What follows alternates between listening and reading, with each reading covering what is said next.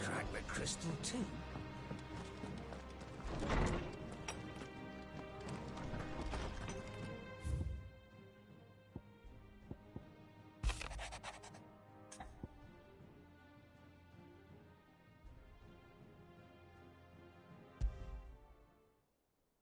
Trouble with the ledgers. Shouldn't he be asking Otto for help?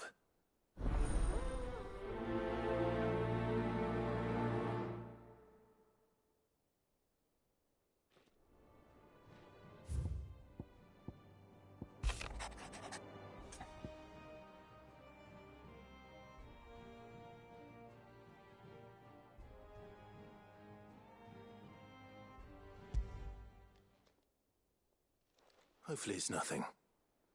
But I should speak to Blackthorn just in case.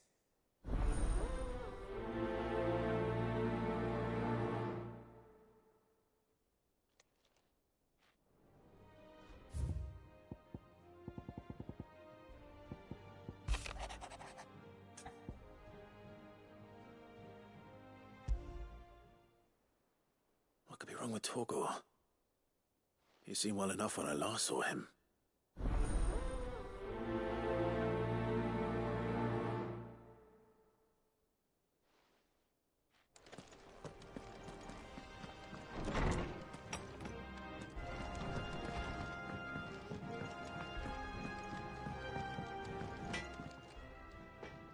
Blackthorn, do you have a moment? Not really, no. This won't take long. I just wanted to ask how you're getting on. August was worried about you, that you might still be doubting your craft, even after learning the trick of that cuirass. Is there something else weighing on your mind? Perhaps sharing your thoughts might help. That bastard's like a dog with a bone.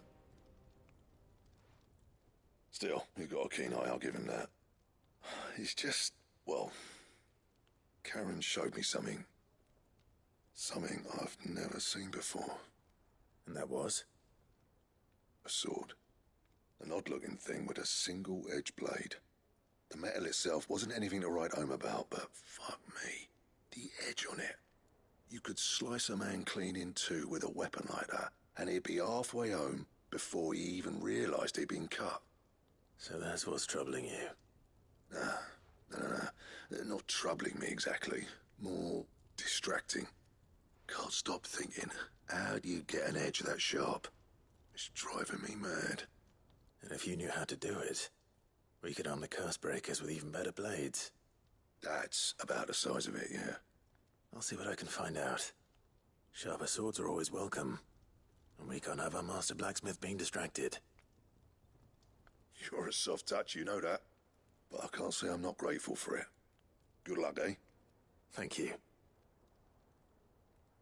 Let's see what Karen knows about this sword.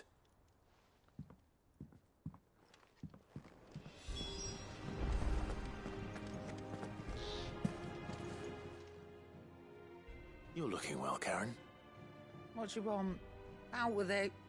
I want to know about the sword you showed Blackthorn. Single-edged and extremely sharp. Running around after him again, are you? I suppose I am, yes. But I need to help him find out how to work an edge like that. It's driving him to distraction. Little wonder, I suppose. There's not many like that make it as far as the twins, and those that do go straight into private collections. Which made it nice and easy finding a buyer. Can you tell me who bought it? Where is it now? You think I tell people who my clients are? Suppose you're not likely to go nicking him off me, are you now? Fine. If you stop mooning at me like that. Lord Ignac's the man you want. Dalmekian bloke. Collects weapons and the like. And he's got more money than sense, which is why he's one of my favourite clients. Reckon he'll still be at the inn in Dalamil, where I left him. Thank you, Karen. Oh. And he's a touch eccentric. If you take my meaning. I appreciate the warning.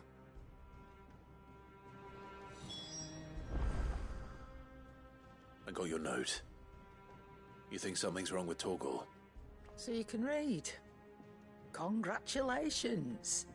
But I didn't say I were wrong with him. I said something weren't right. He's not been eating me treats.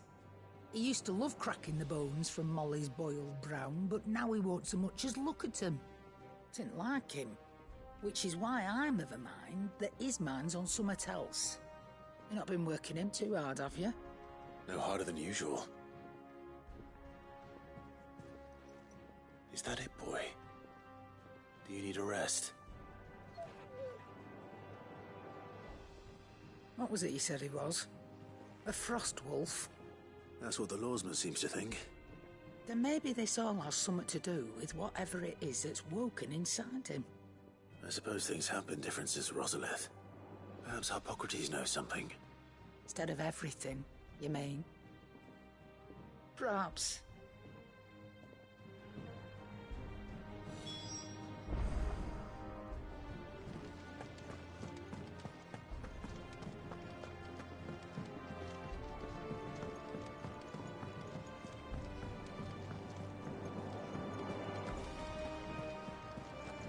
Is that the thing Tomes helped to build? Mid told me she was building a ship.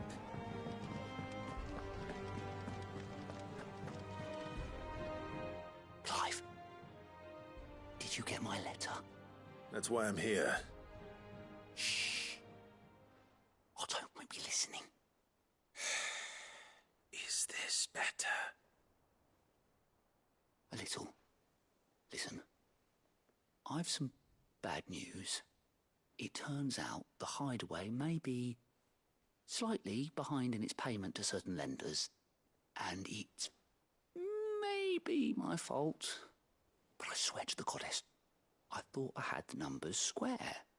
Sadly, that square turned out to be more of a circle. Zero, you might say. I can straighten it out, I swear, but it's going to take some time, and I'm going to need help keeping it from Otto. Bit late for that, I'd say. There you are! What a surprise! So let me get this straight. You forget to pay our lenders what they're due, and instead of coming straight to me, you get Clive to come to you. And I hope he'll dig you out of the hole you've dug for yourself. Clive, the man in charge of the place you've been cheerfully trying to bankrupt. And you thought this was a cunning plan. Why? Well, who needs paying? Oh, just Martha. And the dame. And, well, Lady Karen. But only 500 talents. We owe 3 of our most trusted friends 5 million gil. Each. 5 million each. They lent us the bulk of the money we used to rebuild the hideaway, you see, and, well, I must have made some sort of oversight. Those ledgers were my responsibility, and it was my decision to entrust them to you. This is my fault. Do we have that much to hand? I can always ask my uncle. No, we don't. And no, you won't. We've lightened Lord Rosfield's purse enough. After the king's ransom we had off him, he deserves better than to see our begging bowl. Besides, we'll need to learn to stand on our own if we're going to make this work. All right. But that doesn't mean you have to shoulder the burden yourself. Is there anything I can do to help? There might be. How'd you fancy taking these to Martha and the dame? Rocks. Rocks, he says. Worth 1,000 talents apiece, these are. A little something Sid and I set aside for when times got lean. And I reckon 15 million in overdue debt probably qualifies. I just hope our associates' eyes are a bit more discerning than yours. I'm sure there will be. Should be me making the rounds, really. But you know how it is with this place. Orders to bark, arses to wipe and all that. I know. Which is why I don't mind going in your place. Go. Do you know why I only gave Master Clive here 2 star rubies? Because you'd rather Lady Karen killed me. Because I'd rather Lady Karen killed you. Yes. Well, I suppose this is goodbye then. Don't worry. I'm sure Karen will understand. Really? Do you think so? No, I don't.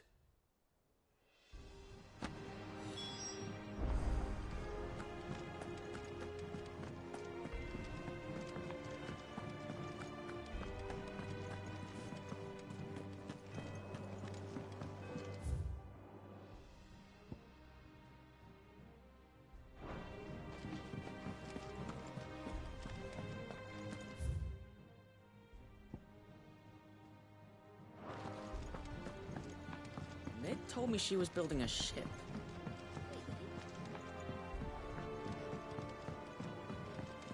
I don't know where Sid gets the energy.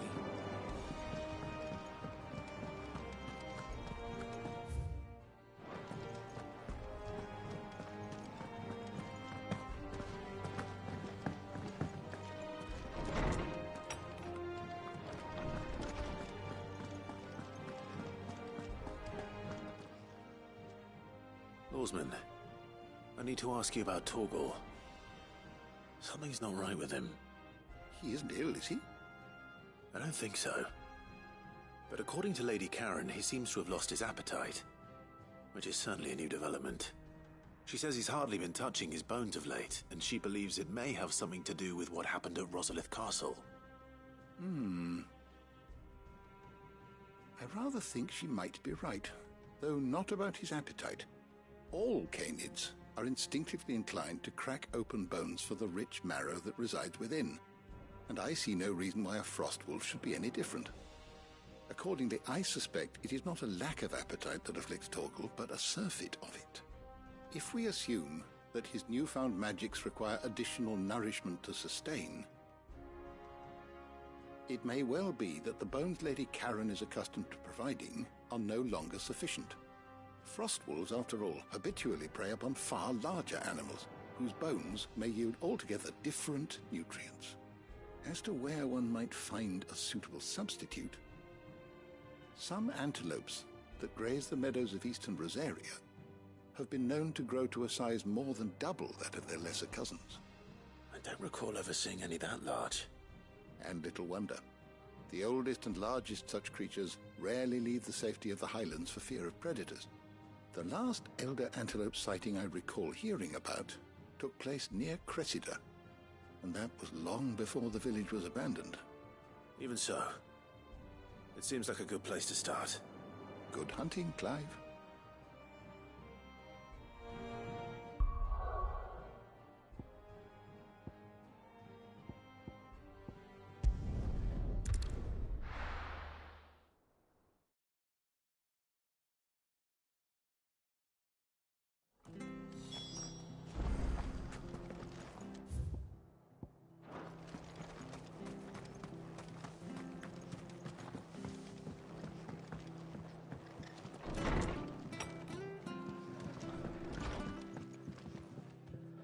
Clive, we weren't expecting you. I wasn't expecting to be here, but it seems we still owe you a considerable amount of coin for your help with our rebuilding efforts. And though I doubt it's what you were expecting, we were hoping you'd take this as payment.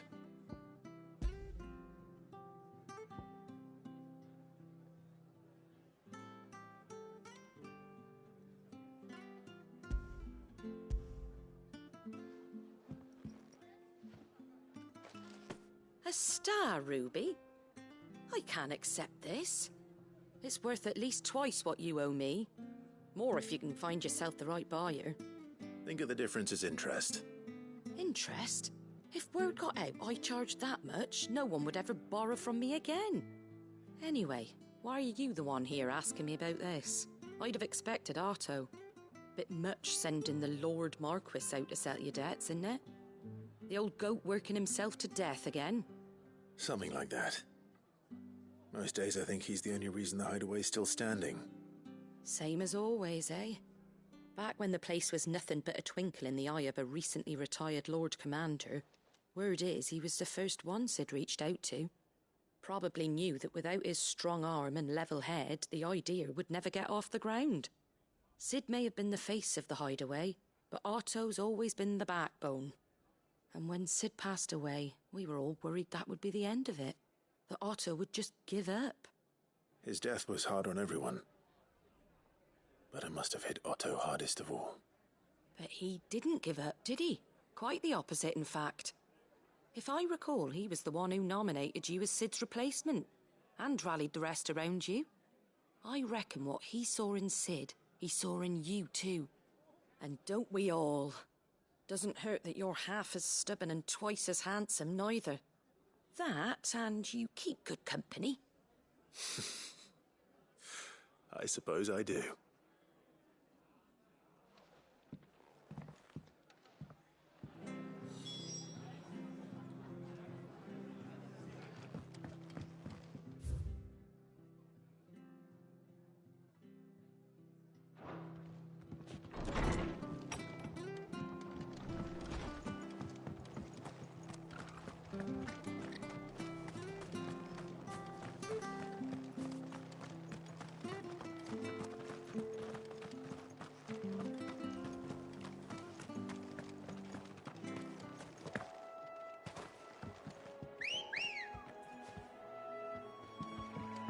Let's go. Yeah!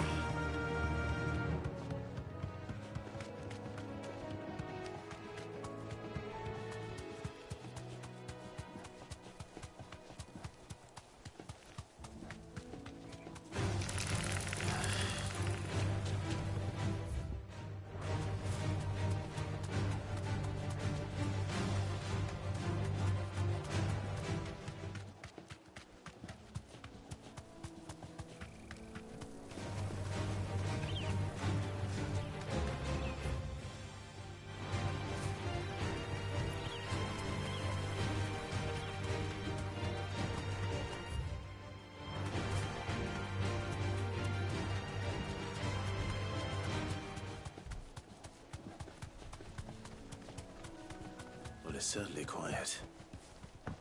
If I were a giant antelope, it would seem like just the place.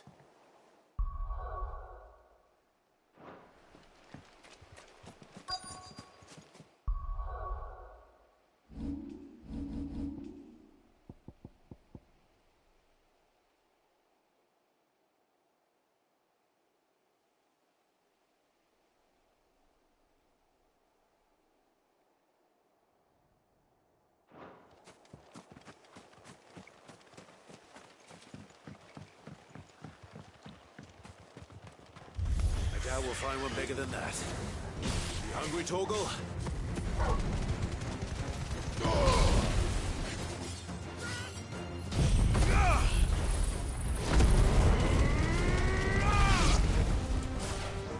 Titan!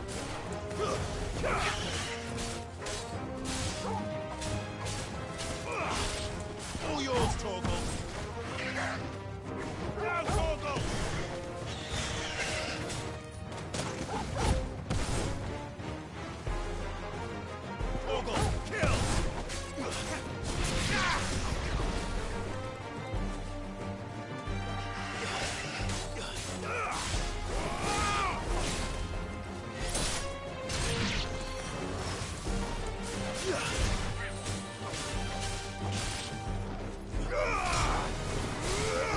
Stay down!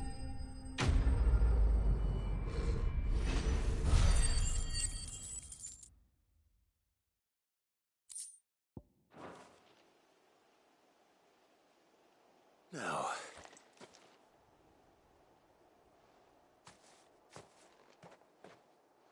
will it be enough, I wonder?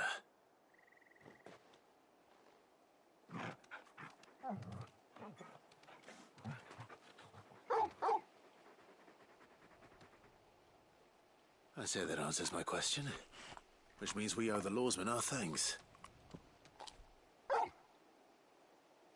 You're just a big puppy, aren't you?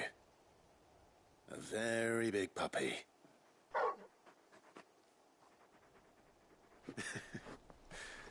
You do know you can take that with you, Torgal. Lady Karen will be relieved to hear you've got your appetite back. Come on, boy.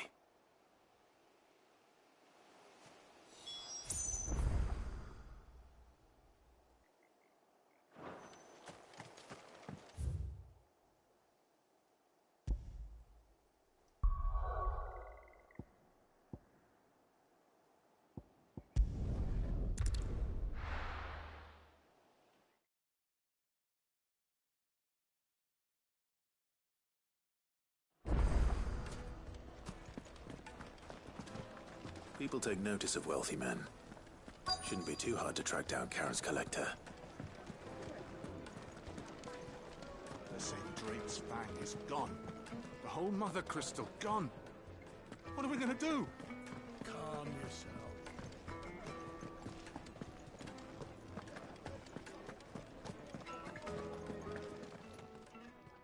My reputation will be ruined! Ruined! Calm yourself, Lord Ignac, I beg of you, before you do yourself a mischief. Pardon the intrusion, but... Out! Get out! I paid for these rooms so I wouldn't be disturbed. Leave me be! Please, allow me to apologize. His lordship is going through a difficult time, and he's never been fond of guests arriving unannounced. Radim! Get rid of the filthy oaf this instant! Very good, Lord Ignac. Would you mind stepping outside for a moment?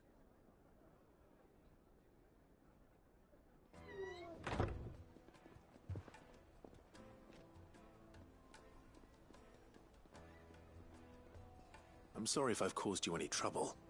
That? Oh, no. That's just how his lordship is. Though the morning's events have left him somewhat fractious.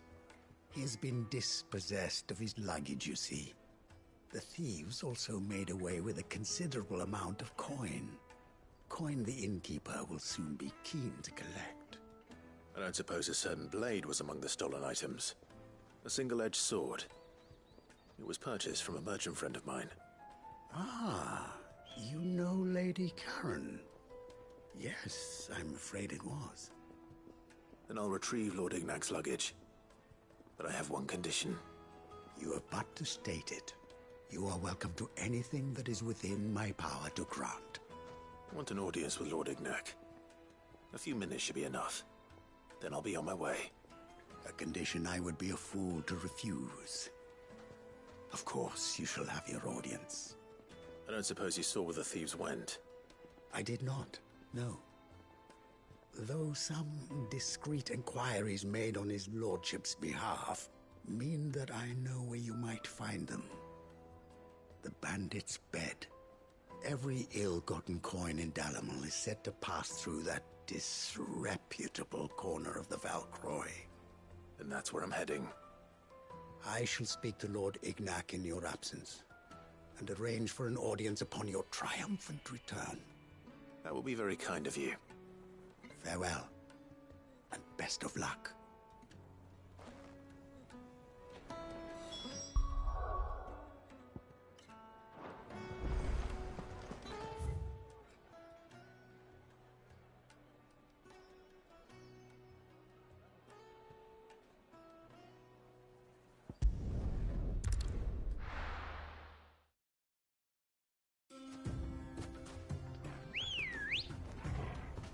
Good girl.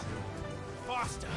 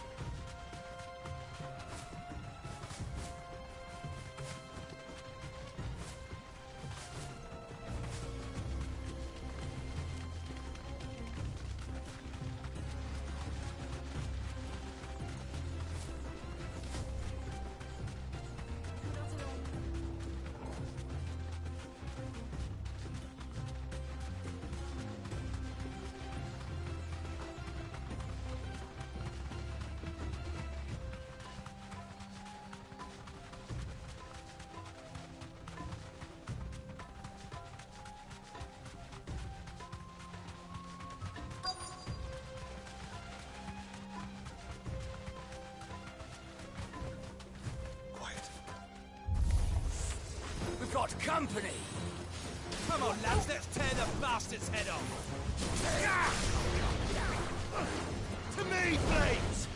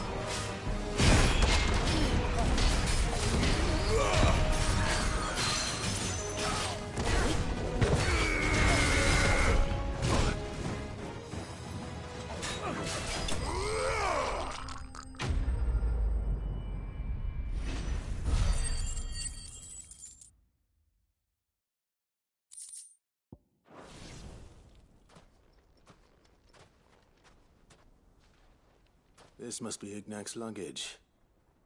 Nothing seems to be damaged. All right. Let's get it back to Delamel.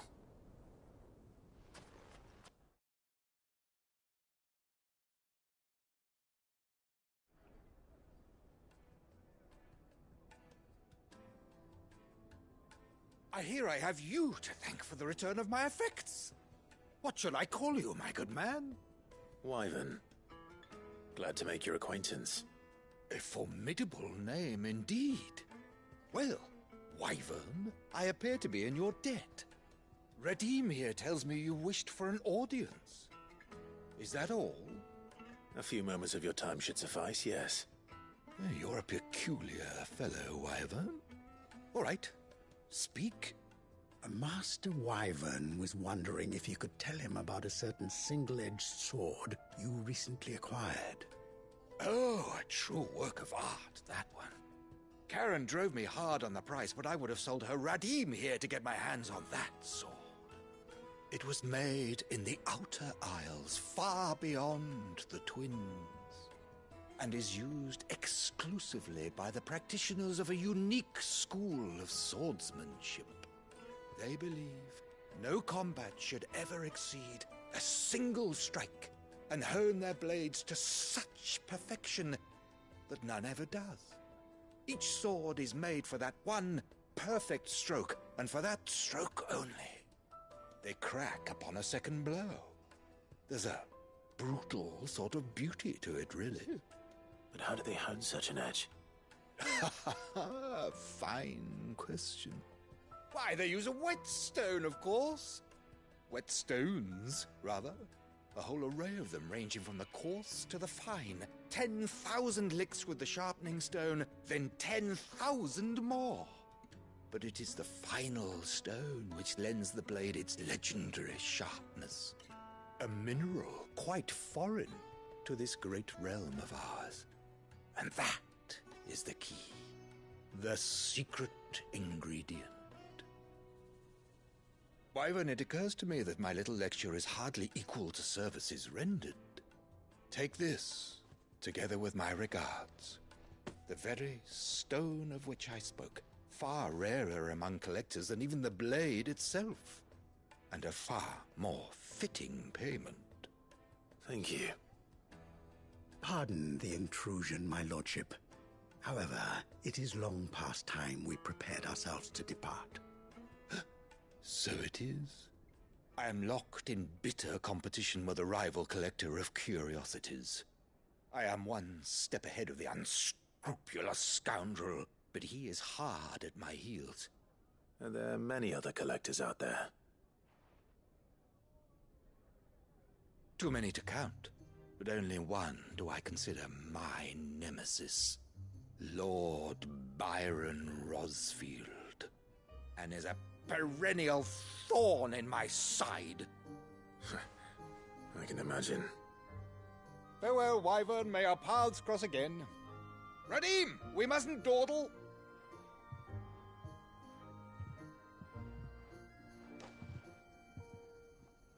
I think his lordship is rather taken with you, Master Wyvern. Thank you again for your assistance. Coming, my lordship. I'll be right there.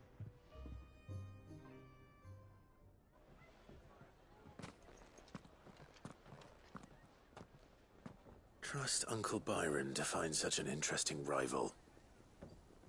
Now, let's see what Blackthorn makes of this whetstone, shall we?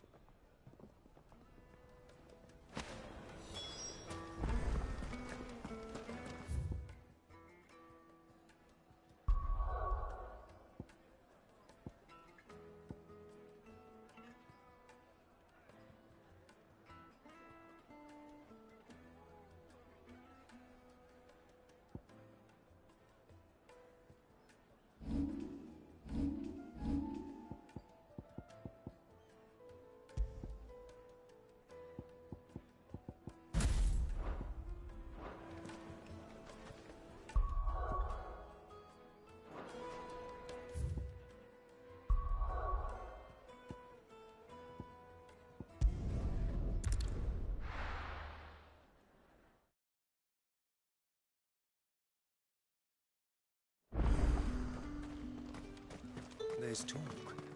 How the hell is anyone supposed to afford?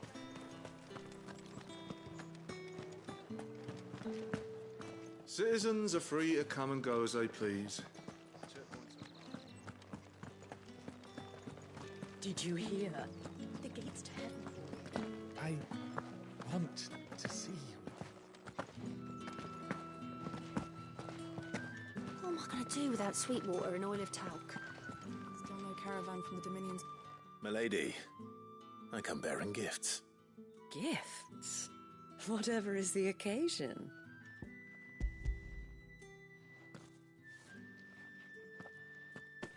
Oh my. Clive, you really have outdone yourself. Otto asked me to give it to you. To settle the Hideaway's debt with the Veil. And to compensate you for the time it took us to do so. You disappoint me, Clive. I thought you might finally be warming to me. Tell Otto he can keep his baubles. I tried to tell him as much the first time around. The man owes me nothing, nor does the Hideaway. My contribution to the restoration effort was made freely and willingly. It was the least I could do. You once told me Sid did you a kindness. I'd like to do the same. Please, accept it. For my sake. And for Otto's. For all of us. For all you've done. It is rather fetching, isn't it? Very well. Otto is lucky to have you, Clive. I doubt anything could ever replace his son.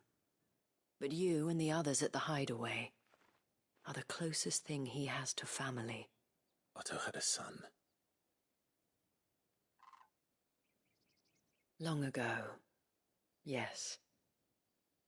Sid told me Otto lost him when he was just a boy, and blamed himself for not being able to stop it. I don't know how it happened, whether there was anything he could have done, but it was clear that it weighed heavily on him. I didn't know. How could you have? I doubt anyone did. Besides Sid, I've never met a man more keen to bear his sorrows in stoic silence. An ill habit, given that both have always been surrounded by friends desperate to help them. I'm beginning to see that.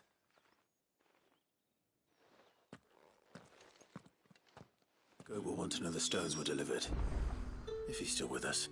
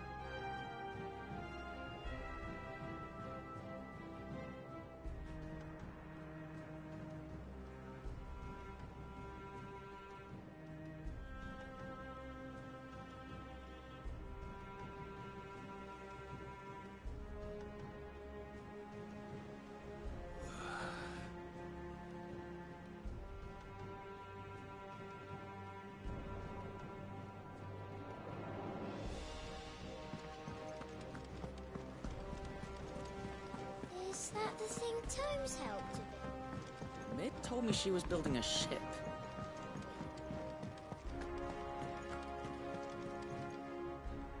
Goat. Still alive, I see. So Lady Karen accepted the ruby. Ah, about that.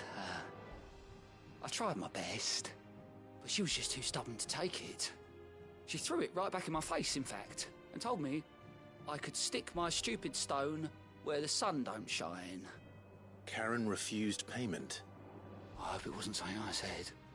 I'm sure you were as tactful as ever. Let me see what I can do. Oh, wonderful. I hope you have better luck than I did.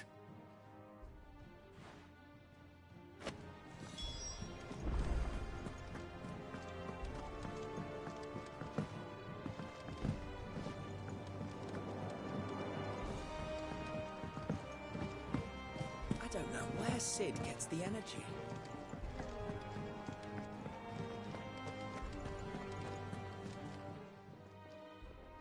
Lady Karen, Goat tells me you weren't happy with our offer. Would you prefer the debt was repaid in coin? What debt? I don't recall lending any of you lot me hard-earned gil. I may have tossed a talent or two in the Hideaway's coffers, but those were donations, and you can hardly call it charity if you go asking for it back. Of course not. But one good turn deserves another. And our circumstances have changed. Surely you wouldn't shun the gratitude of a pauper who happened to have become a prince.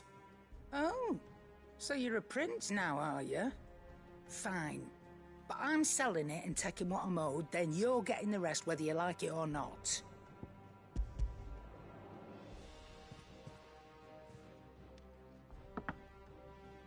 Where'd you even get this? A decent trader might nab 1,000 talents for a star ruby.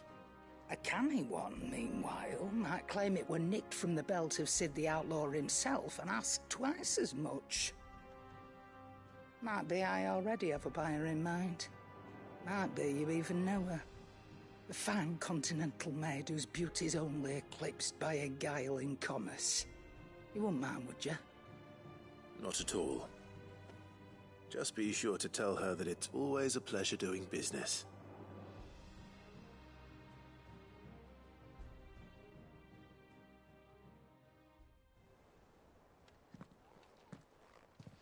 I hear you ended up delivering all 3 stones. Thanks to this lump. I sometimes wonder what I pay you for. Speaking of which, I still haven't been paid last month's wages. Oh, so you remember what's owed to you then? Get your ass behind that disc of yours and don't get up before those ledgers are square. Right away.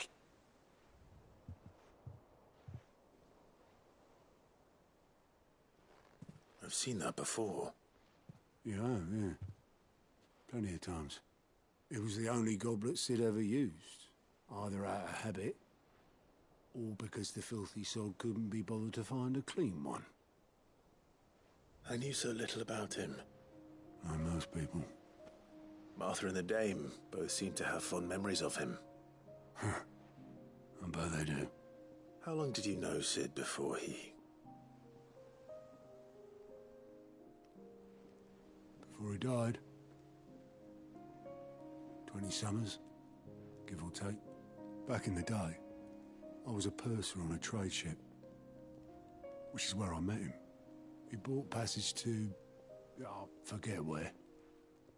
And having nothing better to do on the long nights, we set up drinking island rum till the morning bell dragged me back to my duties.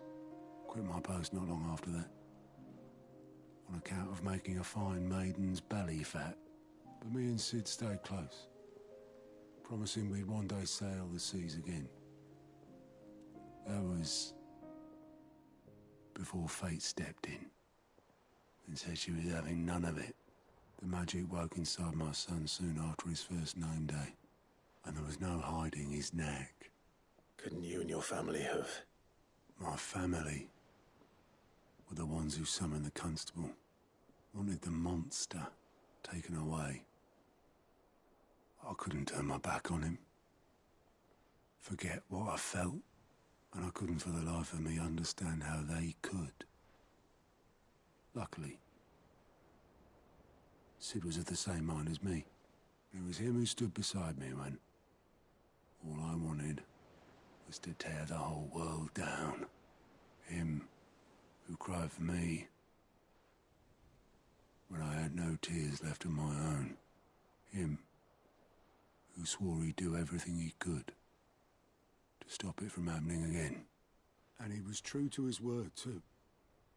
Left the Royal Army once and for all.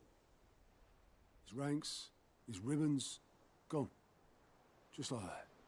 Threw away everything he had.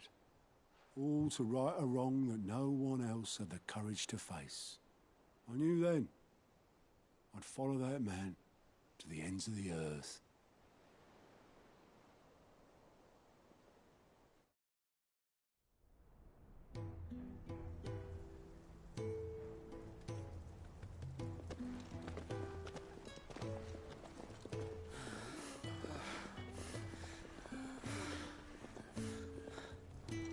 He was always too clever for his own good, was Sid. Saw the world for what it really was, while the rest of us were content to go along with the lie we were shown. And it can't have been easy, bearing that burden alone.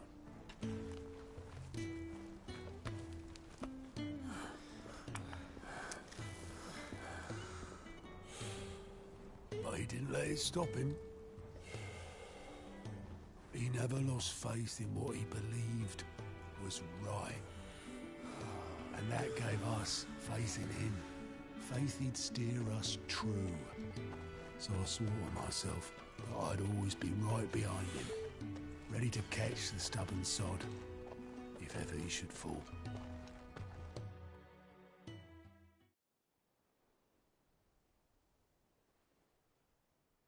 But I couldn't even do that.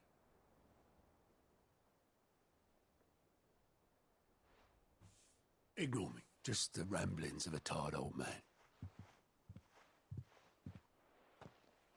Leave that lot.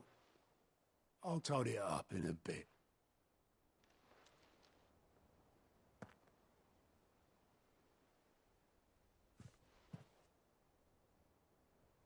This is Sid's handwriting.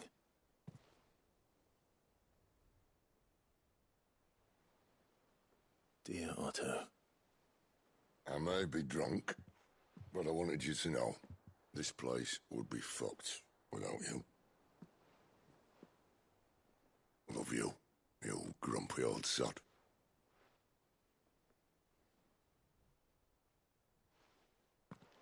This note. Hmm? What about it? Sid was right. Without you, we'd all be lost.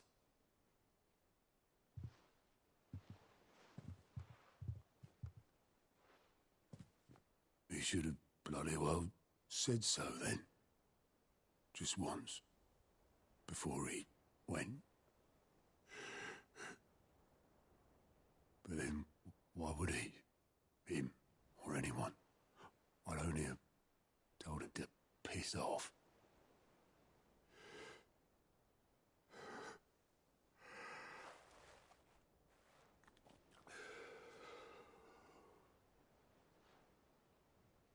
You're wrong, though. Both of you. It was never just me keeping the hideaway afloat. It was all of us. I just shoved people in the right direction. I barely seem to be able to do that anymore.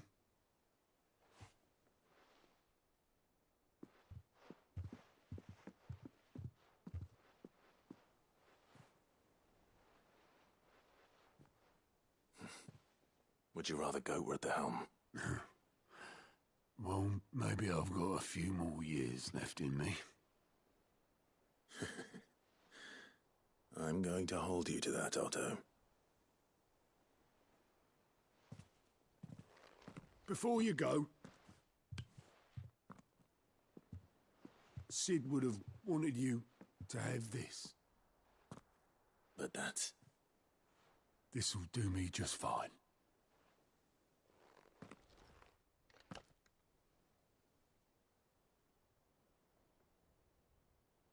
Thanks for the ray of sunshine. I'll see if I can't pay you back. Already have.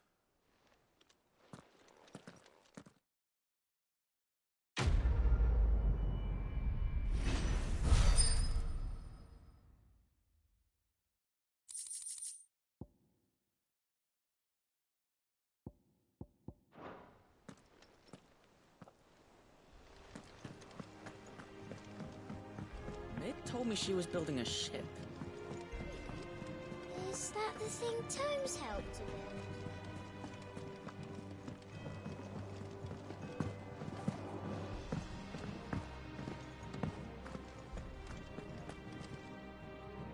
I noticed you and Torgal had gone off somewhere. Take him for a walk, did you? You could say that.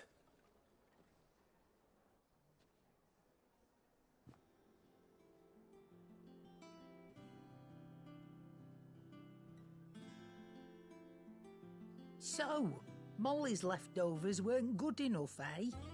That'll teach me for treating you like you're still a pup. All right, no need to shout. Now we know what you're after, I can see about getting some in. Speaking of which, I brought one for later. Can I leave it with you?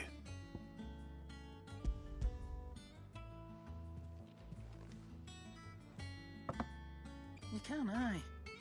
I'm nice like that. In return, you can thank Tomes for me. The bloody know-it-all. I was just on my way to see him.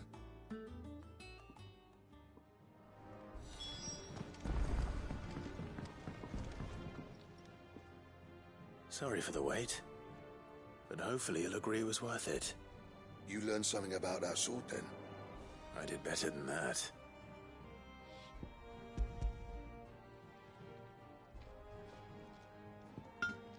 A whetstone?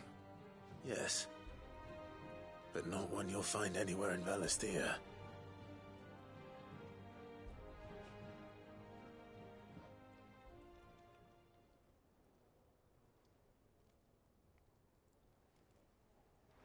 No wonder I couldn't get the same finish on the grinding wheel. One hit and all done, eh? Might not be so bad if all you ever fought were duels. Good luck on the battlefield. Your second opponent would be your last, no matter how good you were. Even so, is there some way it could be used to give the Cursebreakers an edge? I think so, yeah. With this whetstone and the right kind of steel, I could probably even make a twin of the blade that rattled me. But there'd be no replacing this little rock once I worn it down to a sliver. I reckon we get a dozen swords from it, if that. Swords that the Cursebreakers wouldn't know how to wield properly, and that would see them through a single fire piece. Nah, no point trying to copy that thing. Be about as much use as a wax anvil. But finishing our blades with a whetstone this fine, now that's something to consider. And what's finer than fallen masonry, eh? Or more hard-wearing, for that matter. Just imagine it. Good Valisthean steel with an edge as sharp as any found in the Outer Isles. I won't make a copy, nah. I'll make something much better. I'm sure the Cursebreakers will be delighted. Just don't push yourself too hard. Don't you worry about me, Sunshine. I've been working day and night since I was half your age, and I'll still be here when you're long gone. Hey, thanks, Clive. I mean it. I owe you one, August too. It's good to know someone's looking out for me. He'll be happy to hear you said that. And I'll see that my debt to you's paid. First new blade I make's got your name on it. You come and find me when you've got the materials. All right. I will.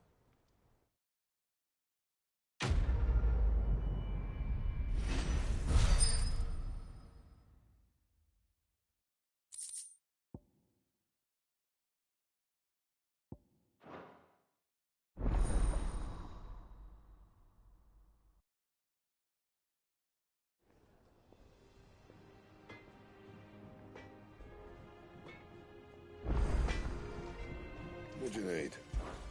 So, what'll it be?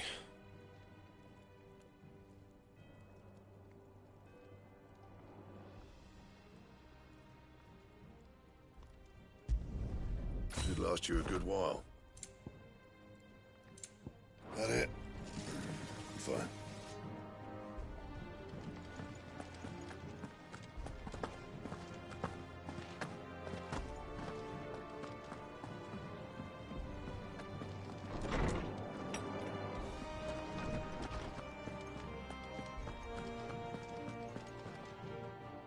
Ah, Clive. Were you able to locate your quarry? We were indeed, Lawsman. You pointed us in exactly the right direction. And Torgal's been a very happy hound ever since. Very good, very good. Lady Karen sends her thanks, by the way, for your part in solving the mystery. Ah. But that reminds me. After your last visit, I found myself pondering Torgal's talents. Do you recall our conversation concerning Lady Jill's role in Torgal's transformation? About how she somehow woke the power within him. Precisely that. A reasonable conclusion, I thought, but one which raised certain questions in my mind. You see, the Fenrir of legend served Shiva and Shiva alone, and while the powers attributed to him are certainly impressive, the records imply they are somewhat different in nature to those you described Torgal as having used. What are you suggesting? That Torgal may be the beneficiary of more than one icon's power. Consider that in addition to Lady Jill, he has served as a loyal companion to you, your brother, and even the late Cid. In short, the icons hitherto near at hand, or should I say at paw, have been diverse and plenty, and that number has only grown as the realm's dominance have fallen to your sword.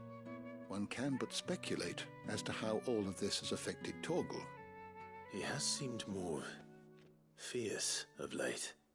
And if I am not mistaken, he will grow fiercer still. We are fortunate indeed to be able to count him amongst our allies and not our adversaries. Oh, he's more than an ally. He's a friend.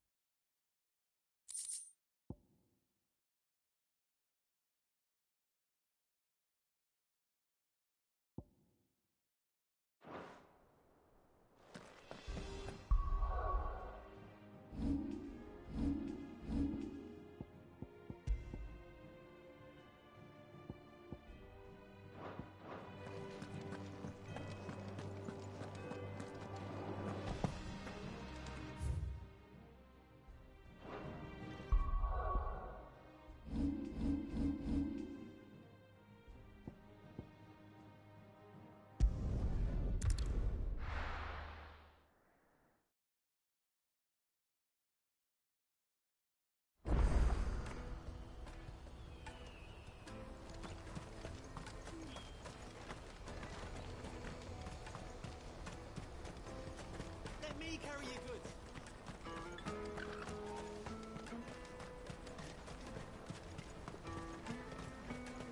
That's that then.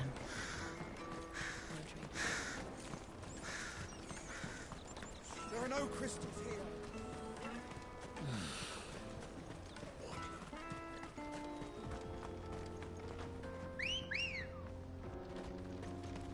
Come on.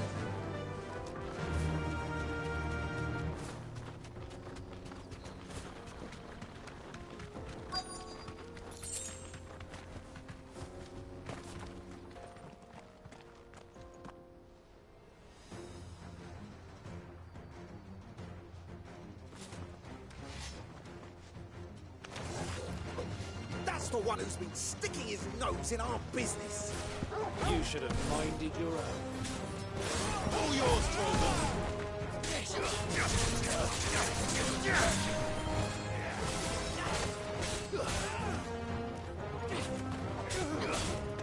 Now, Torgal!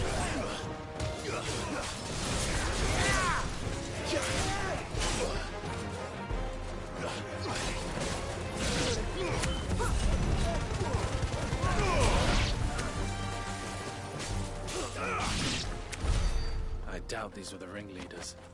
But at least we know we're on the right track.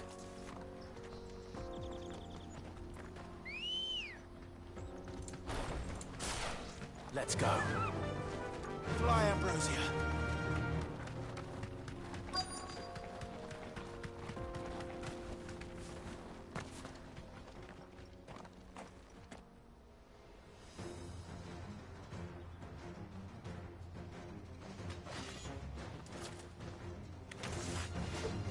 We got company! That's the lot. All yours, Thomas. Kill!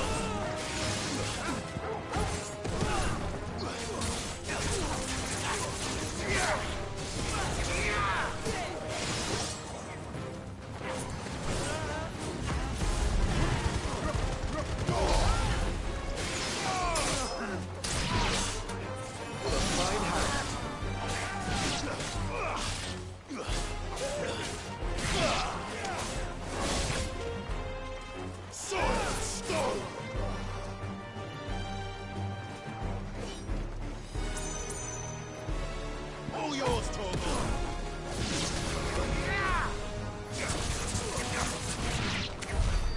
Foot soldiers. Fewer now. I needed that.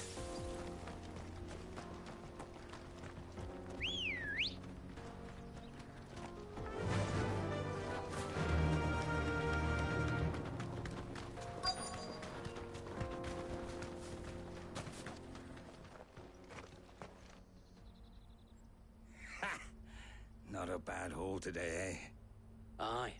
Some of our new recruits are natural-born ne'er-do-wells. Especially the little ones. That Hans has got nimble fingers, all right. It'll be a shame when they chop them off. But till then, let's make the most of it. Scum. The leaders of the cast stones, I take it. They don't deserve any mercy, Clive. I wasn't planning on showing them any. We're ready when you are, Theodore. Oh, I'm ready.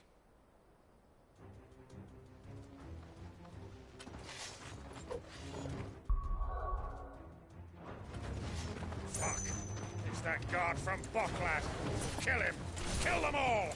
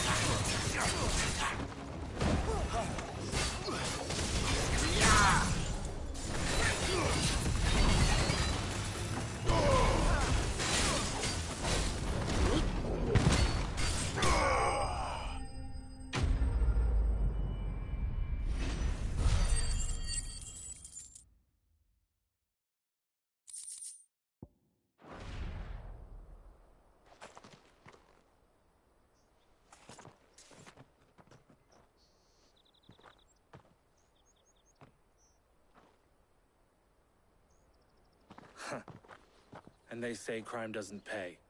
Gold chains, rings, purses. And traders' passes. Dozens of them. Have the names been changed? Not yet. I recognize some of them. No doubt Goots's is somewhere among them. Now I just need to sort through it all and return everything to the people it was taken from. We should go and give Eloise the good news. Can we leave things here in your hands, Theodore? Of course. Oh, and, be sure to tell her of the part I played, won't you? We'll be glad to.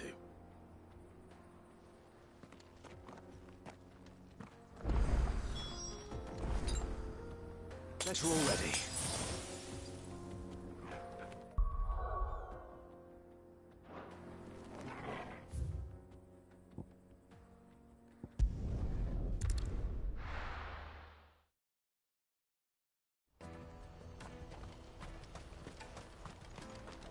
What are you looking for?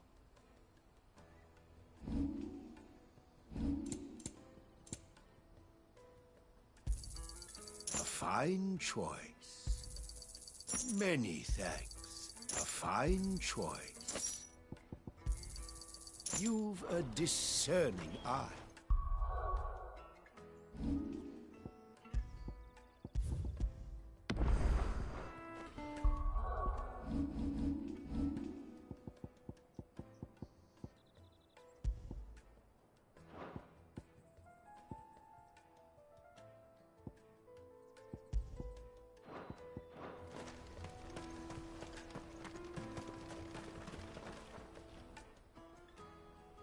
Clive, how goes the hunt? My brother isn't getting in your way, I trust? Quite the opposite.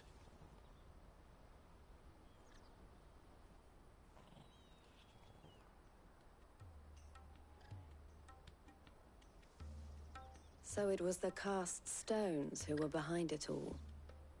Theo told me he'd been on their trail. And their demise solves 3 problems at a stroke. That of the pickpockets, the bandits pulling their strings, and the passes they were stealing. I only hope yours is among the items you recovered. Only time and Theo's return will tell. Speaking of whom, welcome home, dear brother. You are too kind, Eloise. Here, Clive. Goots's pass. Ask him to keep a closer eye on it from now on, would you? I will. Thank you. El, I've asked our boys to carry the rest of the goods back. Can I count on your help in sorting through it all? Of course. I'll make some space in the storeroom. I expect you'll soon be on your way then. But it wouldn't do to leave without introducing yourself properly. Would it now? Sid. Don't look so shocked. We're on the same side. I don't understand. As you now know all too well, we at the Crimson Caravans are always happy to help those in need. For a small fee, we will move anything that needs moving. Be that goods to market, or bearers away from it. I was the first my sister helped escape. If it wasn't for her, I'd have been branded as a boy. I had no idea. It just so happens that we are seeking to expand our operation. And who better to join forces with than the leader in the field? Wouldn't you agree, Theo? I would. It seems our purpose is the same in more ways than one. So what would you say to working together again? It would be our pleasure. And our honor. The honor is ours. Here, Clive. This is for you.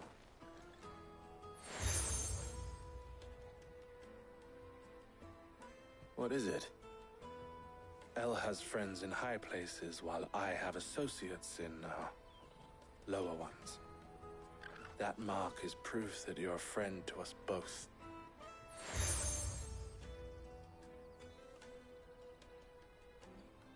I shall bear it with pride. Well, all that remains is to wish you a safe onward journey. Goots's pass should secure you a place on the caravan, but if you encounter any difficulties, we would be delighted to provide you with a coach of our own. For a discounted price, of course. Say, 9 million? We'll try the caravan.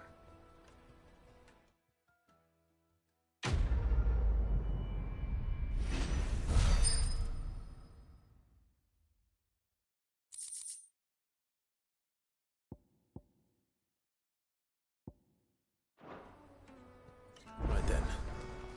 Let's get this back to Goots. And then it's on to the Dominion.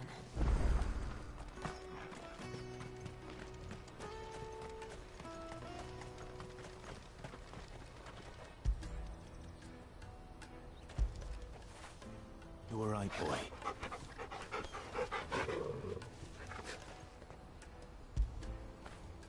Fetch! Out of my sight, wretch! I know you...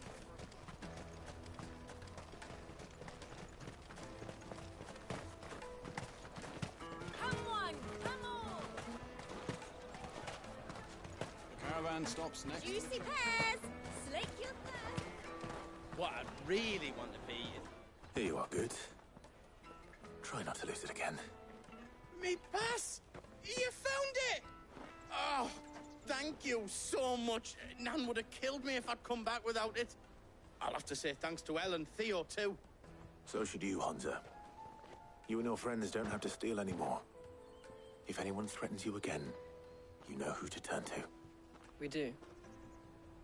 And we already have. Miss L's given us a job shifting the chocobo shit out the stables. It's hard work, and the pay isn't half what we got from the stones. But if we stick at it, we'll keep ourselves fed. You stick at it, then. And Goots, I'm sorry for stealing your pass. That's all right. I've got it back now. And all's well that ends well, eh? You said you're trained to be a blacksmith, right? Well, I'm gonna be your first customer. I'm gonna save up all my gil and get you to make me a massive sword. I'll do me best. Till then, eh?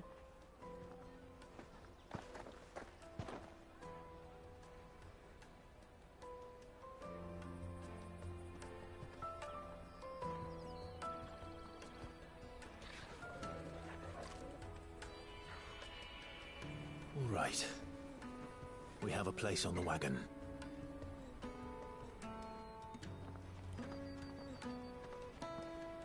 Remember, Goots, we're mercenaries. You hired us to protect you. Mercenaries. And you remember the plan? You're to ride all the way to Twinside. Jill and I will go with you as far as the outskirts, then find our own way in. I'll buy that stuff I need. Right. And we'll scout out the Imperial's defenses. There's a square with a big bell tower right in the middle of town. If you get lost, or out goes wrong, we can meet up there. All right. Let's go.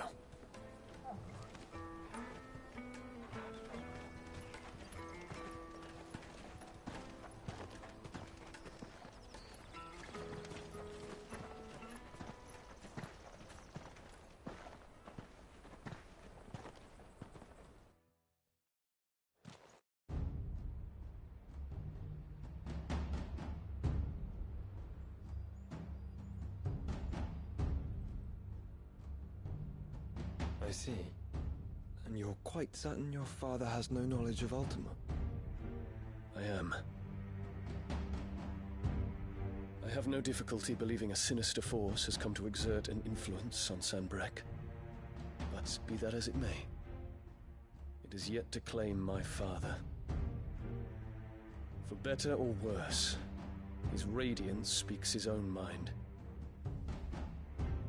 Then the fiend works from the shadows. I confess, when first you told me of this fiend, I had my doubts, and more than a few at that. A beast that labors to plunge Valisthea into turmoil, all in pursuit of your brother. But that wound is proof enough that evil is afoot. I have your answer, Your Highness? You will join me in my fight. I cannot. Not yet. Your Highness, please. As you are aware, the Dalmekian army is at our gates. They have lost their mother crystal, and with it all hope of a negotiated withdrawal. It is but a matter of time before they invade. If Bahamut is not here to meet them, my people will be slaughtered. Though not by Hugo Kupka, thanks to Ultima's machinations. I know the fate of your people weighs heavy on your conscience, but if we do not put an end to Ultima's plans, they shall face a far darker fate. The chaos he would wreak would sweep all of Valisthea into the abyss. The lives of every man, woman, and child in the Twins are at stake. I believe what you say, Phoenix. But I have duties of my own, and I must discharge them. Come what may.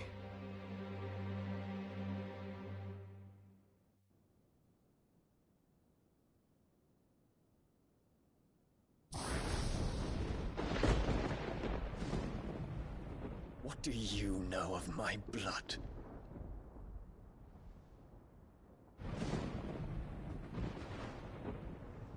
I know that it is wholly unworthy of the highest offices of state, which rightly belong to those of purer breeding.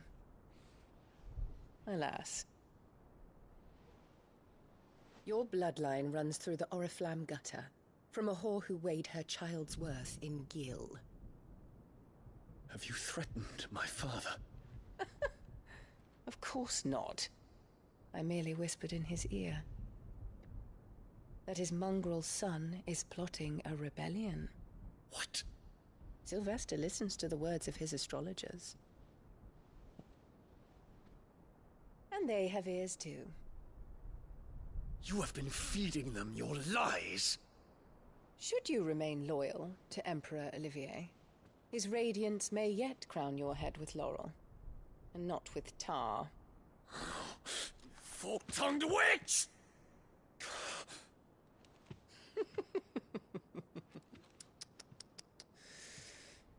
In consideration of your long years of service to the Empire, I shall forgive this uncharacteristic rudeness. Now hurry and make ready, Your Imperial Highness. Emperor Olivier expects much of you, Dion. Or should I say, of Bahamut. May your fire reduce his enemies to ash, till all of Valisthea bows to its rightful ruler.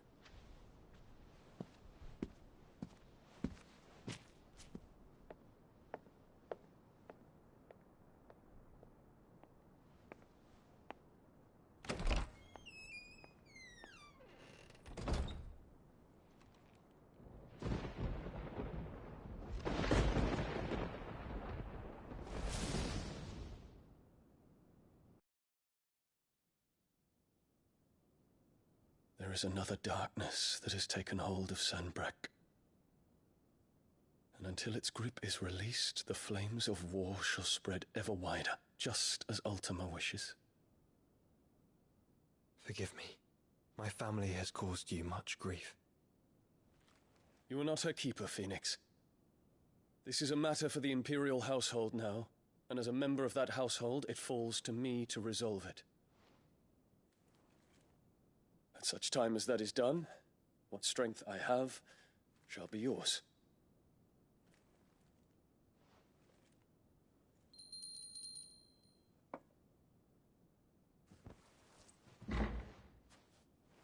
Thank you, Your Highness.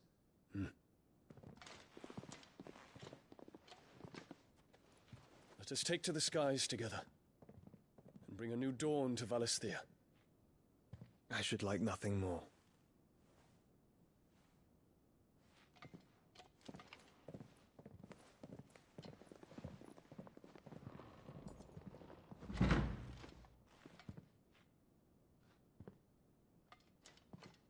Terence. My prince, Tell me true. Do you believe what I'm about to do is wrong? We dragoons have but one leader, Your Highness. And we shall follow him unto the very end. Thank you. And this is my decree. For their crimes against the crown, the traitorous Annabella and her usurping son shall be put to death, and the Empire restored.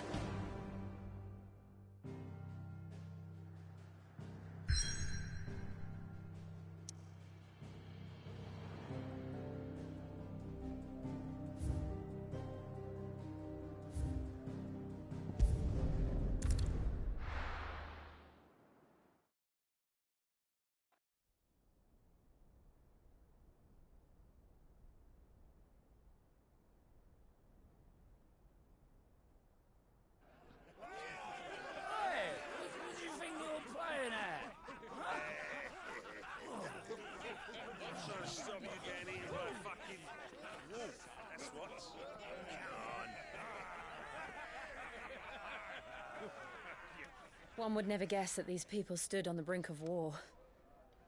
They're afraid. They turn to drink to forget their fears. Anything you want to forget?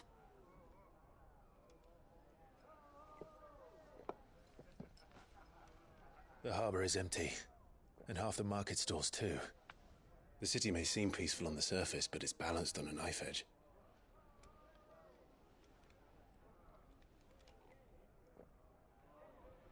Were we to give it a nudge, it might be just the distraction we need to reach the Mother Crystal. I thought you might say that. We should send for Gav. We'll need someone to keep the fires we start from going out. And we can busy ourselves scheming until he gets here. I'll send a Stolas then.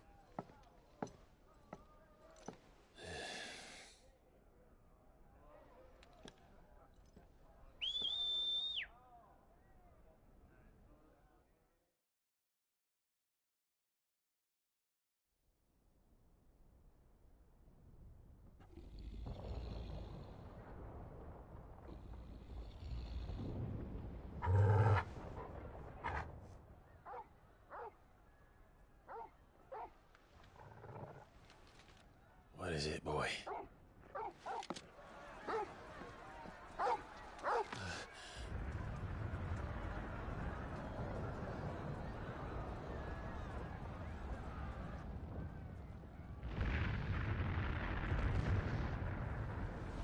Quickly!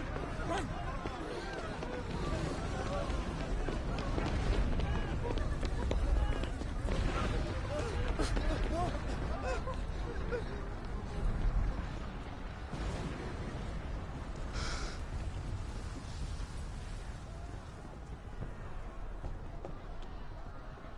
What's happening?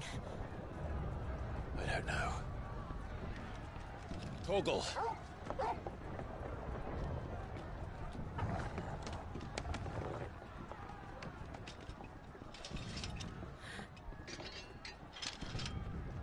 This way.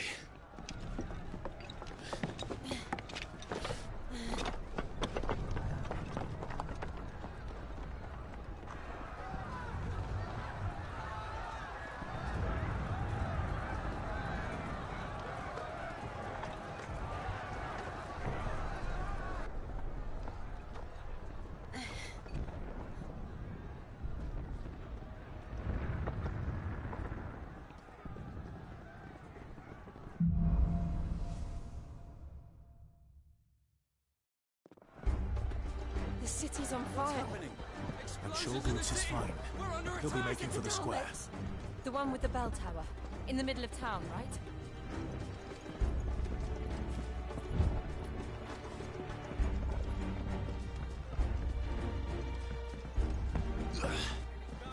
Watchman or sentry is to be slain on sight. But spare the citizenry. His Highness's orders were clear. Those were Imperial Dragoons.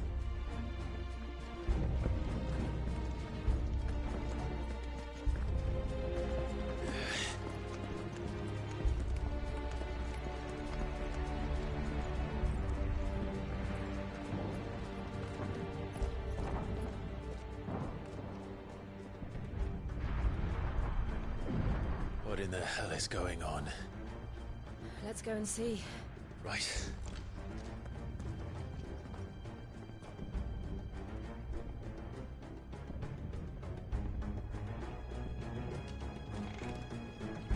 But first we find Goots.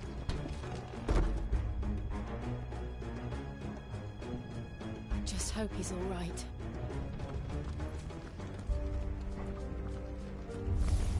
You there! Identify yourself! We have to. Orgle, kill!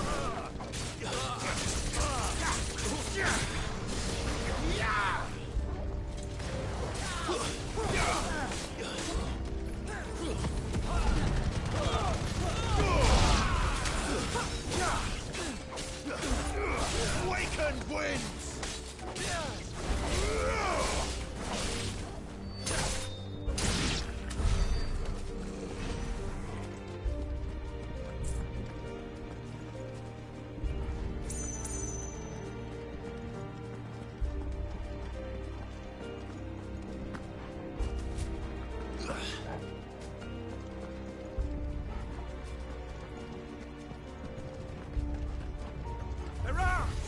Quickly! Cut them down! All yours, Torgal!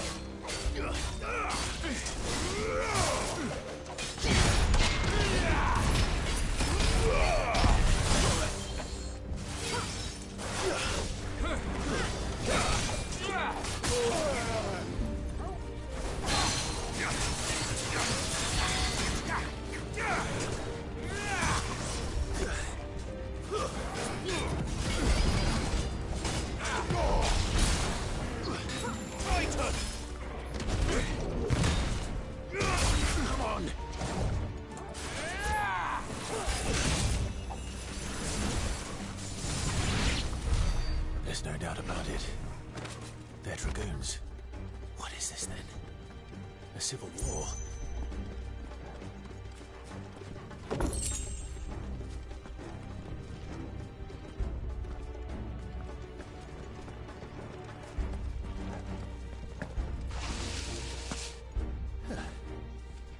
Never thought I'd be glad to fall into a sewer.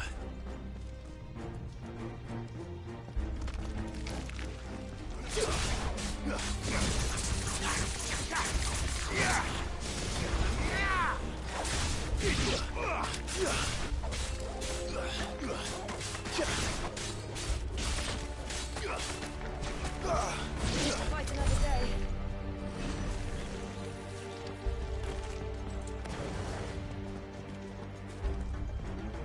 Ward secured, Captain. None of the Emperor's forces remain. But gather the men. We press on to the council chambers. Yes, Captain.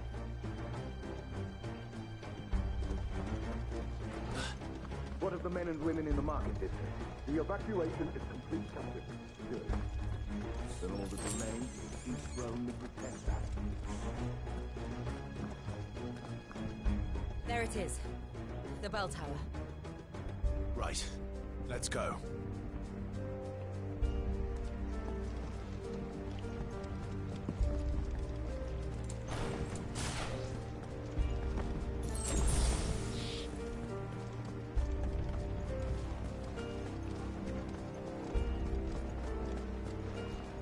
Ah, a goods lift.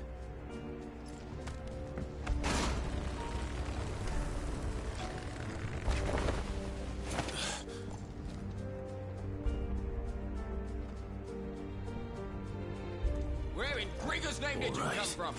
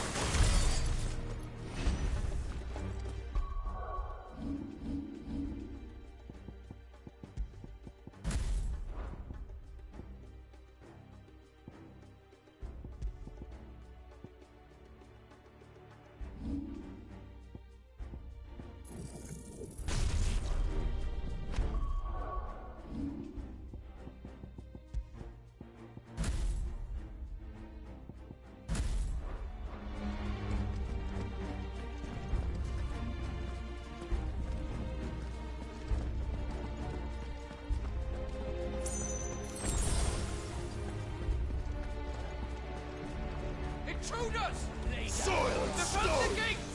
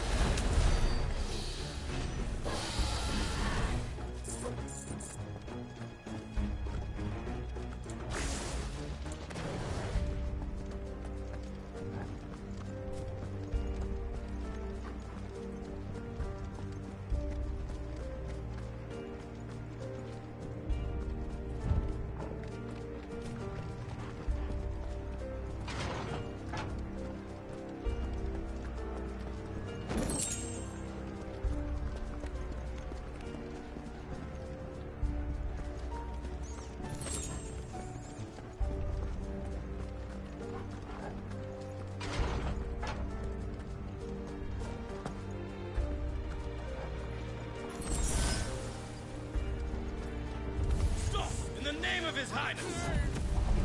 Soil and stone!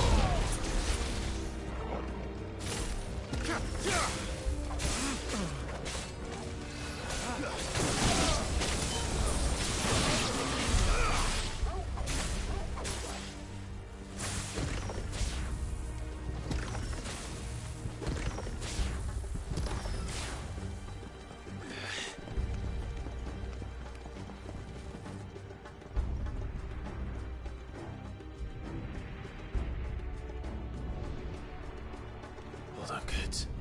We're coming.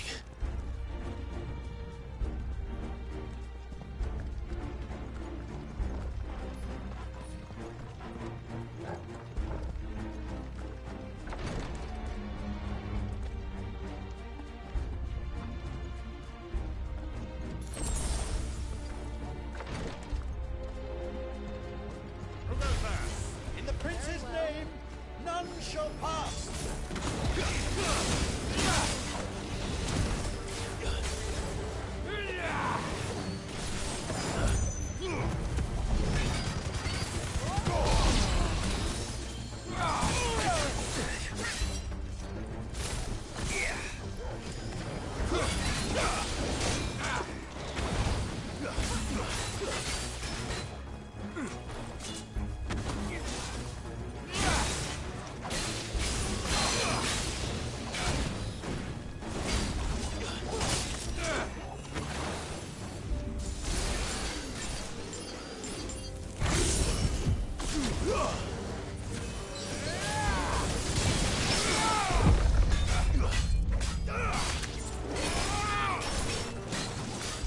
Nice try.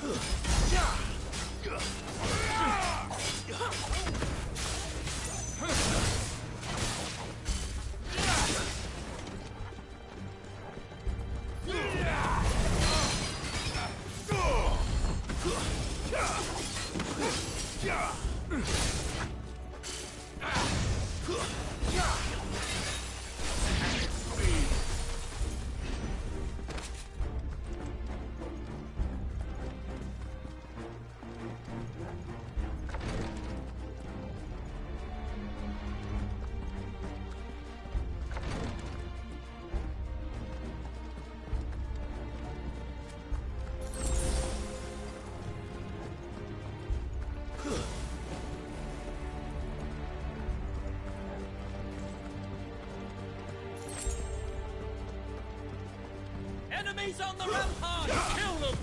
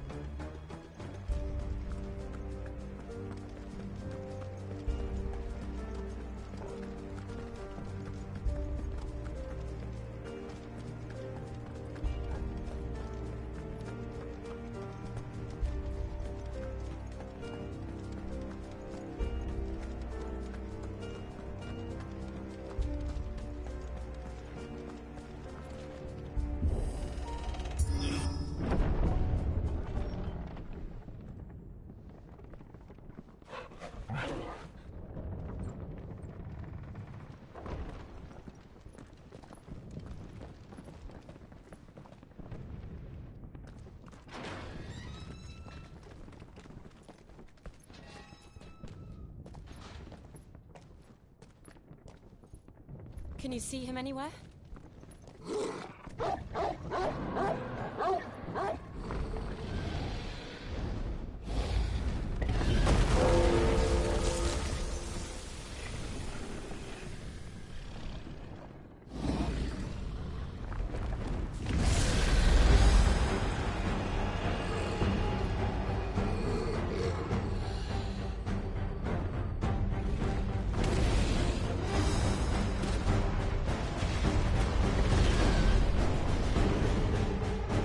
Must be one of the Dragoon's pets.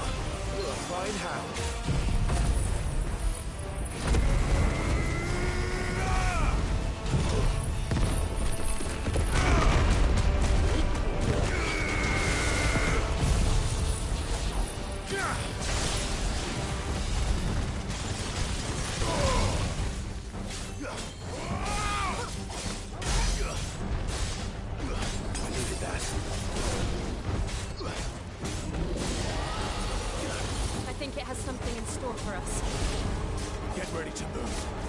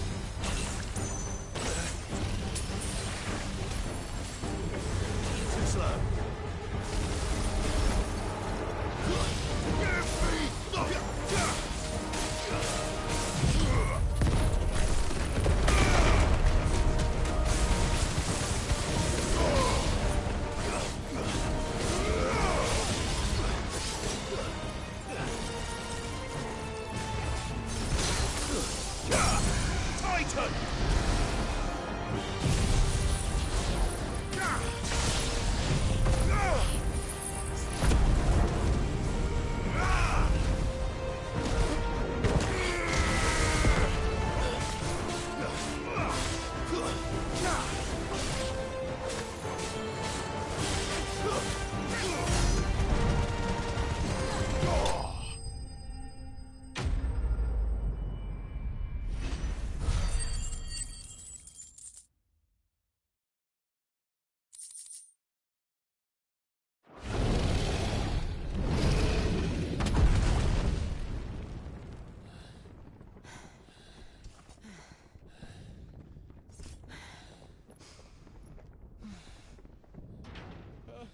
Over here, Clive! Are you alright? Goots, there you are. I didn't know there'd be a dragon.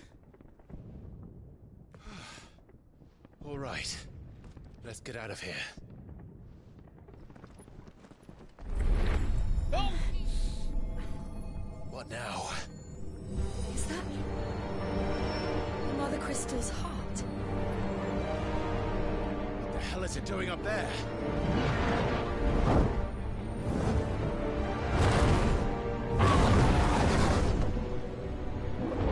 Bahamut.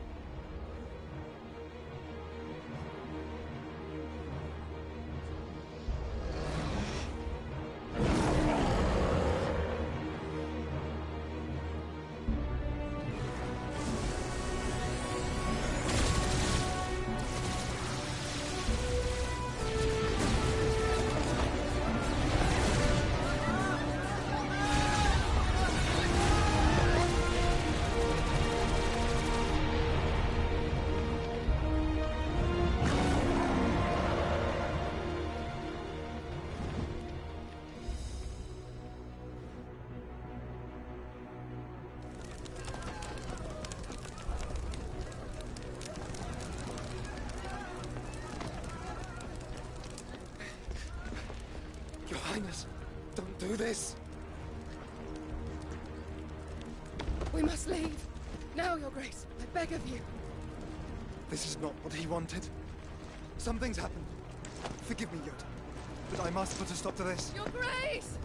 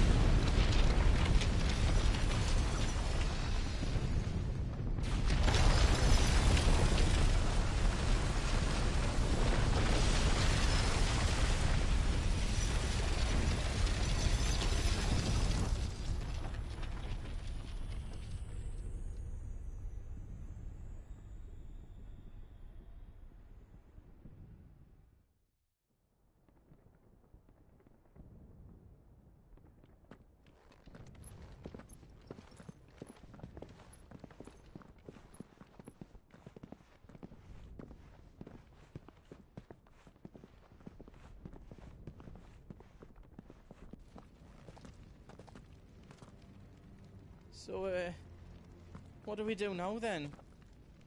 We destroy the heart. Well, he might come back! As soon as the flames die down, the Imperials and the Dalmex will move in. This may be our only chance. And Bahamut has gone for now. You should get as far away as you can, Goots.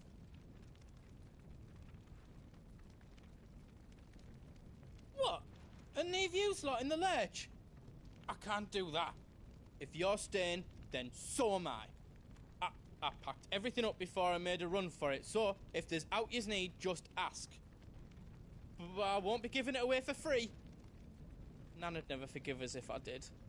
Thank you, Goot.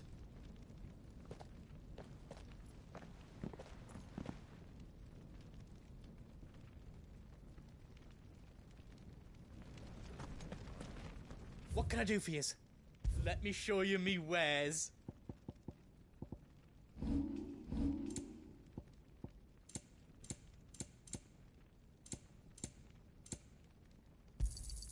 Is there else you need? You've got everything you need then.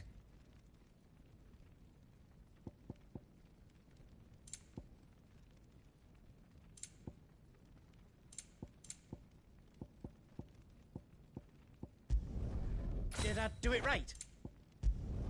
Finished! I think.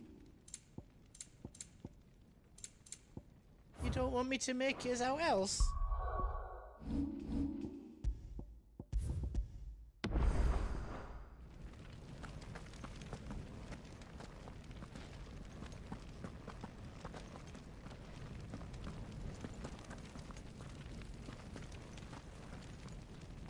Drake's tail is right there, Clive. It's time to free Storm from the crystal's curse. Oh, it's past time. But remember, Bahamut is still out there. And I dare say we'll be seeing him again before the night is done.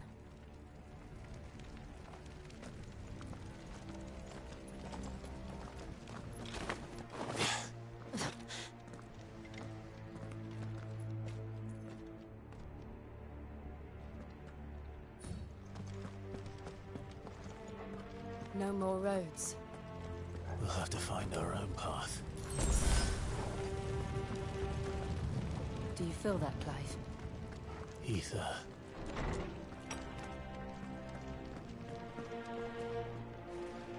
Just what we need. Another flood. It's already turned them. Then there's no reason to hold back.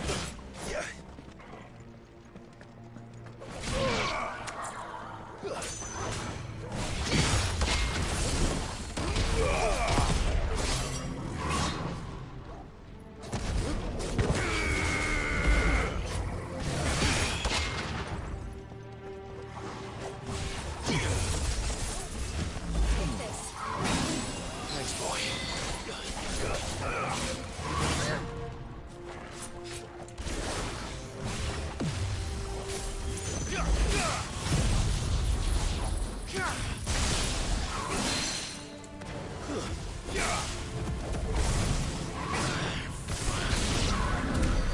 must be a way to climb up.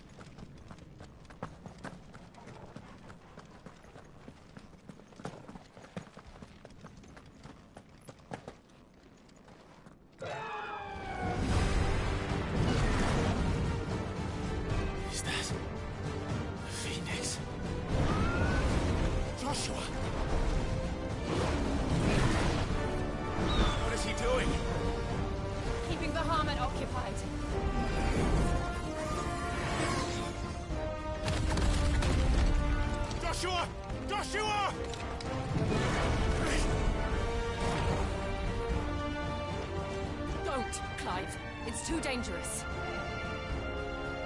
Fuck. Hold on, Joshua. I'm coming!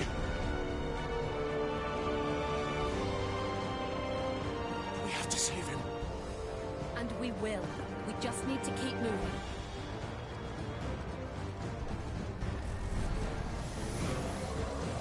Them again. Not now.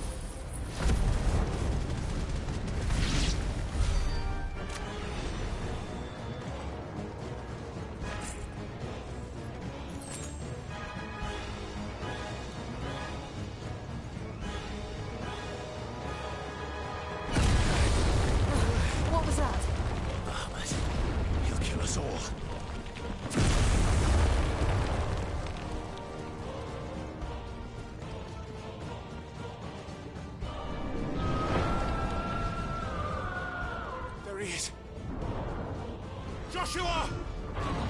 I'm here, brother! Clive. I can't hear you.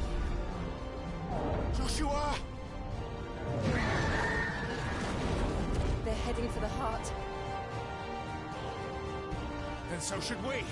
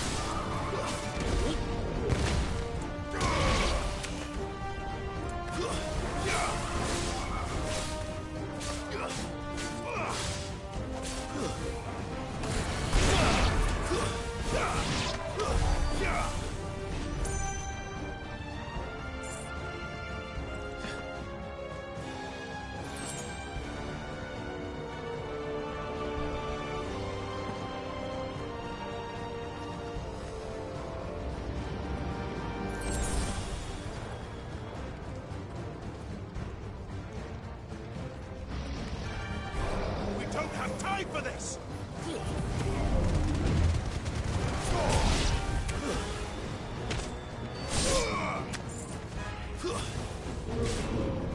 Nice try.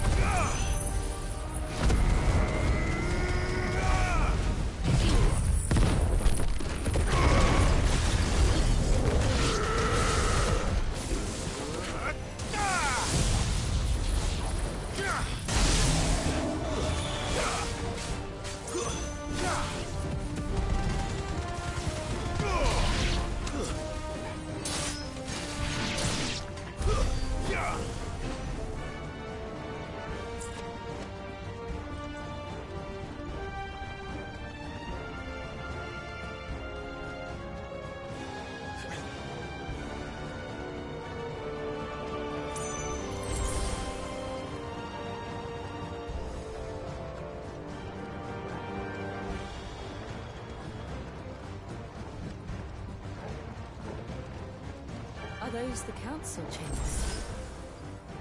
How are they still standing? I don't know.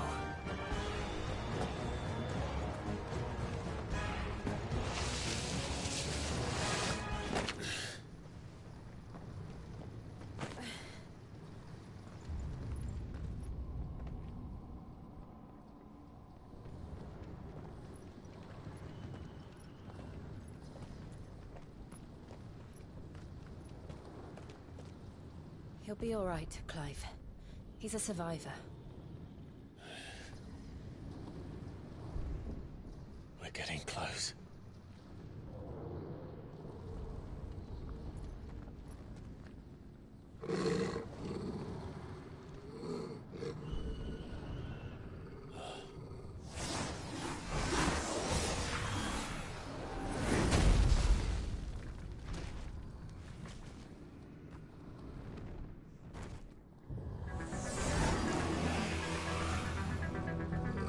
Looks like somebody doesn't want us getting any closer. I don't care what it wants. Neither do I. Nice try.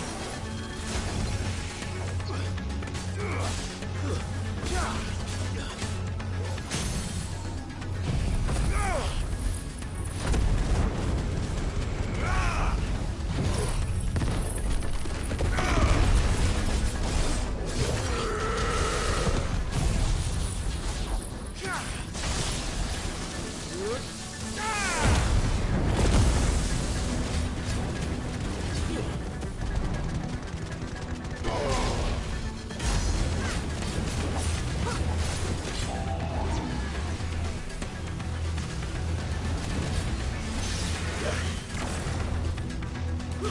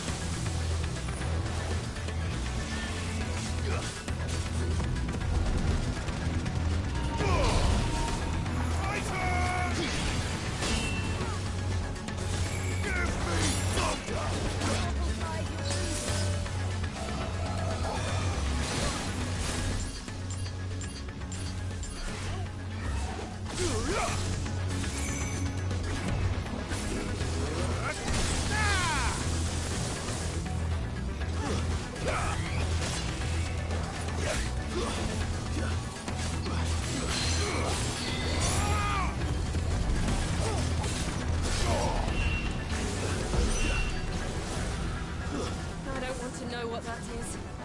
We have to end this right now.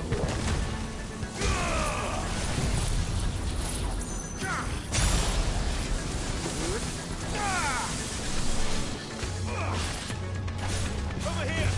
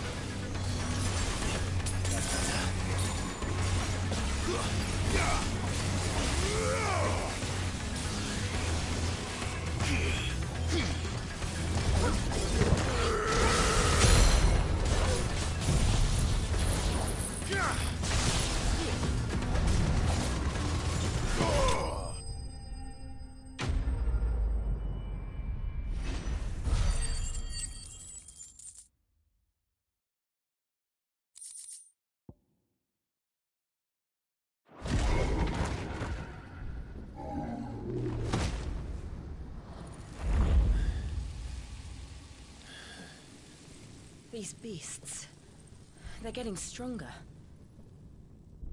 We can think about them later. Right now, there's only one thing we need to focus on. The heart.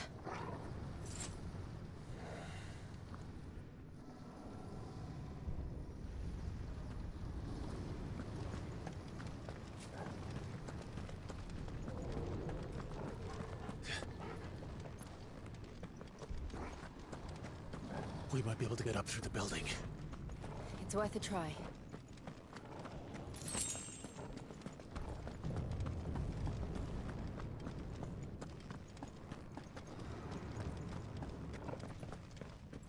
Quiet.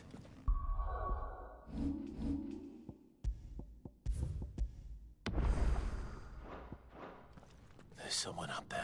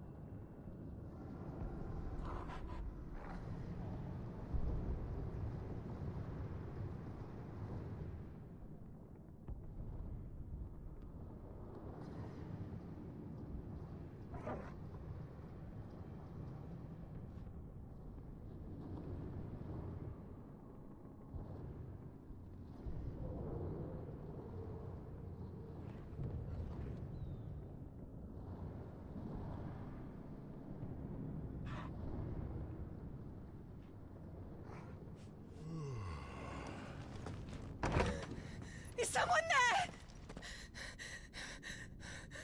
Mother. It's you. What happened here? He tried to take him from me. Oh, my boy.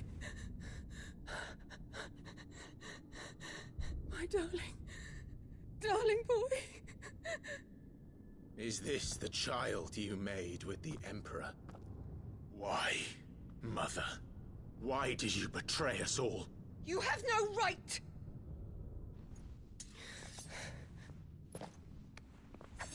Answer him. We took you in, savage. Show some respect for those who raised you.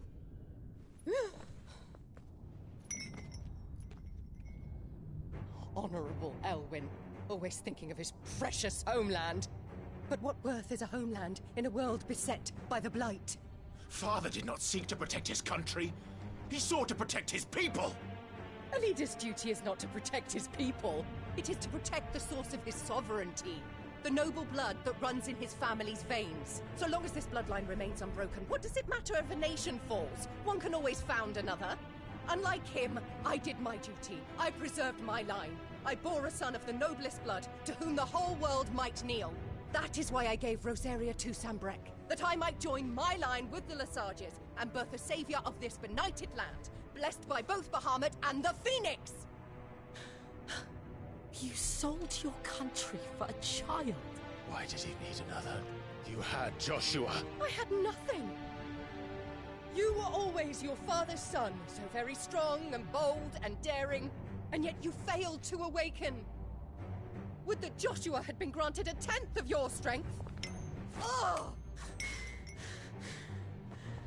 How the nobles laughed that Elwyn's firstborn was surely the son of a concubine, and my own, not long for this world. The shame of it! The shame of being slandered by one's inferiors! How could you ever know how that feels? It should have been you! Why didn't the Phoenix choose you? Joshua's every waking moment was spent trying to shoulder the burden that you and the Phoenix and the Duchy foisted on him. That's why I became his shield. To help bear the weight. But what did you do? You betrayed your own blood and surrendered your son to his fate! Joshua, my darling boy. I never meant to hurt him. The soldiers' orders were clear. He was to be spared. Why did you survive when the only one I truly cared for died? What? Have you not looked out of the window? Joshua is here! The Phoenix lives on! He's battling Bahamut as we speak!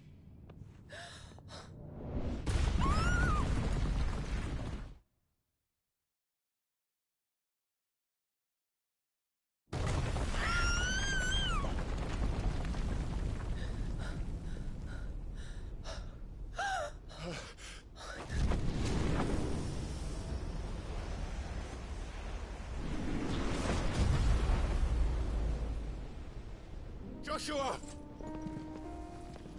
Wake up!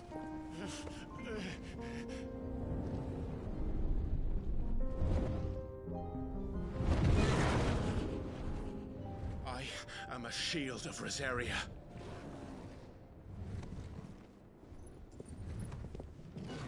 And I will do my duty. What are you...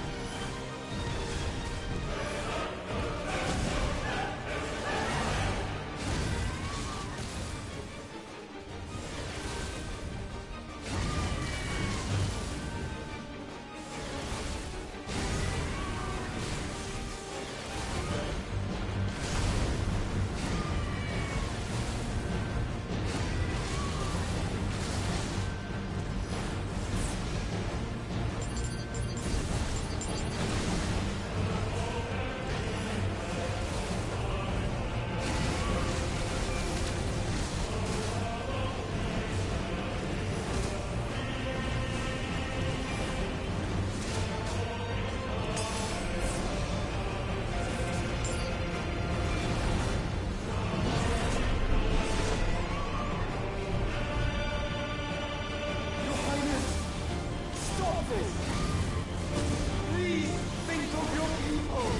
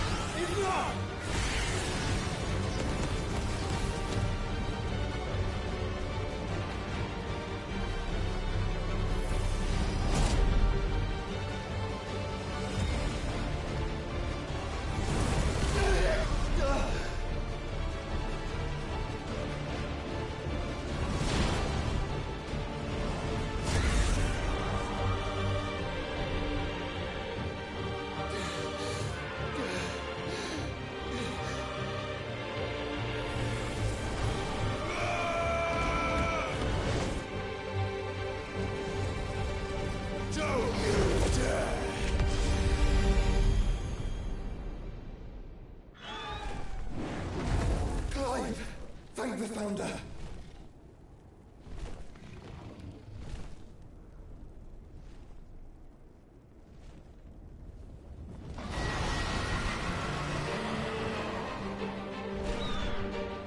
It's now or never, Joshua.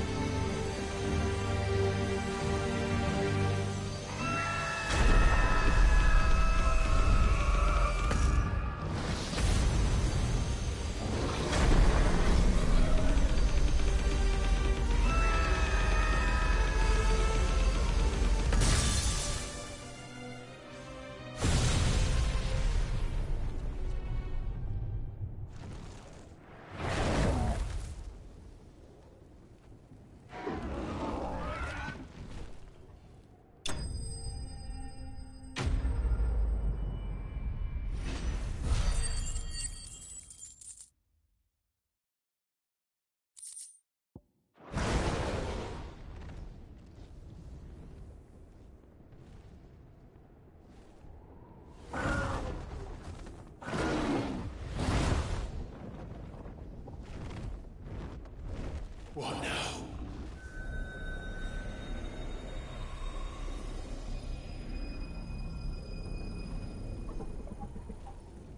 This is drinking the ether.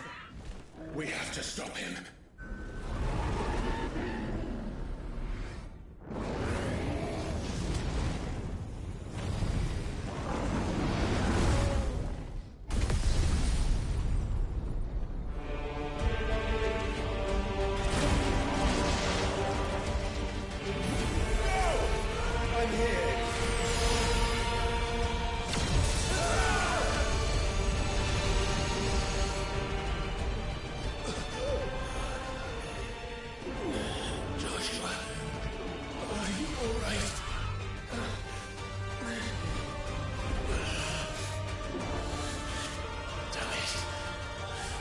Stronger than this. Come on, Ifrit. Show us your true power.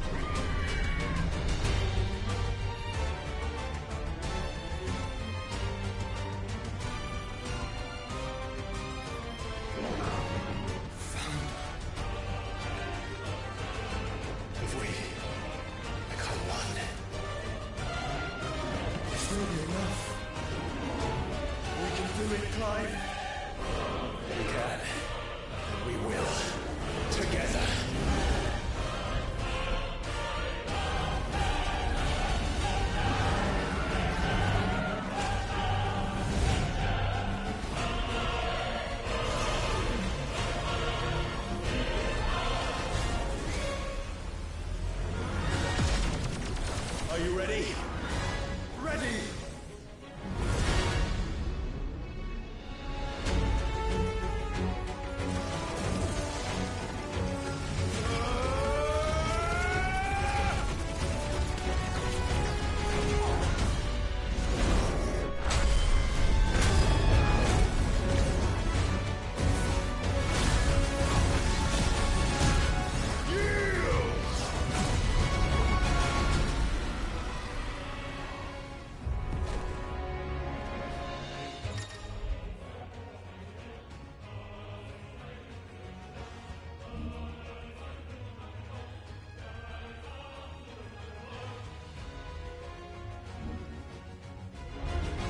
How can we hope to match such power?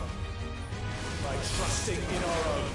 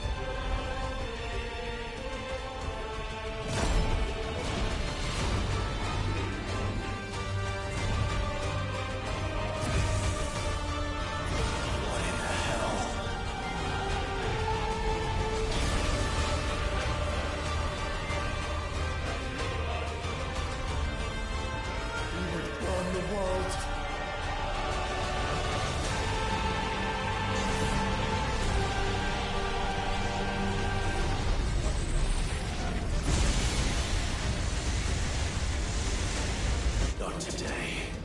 Come on, Joshua!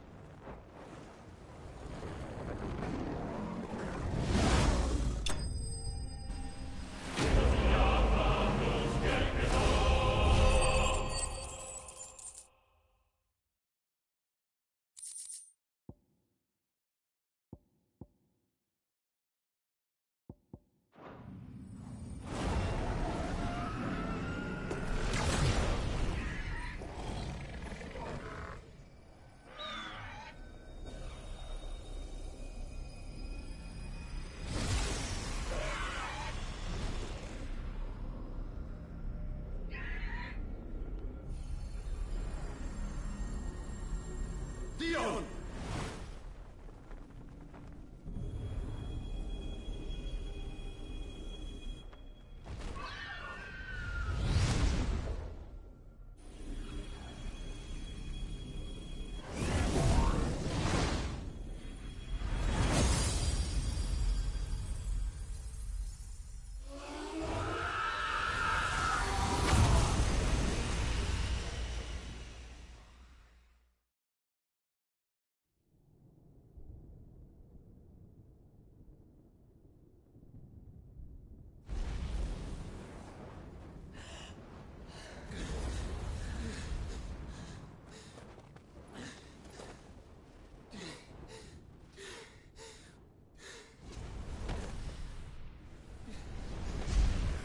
Joshua! Clive!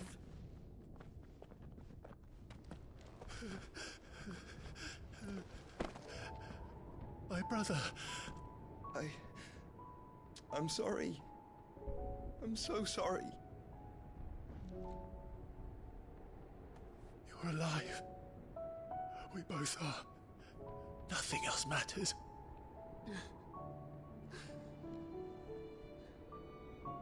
I never dared hope that I would see this day.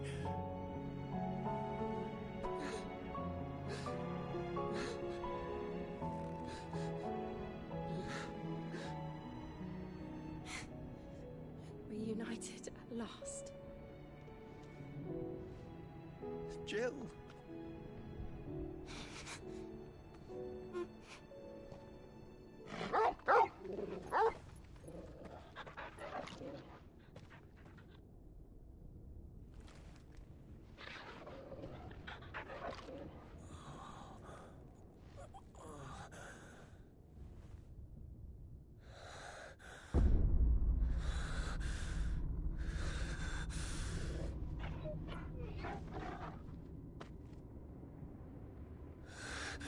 This is for my father!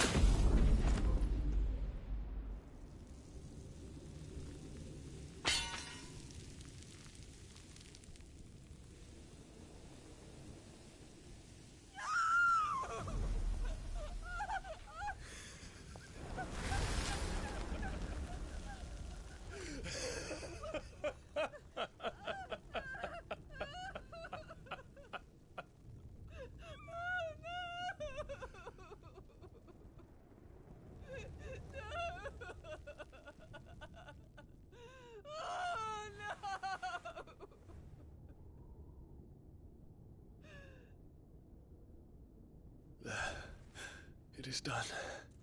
The demon that would tear our house apart is no more. Father.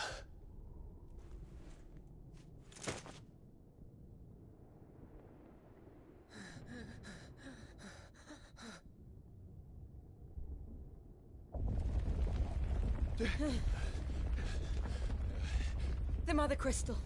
It's collapsing. Right. We need to leave. No. Wait.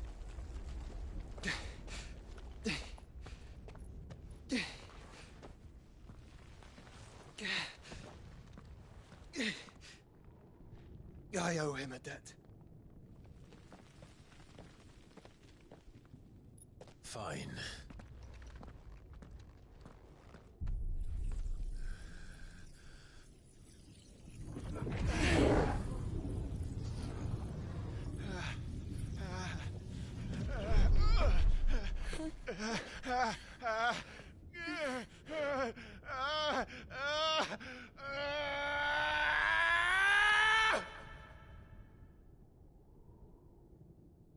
You there. Tell me what section. Don't reinforce the walls. Situation. Report, Captain. Can nothing be done to call them off?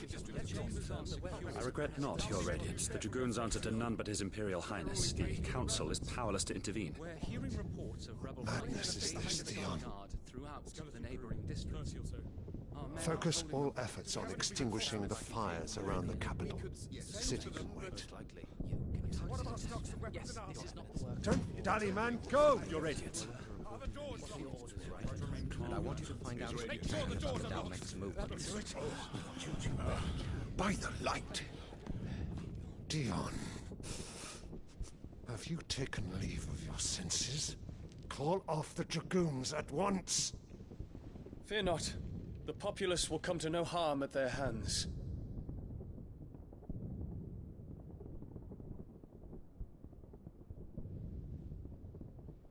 I am here to save you, Father.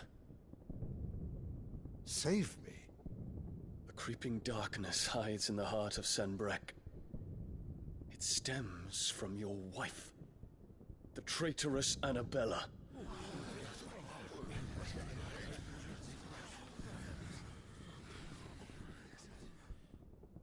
Not another word, Dion. Father, though you may not see it, the darkness has taken hold of you. It has made you forget yourself. But I bid you remember, there was a time when you ruled not with cruelty, but with compassion. Why now do you turn your back on your people? Why now do you seek to stoke the fires of war? You too have borne witness to this change, Your Eminences. And you know, as well as I, who is responsible for it. A puppet now sits upon the throne, but cut his strings, and the Master loses the power! What? Dion, you bear steel before your Emperor? Guards! Take him!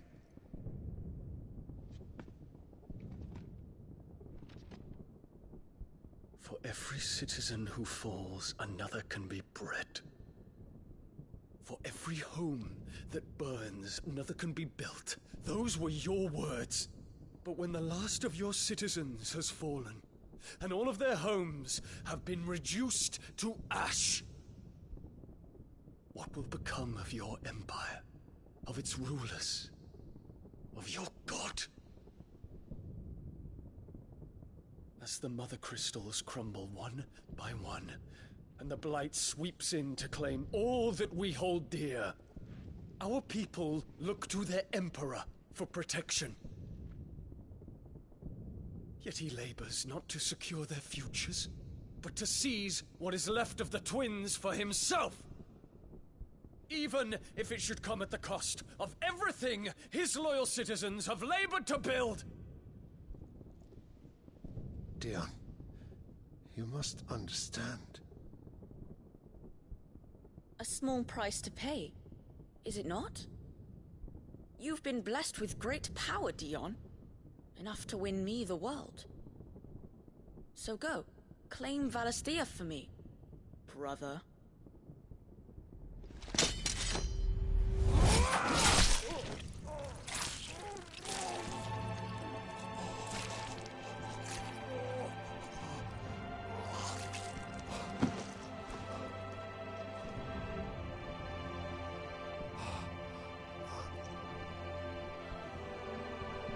Dion.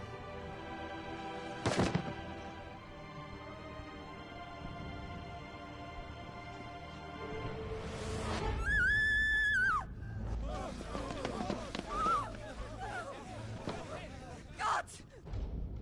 Gods! Father. Poor father. How he doted on his children. That he would die to protect me was plain. It was but a matter of when. You planned this? You did well to endure so long. But you broke in the end, as I knew you would. And now Muthos approaches. Put him to the proof. I would see if he breaks. Go, Bahamut. Kinslayer.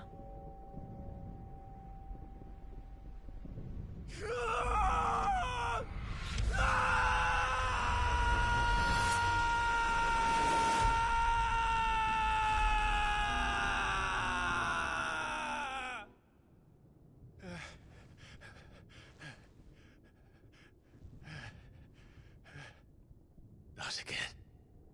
Brother? It's a long story.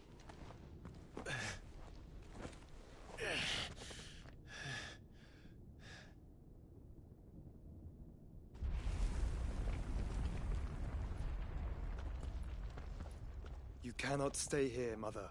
Come. Take my hand.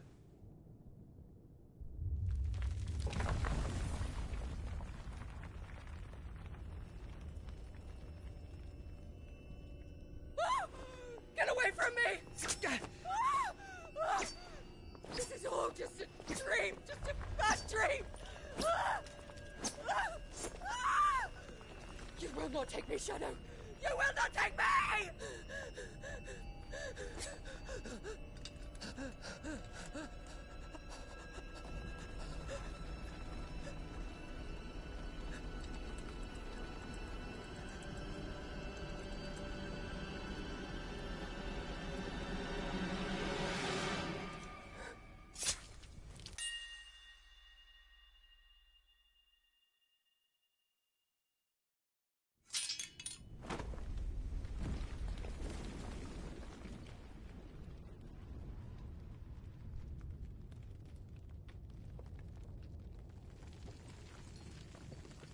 Mother.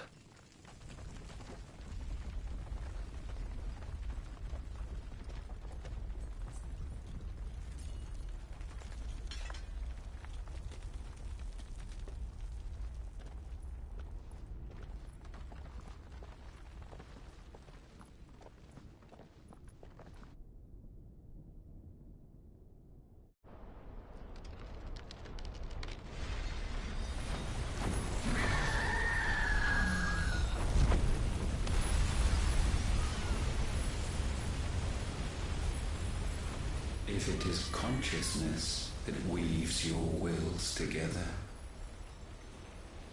consciousness that blurs the boundary between your own will and that of others, then we shall set you apart once more. The ties that bind you shall be severed, and humanity return to its proper place.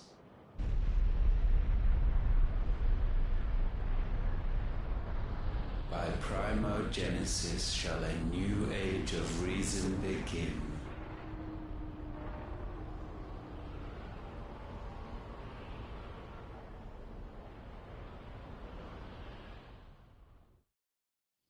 Relax, Your Majesty.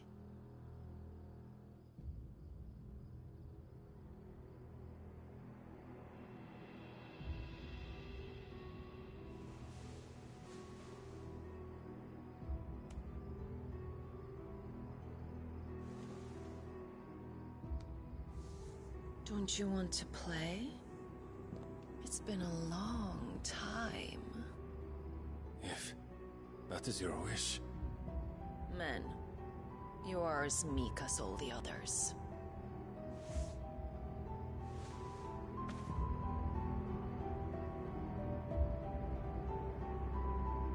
Such feeble creatures.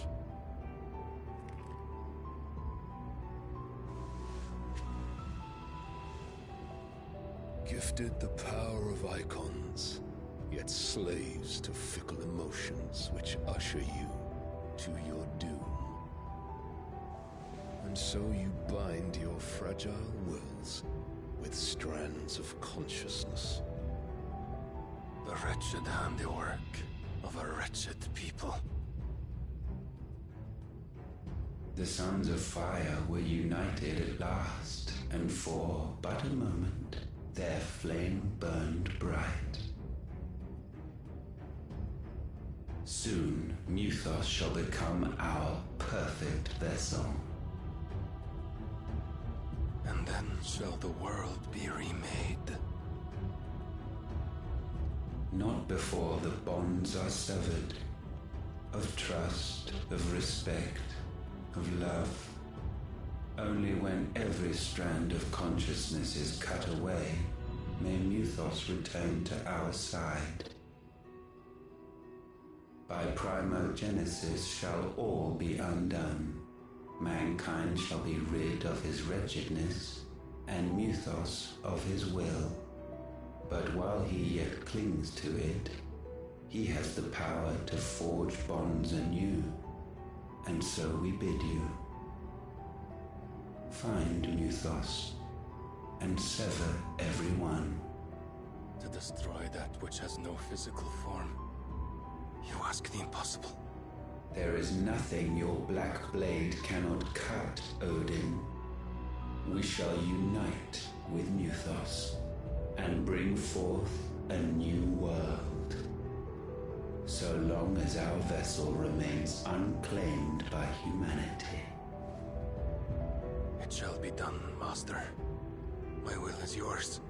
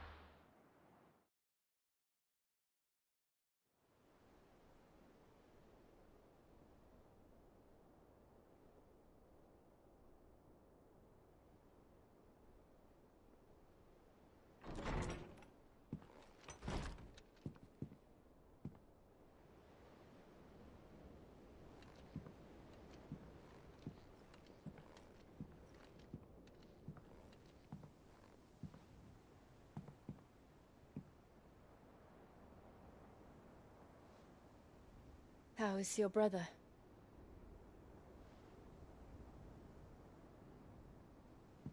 Asleep since I returned from the Dominion. Tyr says he should be back on his feet soon enough. For a while, at least. She discovered something on his chest. A swelling, circled in stone. The curse.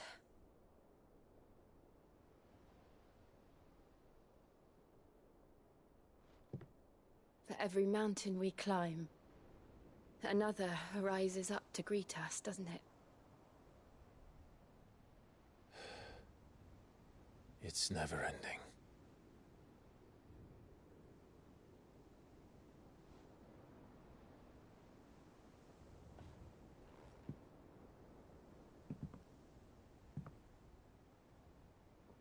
Even the sky seems to have grown tired of it all.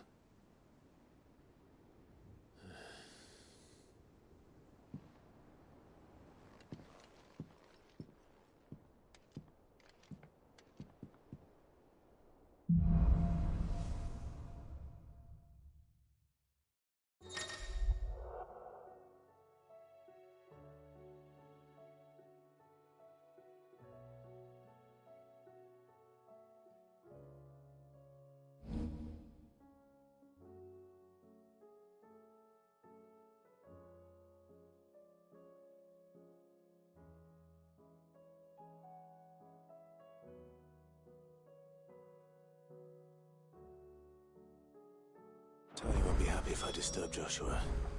While he rests, I might as well see what Otto has to say.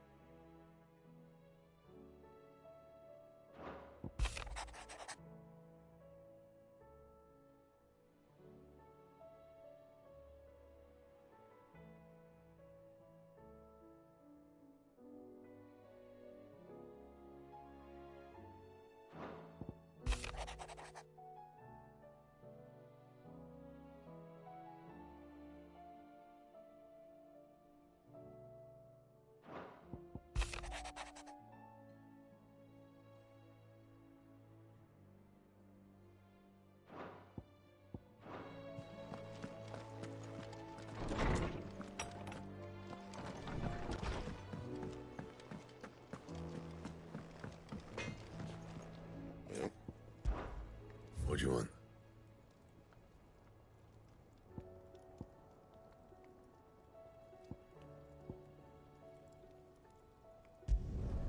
Not bad, if I do say so myself.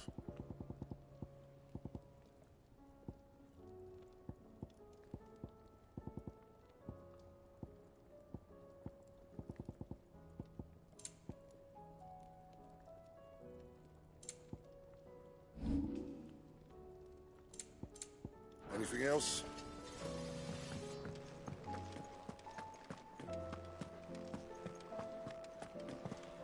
It seems the hideaway has lost its appetite.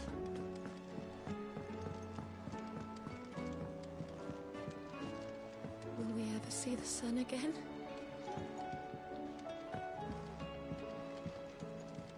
Mother, save us. Might be hard now there's only one.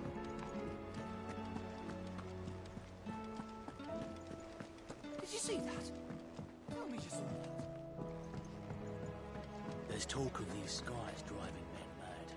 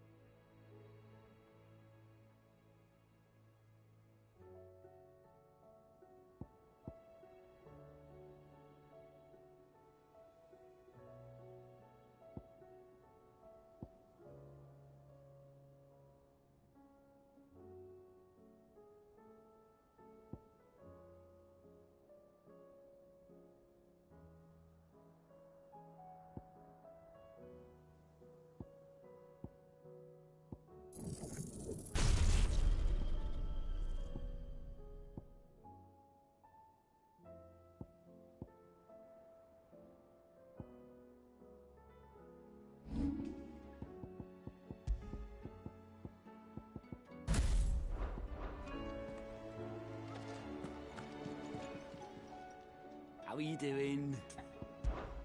Anything catch your eye?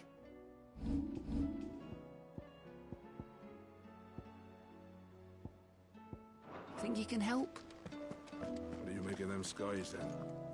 Your omen is wrong. We should call back the scouts. All of them. Otto, how fares the realm? The realm? Oh, she's just fine. As long as you look past the fat storms out mother crystals and her skies are a roiling cesspit.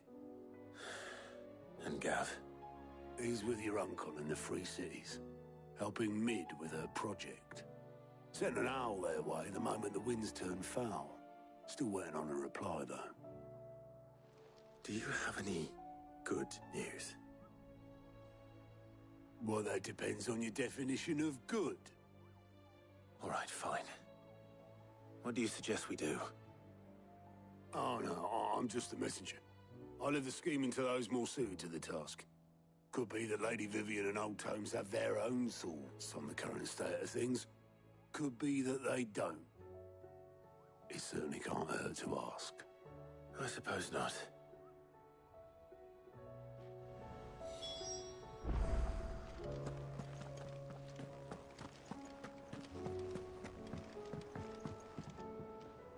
How is it that every one of your little excursions presages some inexplicable catastrophe?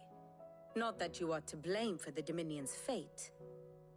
No one could have predicted the actions of the Crown Prince. I'm sorry I couldn't save your home. My countrymen are stronger than you think.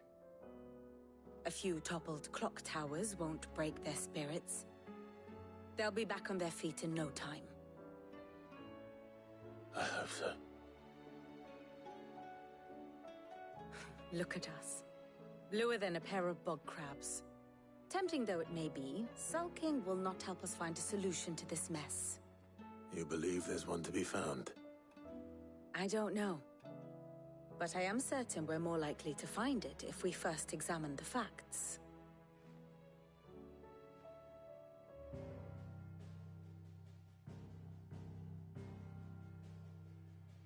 Beneath these darkened skies, fear and confusion reign over Valisthea.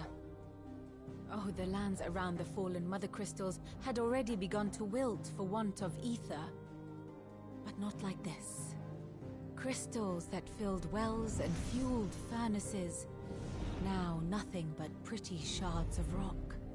And those that hang from the people's necks cast nary a glimmer of light to keep the dark at bay. It is only a matter of time before the common folk convince themselves that the end of days is upon us. Yet I fear a swift end is more than we can hope for. While most of the world thirsts for ether, the remainder drowns in it, spawning Akashic in droves. And amidst the hordes of mindless beasts, with magics as like to fail as function, even the strongest nation would falter. Rosaria and the Iron Kingdom teeter on the brink of collapse, while the tragedy in Twinside has all but paralyzed the Holy Empire. Dalmekia fares little better. Rumor has it the ministers fled the capital after the fall of Drake's Fang, leaving their beloved republic to crumble. Waloed, meanwhile, moves in earnest. The Einherjar has been sighted off Storm. The world, in short, is in chaos. It would seem our civilization was nothing but a castle of sand, to be washed away at the whim of the waves.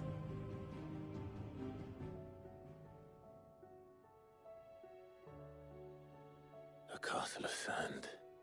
Not my best flourish, but it seemed fitting. The reports I've received are considerably more blunt in their appraisal. Without the protection of their nations, it will fall to the people to defend themselves against those who would take what is theirs. Which is only ever going to end one way. Defending a farmhouse against a band of chocobo thieves is one thing, but pitchforks and palisades will do little to stall an army's advance. Should the King of Waloed deign to invade, there would be none to stop him. None but us.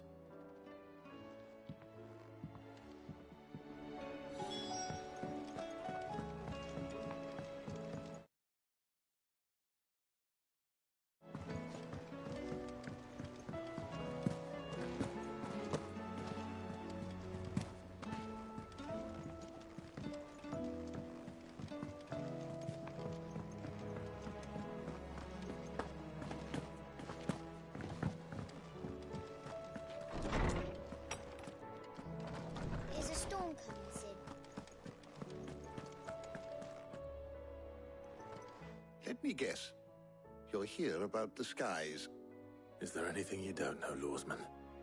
It doesn't take a court astrologer to augur the obvious. As for what has disturbed the heavens, that, I believe, is a question the Fallen might be better placed to answer than I.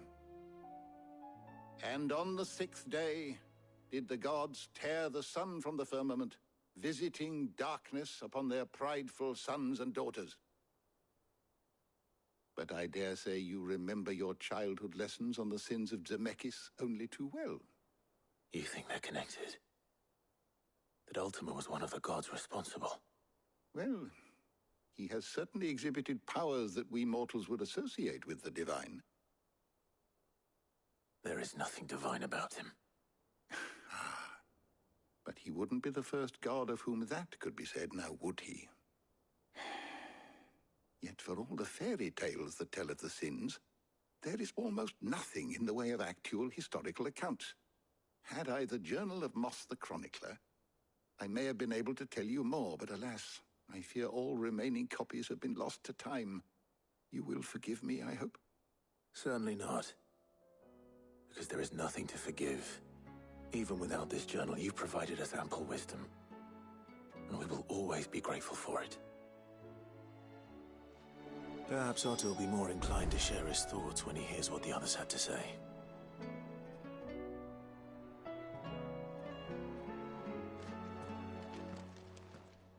Knowledge hoarded is knowledge lost.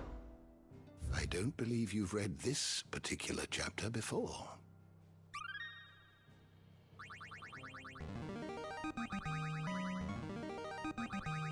Now this, I believe you will find most interesting.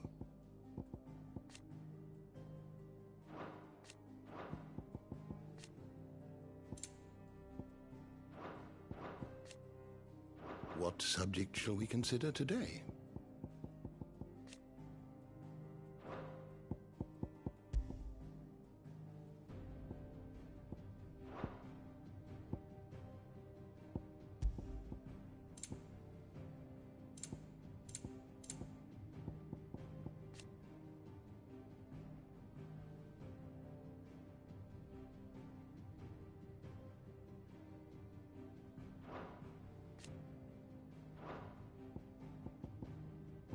The door to the shelves shall ever be open.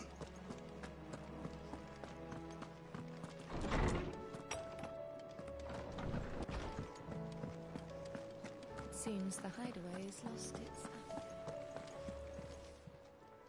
Aye, it's a dangerous world out there.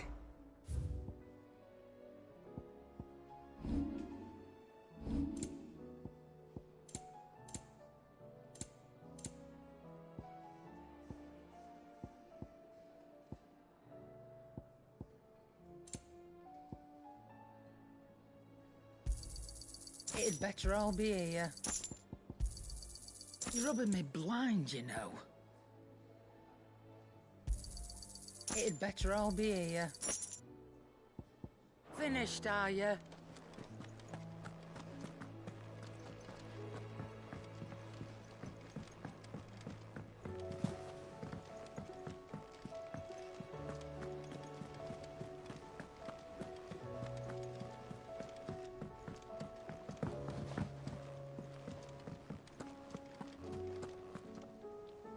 Clive, we have a problem. Only one. That would be a first. It would. Actually, there are 3. We had as many owls arrive while you were at the shelves. Martha's got a Kashik out her gates, and talk of monsters roaming the hills outside of Northreach has put the wind up Isabel and her lot. And don't forget Dalimil. Lubor says the village was raided by bandits. When it rains... It fucking pours. The curse breakers are spread thin, taking stock of the damage in the Dominion. And even if I could get word to all of them, I doubt they'd get here in time to make any real difference.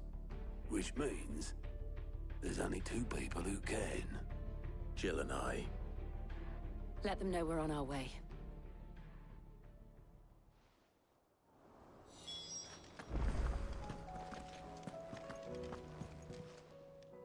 How may I help you today, Clive? Come again. I may have more for you.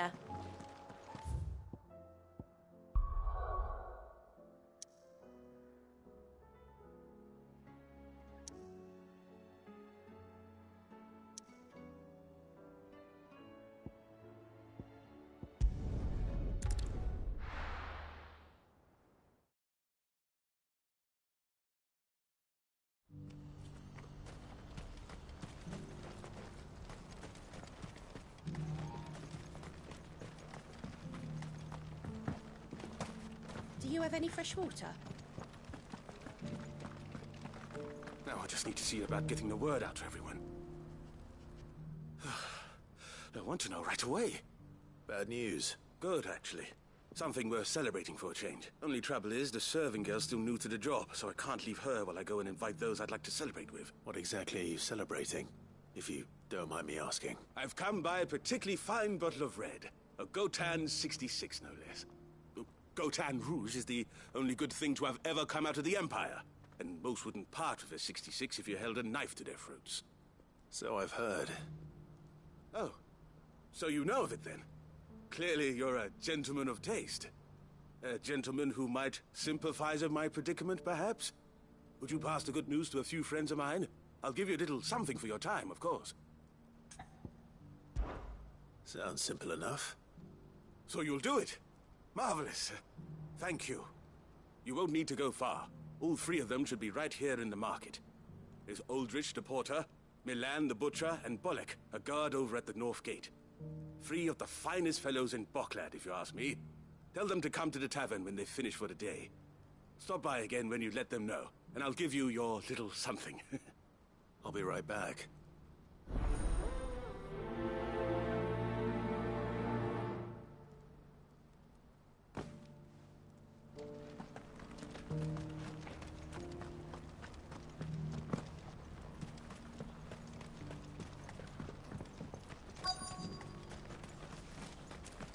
Needs a porter when there's nowhere left to go.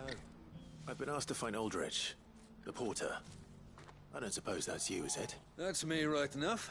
You need something delivered? The innkeeper sent me. He said there's a cup of Gotan 66 with your name on it when you're done for the day.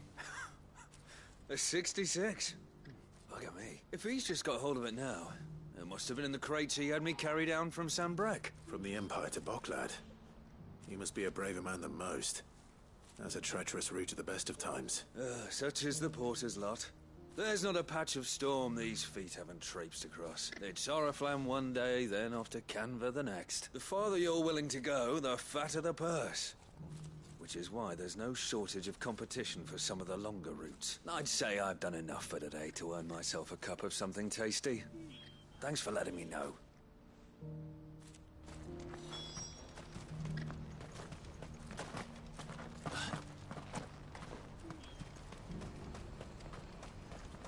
What's happened?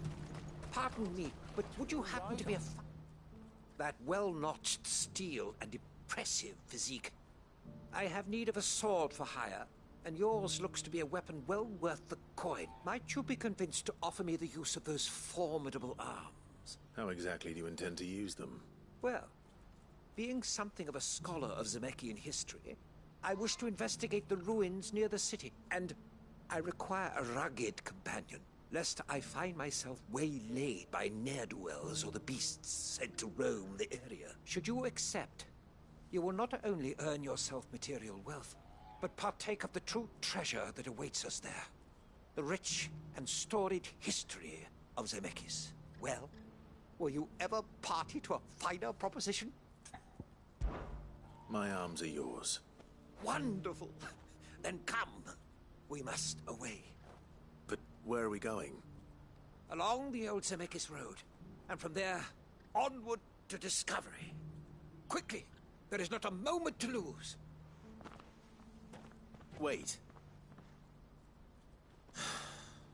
Good luck with your ne'er-do-wells.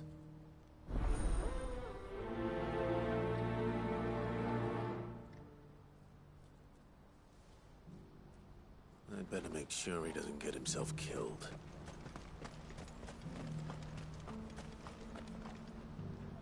I see you've been of some assistance to Eloise. Perhaps you can extend me the same kindness? Perhaps. What would I be doing? Finding someone. You see, I've been having trouble with thieves, and despite the many pains I've taken, I can't stop them from rummaging through my packs. I was griping about my lot to a friend of mine a few days back, and he offered to track the culprits down. Now, Joseph's a sellsword, and a good one at that. But he's been gone days, and I'm beginning to fear the worst. Any idea where his search for the thieves might have taken him? The old Zemeckis Road, perhaps? He doubted they would be fool enough to linger here in Boklad. Joseph's lived a hard life. Made him grey long before his time. I just pray he hasn't been killed over a few sacks of grain. I can't imagine there are too many grey-haired sellswords around. Hopefully someone will have seen him.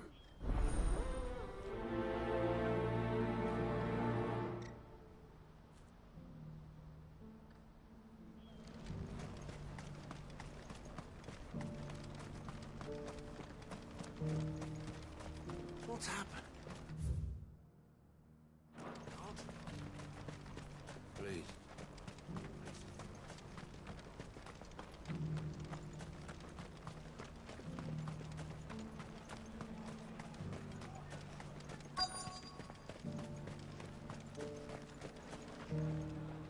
Are you Milan, the butcher? That's me. What can I do for you? The innkeeper's just had a special delivery. He thought you might like to join him for a cup of wine after you pack up for the day. He knows me only too well. And I've got a ham here that will go handsomely with a nice drop. Wine and ham to spare.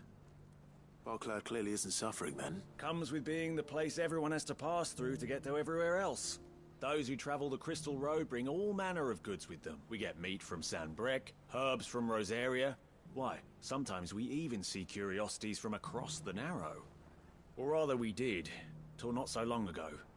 These are lean times, and even Boklad isn't the bustling trading post it once was. Still, there's no point dwelling on it. Better to live life while you can, eh? And on that note, it sounds like there's a cup of wine needing my attention. You'll buy something, won't you? Please. You've raised the price.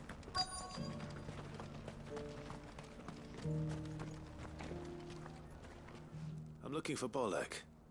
I was told he'd be guarding the gate. Well, you found him. You're not here to enlist, I take it? The innkeeper sent me. He's just taken delivery of a rare vintage, a Gotan 66. He thought you might like a cup. I've never said no to a goat hand. I'm not about to start now. Thanks for letting me know. You must be a busy man. No one's making for the refugee camps anymore. Not after what happened in the Dominion. Meaning, they linger here instead. I spend more of my days moving beggars along than I do manning these gates. What gets to me are the gangs that prey on the poor sods. As if they haven't suffered enough. Some days you can't help but wonder what the world's coming to. You know what?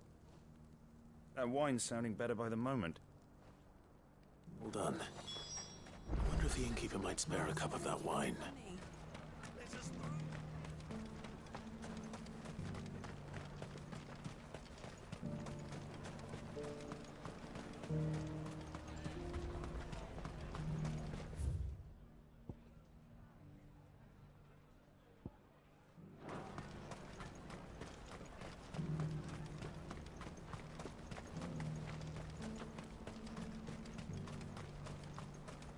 Please. I pace it through.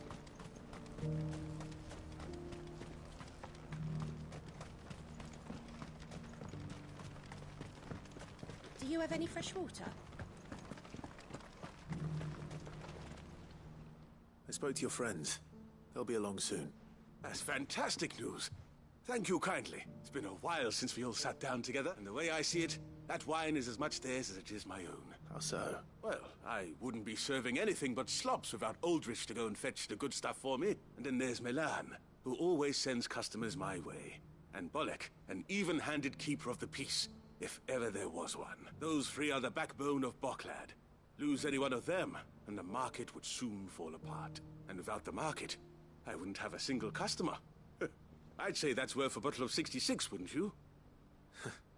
And more besides. Everyone needs a shoulder to lean on. Be they world-weary innkeepers or brooding swordsmen. Right. I'd better prepare for my guest's arrival. I hear you had me carrying a bottle of Gotan 66. If I'd have known, I would have sold the thing and lived like a lord. I'll settle for a cup, though, if you're in a sharing mood. A Gotan 66. Just as well I had something special of my own set aside. A bottle between the four of us might not be enough to drown our sorrows, but it can't hurt. Here they are, the three pillars of Boklad. Sit yourselves down, gentlemen. The woes of the world may be monstrous in many, but there's nothing like a few good friends to keep the misery at bay. Never a truer word spoken.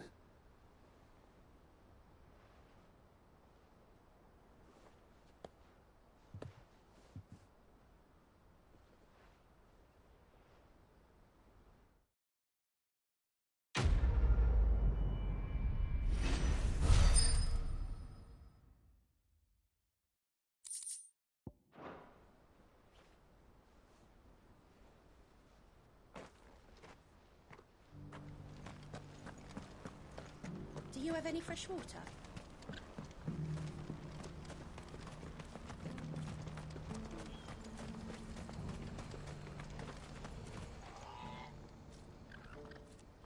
Well, this isn't at all foreboding.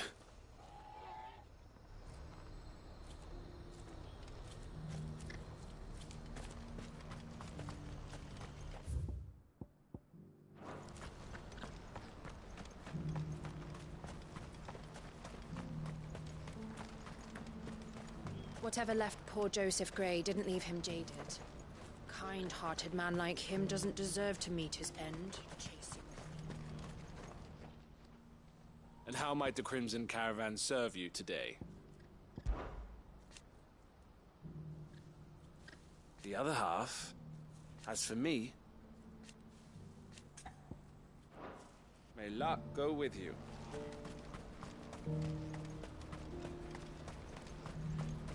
What I wouldn't give for a hot meal. When are they gonna let us through? What do you want?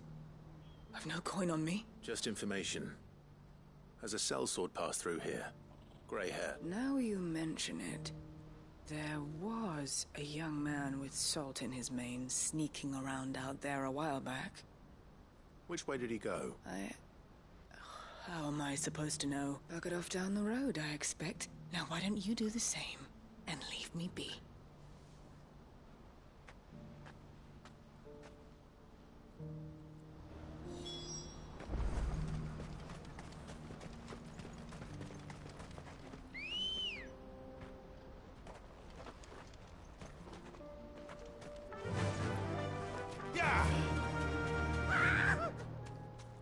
Why am I not surprised? You'll hand over your coin if you know what's good for you.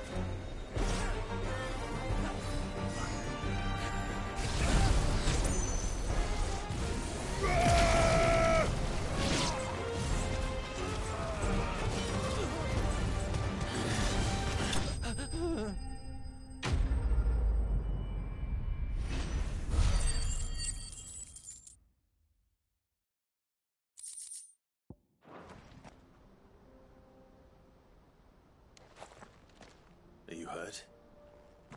Happily not, good sir. Thanks to your timely intervention. More importantly, we have arrived. Now, feast your eyes upon the marvel before us. Ruins, a relic of the fallen civilization. A sight so common that man is oft blinded to its wonder. Colossal vessels, dashed from the very heavens. Airships, we call them. With very little thought to what wonders such a word might describe. Oblige me if you would. Does anything strike you as peculiar about this particular specimen? Though we ourselves find fallen ruins to be nigh indestructible, whatever gouged the final sin from the rock cleaved clean through the structure you see before you. A tantalizing mystery, no doubt, but merely one of countless enigmas in which Zemeckis history is steeped. Come, good sir.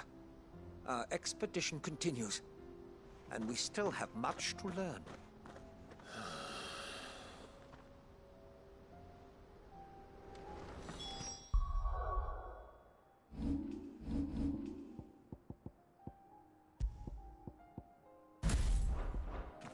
passionate. I'll give him that. Come on.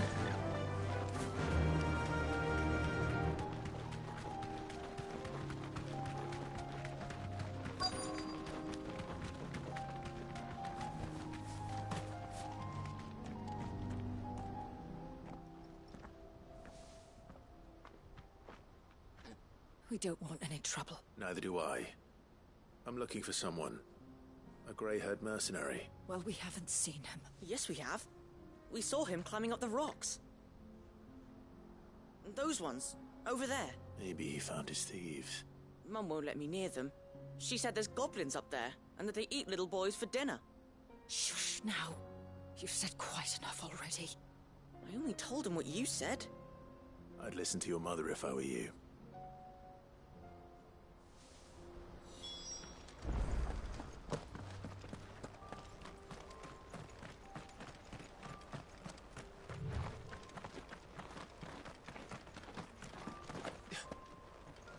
Did Joseph's thieves really lug their stolen wares all the way out here?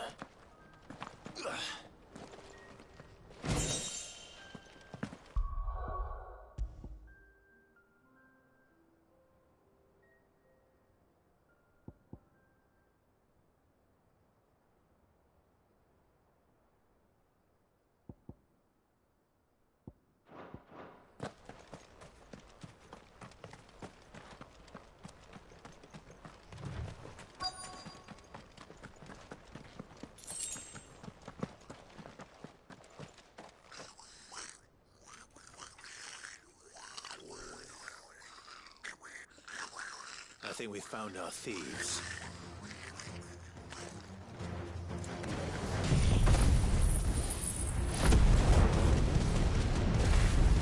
They don't look happy to see me.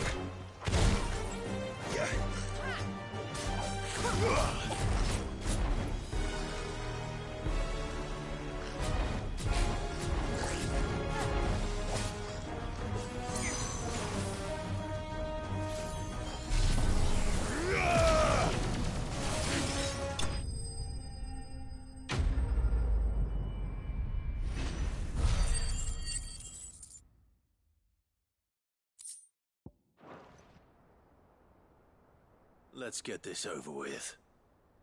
Stop! Don't kill him, he's just protecting his home. Joseph? So the boy was right. I don't know you. Your porter friend sent me to find you. She was worried you might have got yourself killed. Have I been gone that long?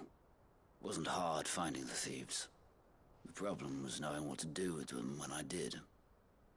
I take it things are more complicated than they appear.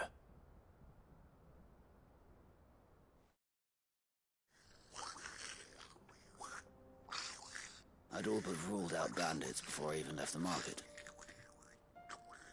You know why that is? Because our thieves had no interest in gold or gems, or anything they couldn't eat for that matter. Add to that the rumors of goblins in the area, and the mystery practically solved itself. I soon found that cozy little homestead and all the missing food.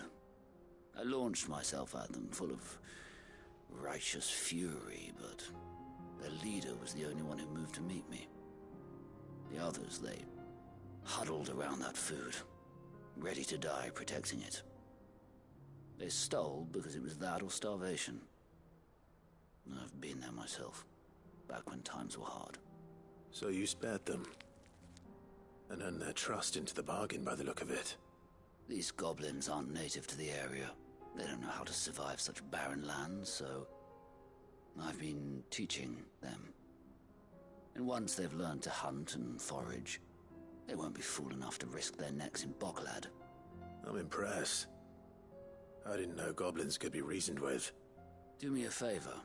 Let the porter know I'm safe. I'll head back to the market once my work here is done. Oh, and don't mention the goblins. I don't want people coming here brandishing pitchforks. Not now this lot have sworn off thieving. Your secret's safe with me. I appreciate it. Thank you.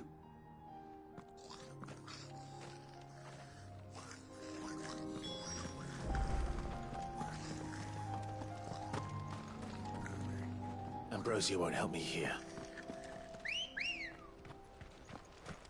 Good girl.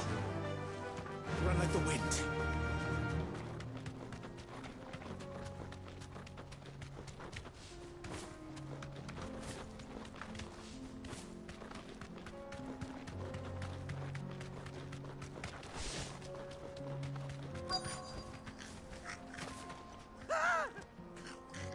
No. All right then.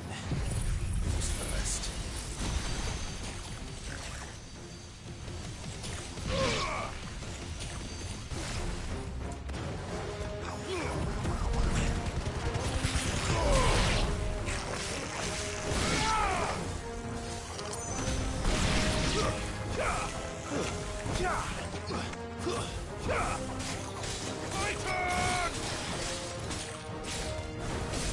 Stay down!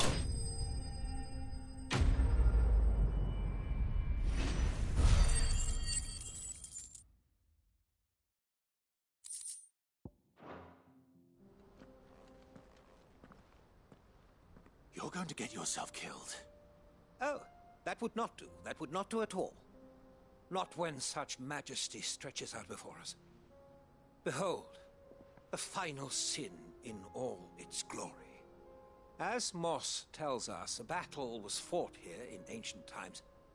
A battle of such ferocity that it tore a great crater in the very land upon which it was waged.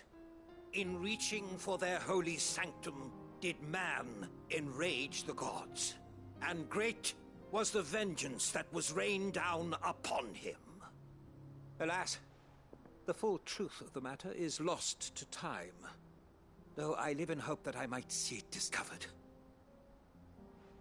But we must not dwell upon such things. There is more yet to see. Onward! History awaits!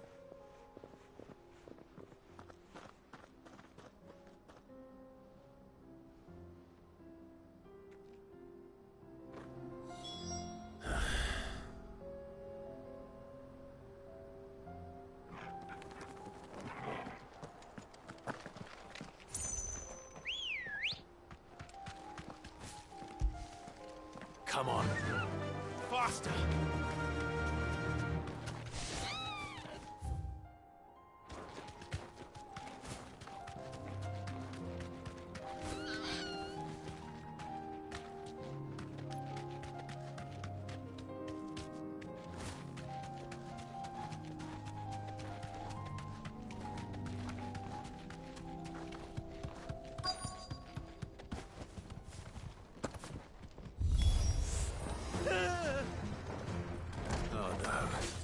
He's really got himself into trouble this time.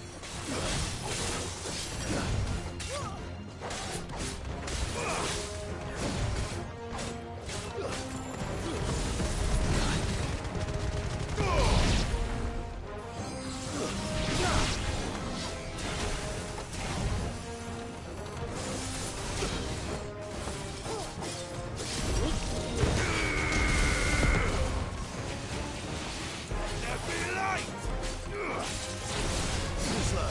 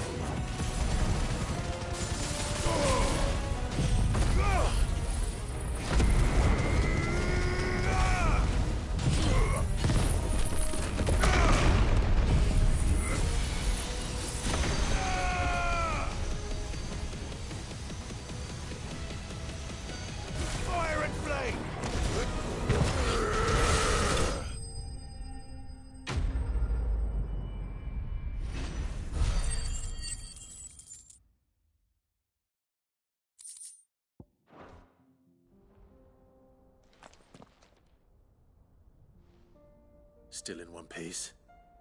It would seem so. Once more I am in your debt. And once more you impress me with your prowess. These were no ordinary foes, but ones we in the field call echoes. Though Moss the Chronicler concurs with the legends in attributing the fall of Zemeckis to a wrath wrought upon mankind by the gods, he offers little in the way of explanation.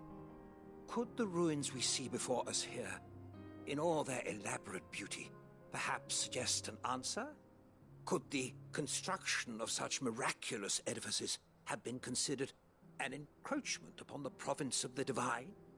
Alas, all is mere speculation. But one day, perhaps, I will learn the truth. Not if you keep running headfirst into trouble. You are right, of course. And not only have you plucked me repeatedly from the jaws of death, you have proven yourself a willing audience to my ramblings. Glad to help, but didn't you say you came here to investigate something? I fear I may have rather overstated the case on that front. In truth, a captive ear was all I really desired. You see, even my fellow scholars have grown somewhat weary of my musings, and so I came upon the idea of purchasing a companion. A captive audience, if you will. That's what this was all about. I am afraid so. And now, my good man, it is high time we returned whence we came. Fine. Just don't go running off this time.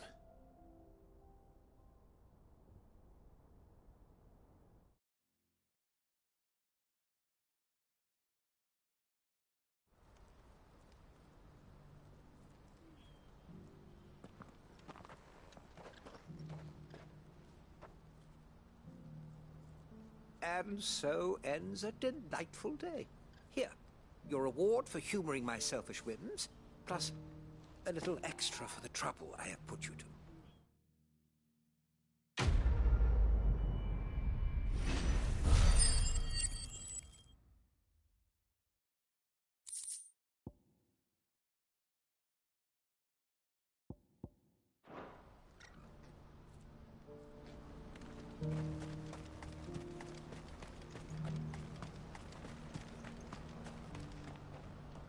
Joseph's fine. He'll be back once he's tied up a few loose ends. That's a weight off my shoulder. He certainly knows his business. You found your thieves all right. And I dare say they won't be coming back. A good man to have around, that Joseph. And if he says there'll be no more thieving, that's good enough for me. Thank you for putting my mind at ease. Here, for your troubles.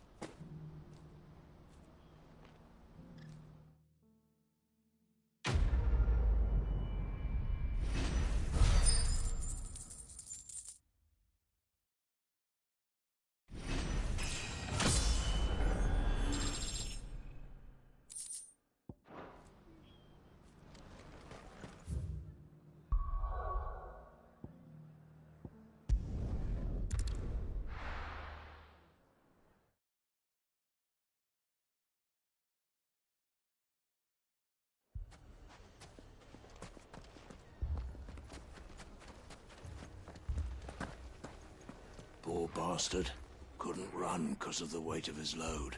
Still, better a branded than one of us. Fucking thieving bastards! As if life hadn't been hard enough around here since...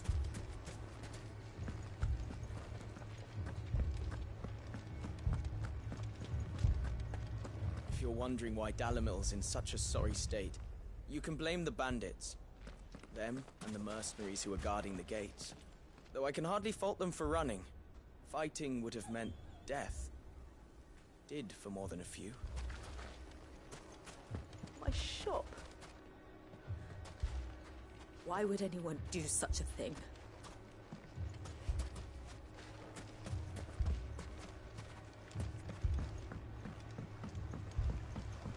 If I had my pickaxe, I would... All my finest pieces. All that hard work. Gone. What are we to do? We could fight, but what would it cost us?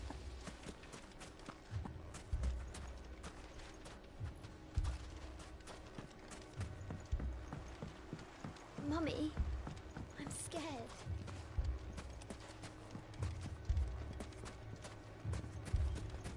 Oh, I'm ruined. Sid!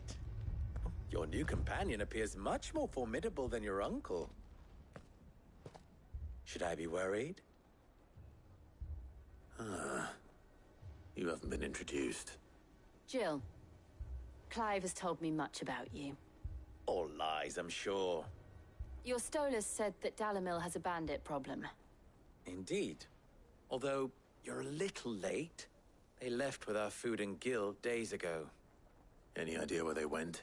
The desert's a big place. Your guess is as good as mine. But the fact is, I have more immediate concerns. What did you say to me?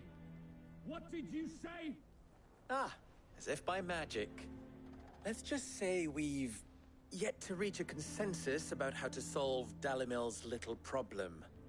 And at this rate, it won't be the actions of the bandits which prove to be our undoing. It will be our own. Now, I've tried reasoning with the dissenting parties, but even the Desert Hare has limits. Perhaps we could talk to them. What makes you think they'll listen to us? What makes you think they won't? She makes a fair point, Sid. And you won't have wasted much of your precious time if you fail. They're just across the courtyard.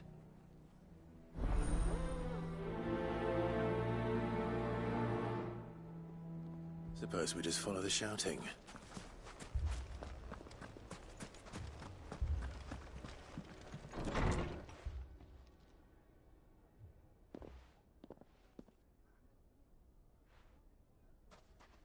You wouldn't talk like that if it had been your men whose throats were slit.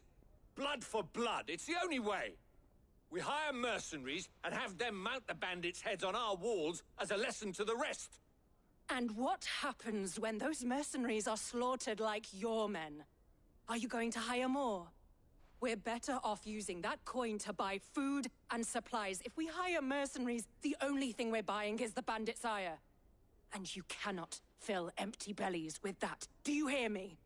But what happens when they come back? Maybe it'll be your throat that's slit. That's enough. Both of you. Any more of this and I'll throw you out myself. Come back when you're ready to talk like adults.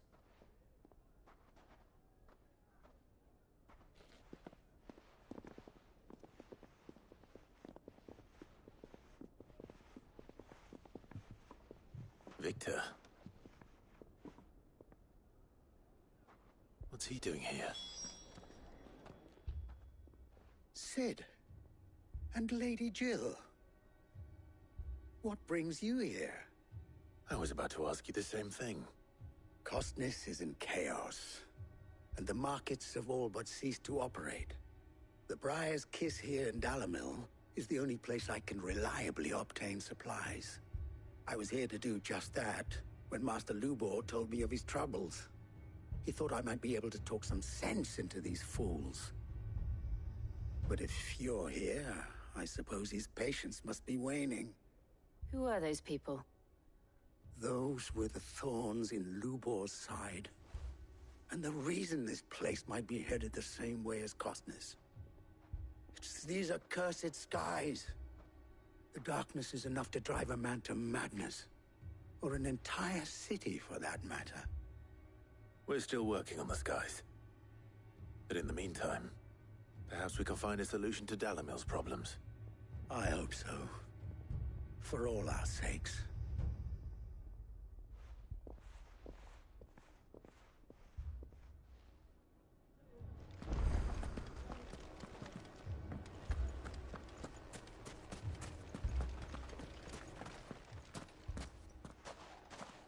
So, you see my predicament? What I saw was a room full of people who were angry and afraid. And with good reason by the sound of it. But if left to smolder, that anger and fear could set the entire town alight. My thoughts exactly. What to do? Both sides wish to protect their homes and livelihoods, if only they could agree on how. But as long as they are divided, we are vulnerable. And if there's one thing bandits like, it's an easy target. What would Sid the Outlaw suggest? Well, if it were my namesake, he'd let them choose for themselves and be on hand to pick up the pieces when it all went wrong. That sounds like a recipe for disaster. A recipe for disaster is precisely what it is. But perhaps that realization would be enough to make them question the ingredients. While it's plain neither Conrad nor Natalie will countenance the other's proposal, it may still be possible to make them doubt their own before presenting them with a third option. And that would be? To pool our resources and save the city ourselves. Why fight each other when all that fear and anger can be directed at the bandits? It appears we have a plan of action. Victor, pay Conrad a visit. See if you can't convince him of his folly. I'll speak with Natalie. As you wish. Your faces are not well known in this town. That may prove useful.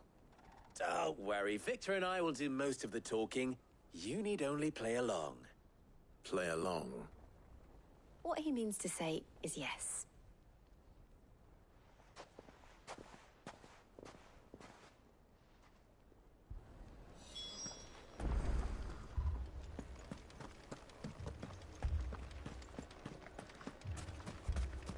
Picture it, Conrad. Your own city guard.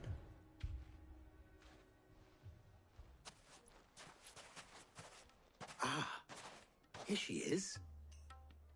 The Lady of the Spear herself. Conrad, may I introduce you to Jane, commander of the Red Wings, the oldest mercenary guild in the Free Cities. A pleasure, my lady. The pleasure is all mine. As I told you, I summoned the commander here from Canver to inquire about a contract. Victor says you told him no. That there aren't any men left to hire. Is that true? True as the crystals cracked. Nobles came and claimed every last one worth his salt.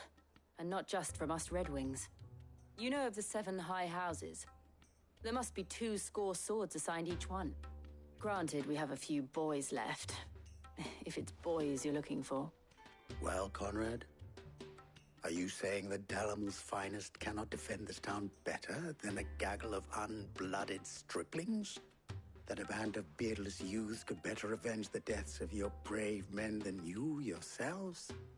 Absolutely not. We'll show those bastards who they're dealing with.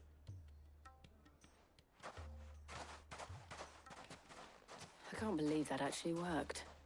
Conrad's not what you call the brightest candle in the crypt. And there's a reason why I had you do the talking and not Sid. Well played, my lady.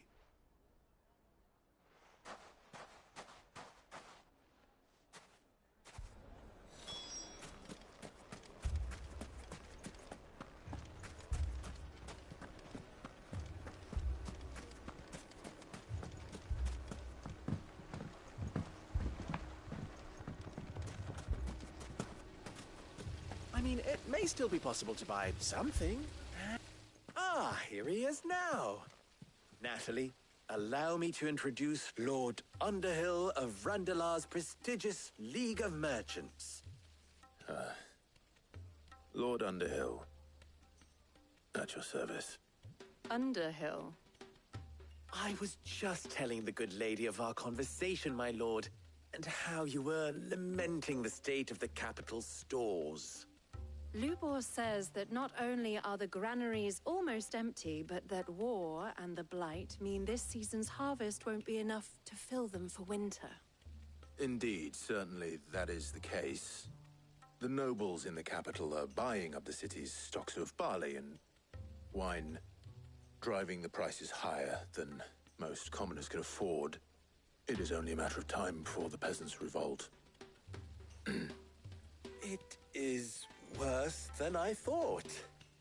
If what Lord Underhill says is true, I fear we have little hope of supplementing our stores, meager though they regrettably are. And while I applaud your endeavors to dissuade our more bellicose citizens from seeking vengeance, I sense Conrad is not wrong in his assessment of the bandits' likely return. Which means that now, more than ever, we will need to secure what little we still have. Food, weapons, herbs, everything.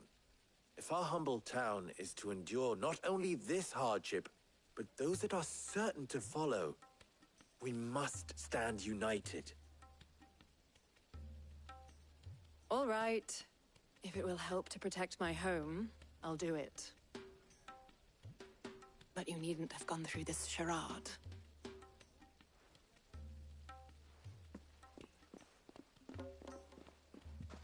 Thank you, Clive. Your performance was nothing if not workmanlike. She saw right through it.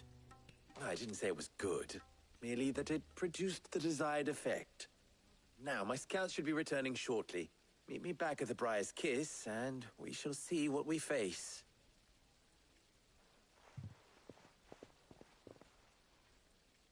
I'm not convinced our roles in this ruse were entirely necessary. I don't know. Conrad seemed quite taken with you.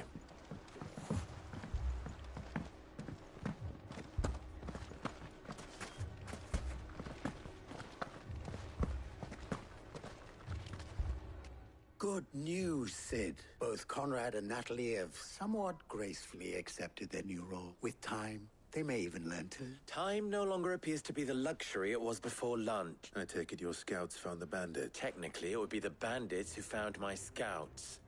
It appears they march for Dalimil as we speak. All of them. You're not serious. They don't just want food, they want the whole damn town. I have a favor to ask. I'm told the bandits march in 2 groups. One from the south and one from the desert. In a move, doubtless, intended to stretch our already gossamer-thin defenses. Very well. Jill and I will meet those from the desert. But what of the rest? The rest, my friend, the city shall fight. Together. The stakes, I concede, are high. But if this does not unite Dalimil, nothing will. That is a lot of faith to put into those who had their hands around each other's throats but a moment ago. Then it will be for us to see that their hands are kept occupied. And I do mean us. I thought you might say that. We'll hold them off for as long as we can. And we will do the same.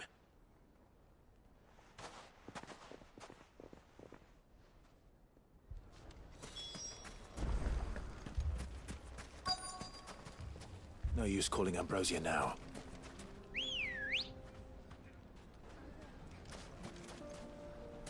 Come on.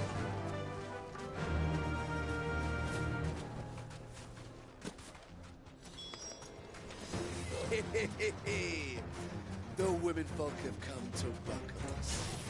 I'll take that one. He's all yours.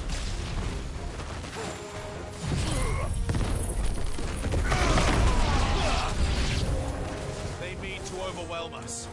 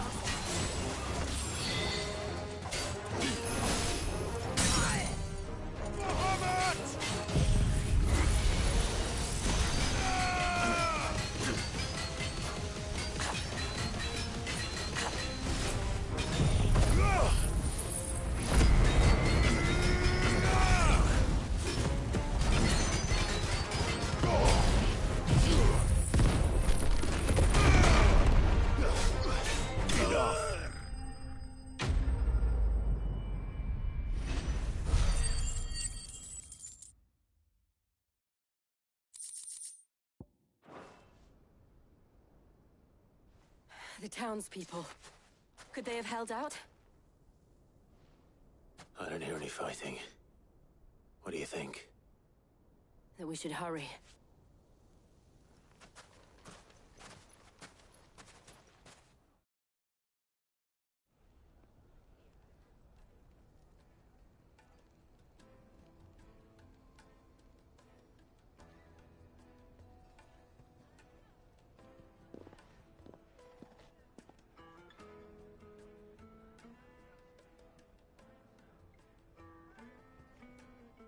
Natalie, I owe you an apology. You did well out there. The inn would have been lost had you not held the line. Without you, there would have been no line to hold. You saved us, Conrad. You saved Dalimil. We all saved Dalimil.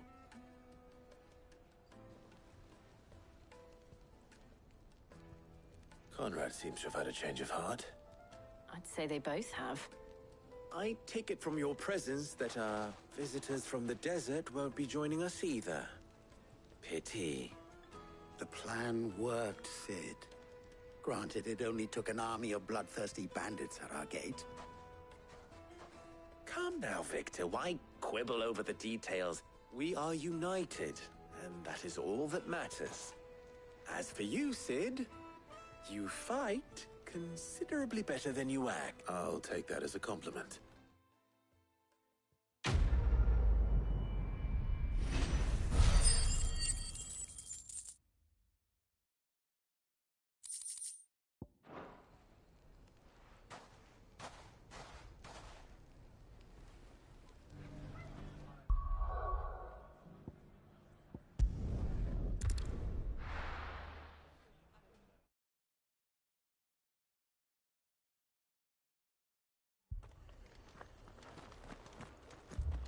The Akashic attacked us out of the blue, and there's no telling when they might be back. You'd best keep that sword handy, Sid. This man's gonna die if we don't get him to a healer. But all our beds are taken.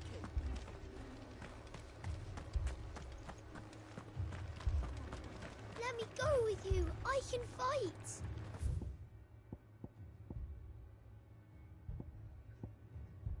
You can get back inside and bolt the door.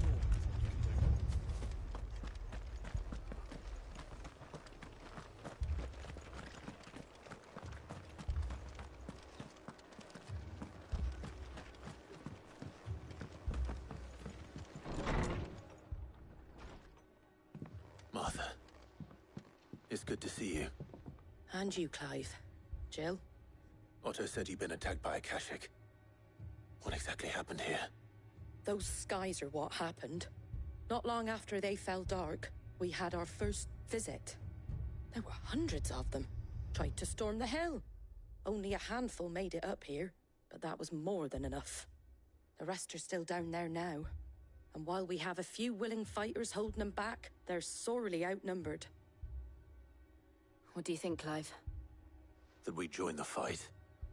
I thought you'd never offer. Now, where I need you is the Fallen Gate. That's where the fighting is fiercest. Let the men know you come to help. Something tells me they'll be pleased to see you. We're on our way.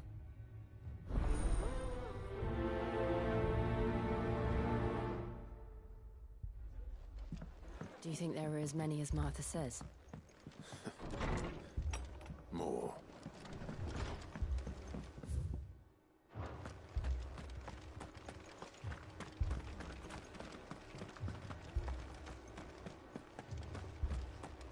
You don't think they've abandoned us, do you?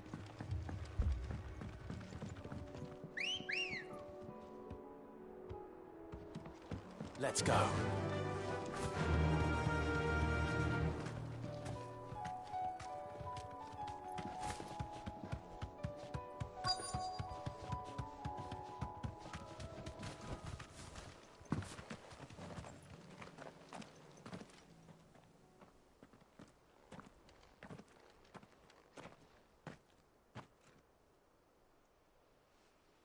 Clive, wounded.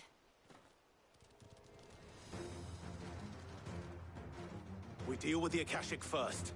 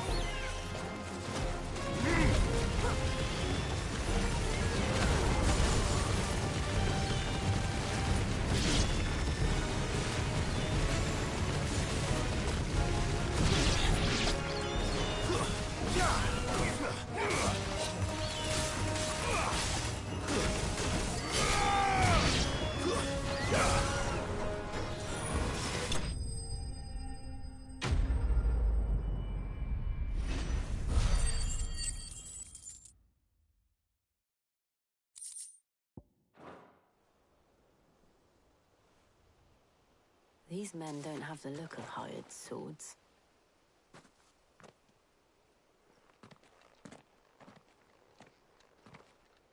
If you've come to rob this place...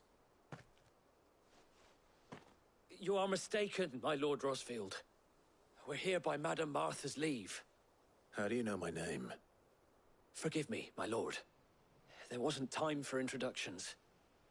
We're with the Guardians of the Flame. Wade's men?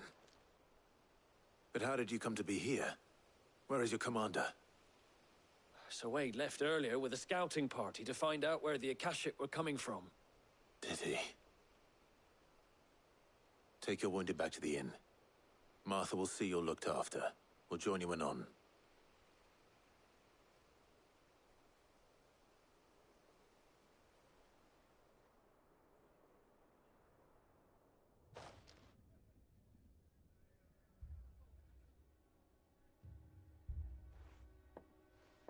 And to think you took them for thieves. A fine reward for holding off the horde, that is. When did Wade and his men arrive? Not long after Rosalith fell. The Guardians asked me to shelter some of them that had lost their homes. They were making ready to leave just as the skies turned, and we agreed it was best we stuck together. Martha! Trouble! The scouting party's almost at the lift, but they got a pack of Akashic snapping at their heels! And they got wounded with them! They're not gonna make it! Damn it all. We'll worry about them, Martha. You look after everyone here. If any can still fight, send them to the lift. I will. You two be safe now.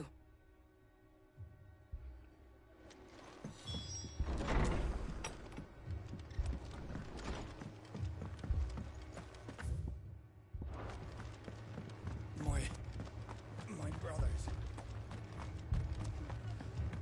Mad dogs.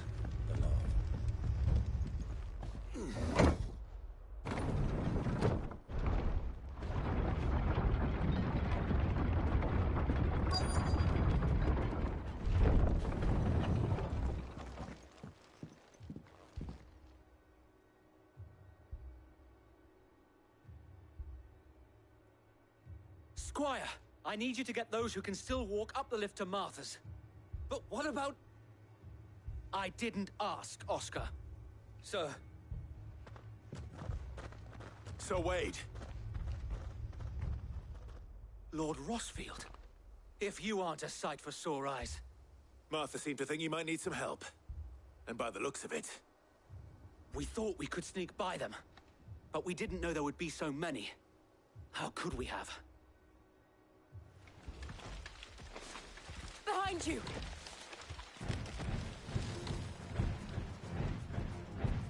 Damn it! We need to get the injured to safety. Do you think we can hold them off? We can certainly try. Are you with us, Sir Wade? Always. Then let's do our duty.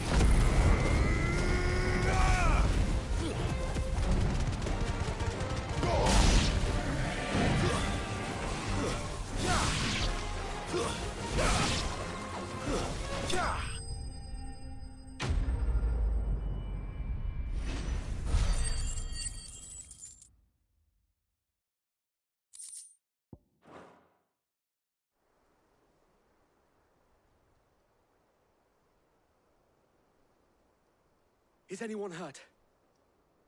I don't think so. And yet again, you've pulled me from the flames.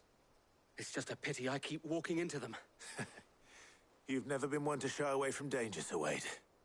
Like any shield worthy of the name. I see you're all in one piece. Martha! Is something wrong? The lookout saw smoke coming from down Eastpool way. Too thick to be a hearth. A second horde. Feel like finishing the job? Always. Jill and I will make for Eastpool. You'll need to move the injured without us. Don't you worry about them. The moment my men are safe, I'll follow. Good luck.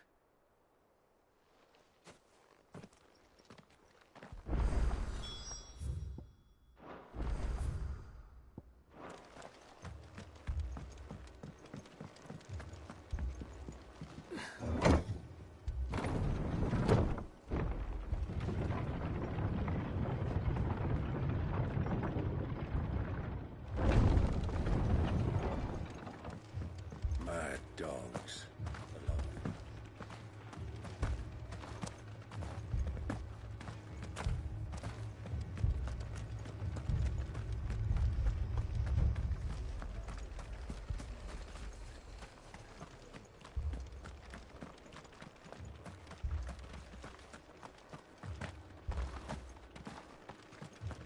Fiends try to climb the walls here, too.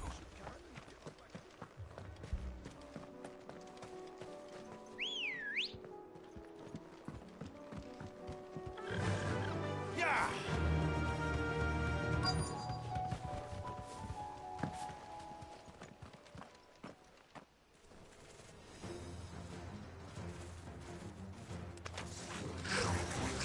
They're headed for the rest. We have to slow them down. Martha and the others won't be ready.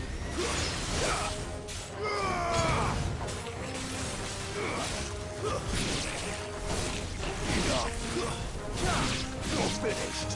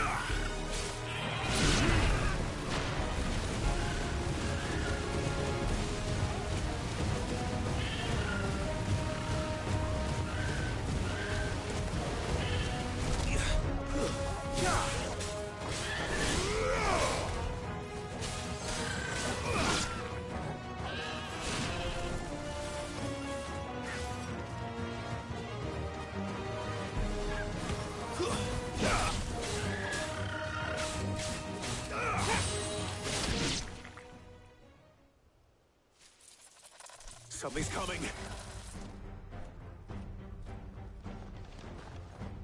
Apologies, my lord. Did I miss anything?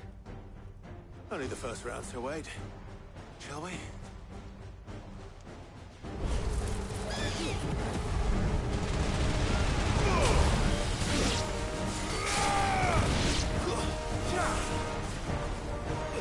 Too slow.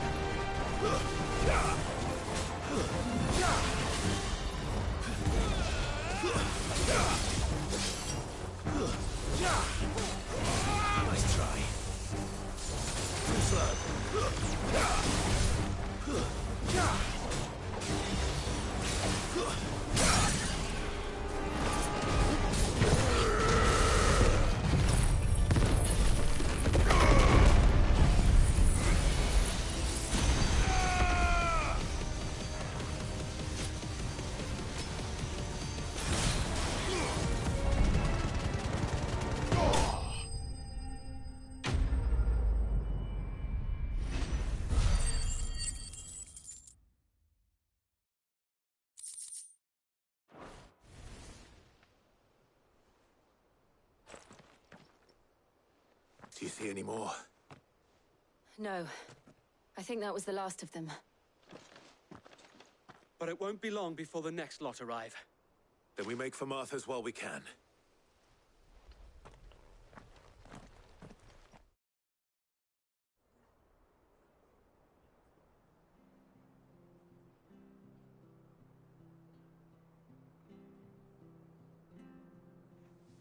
What did you find out there? The same as Sir Wade. Scores of Akashic. Well, wherever they came from, they're gone now. Our lookouts say the lowlands are clear. Hopefully we'll have enough time to lick our wounds. How many of your men were injured? A damn sight less than if you hadn't turned up. Thank you. It was a hard-fought victory. But as long as the skies remain dark, I fear the Akashic's numbers are only going to rise. It's not a matter of if the Horde will be back, but when. And whether that's sooner or later, we'll need to be ready. The inn here affords a good view of the land, and is easily defendable. I'd like to make this one of our outposts. What do you say, Martha? You'd have more men to guard the rest. Well, when you put it like that, of course they can stay.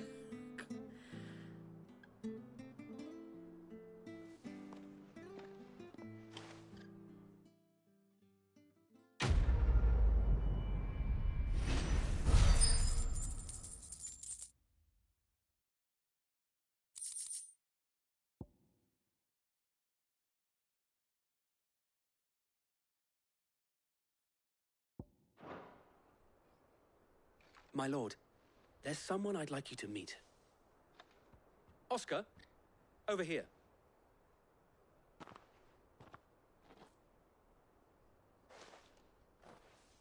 It is an honor to make your acquaintance, Lord Rossfield. I am Oscar. Oscar of House Murdoch. Murdoch? I wasn't aware the Lord Commander had children. Oh, he didn't. But his brother, my father, did. I am Sir Rodney's nephew.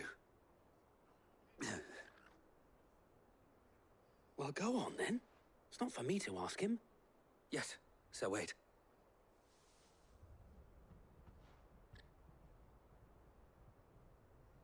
If it please you, my Lord Marquis, might you take me as your squire? I would learn the duties of a shield from the finest. I'm sorry to disappoint you, Oscar, but I'm a shield no longer. Nor was I ever the finest. And spending time in the company of an outlaw hardly seems a fitting education for one aspiring to take his oaths. My Aunt Hannah once told me that a man is not defined by his title, but what he does in its name. You have accomplished much since taking on the mantle of Cid, winning no little honor in so doing. And I would sooner serve under an honorable outlaw than an unworthy shield. Not that Sir Wade and the other Guardians are... I mean to say that, they're... It's all right. We know what you mean. There is only so much the boy can learn from me, my lord. But a squire... Would that really be so bad? You were a squire once. And I'm certain Sir Rodney would approve.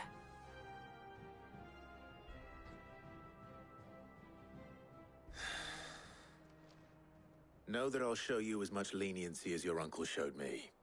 I would not have it any other way.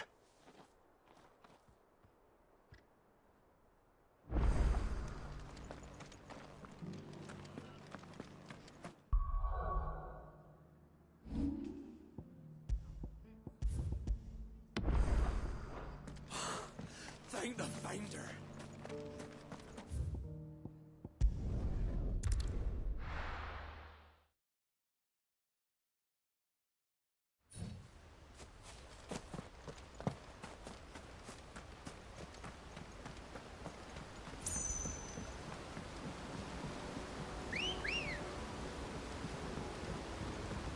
Good girl.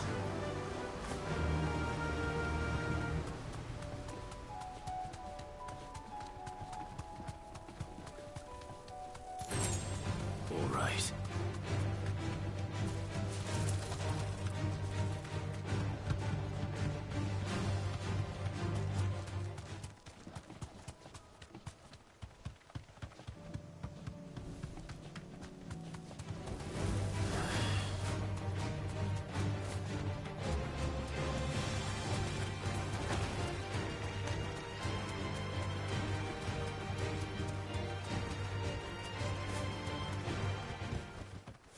back to the stables, girl.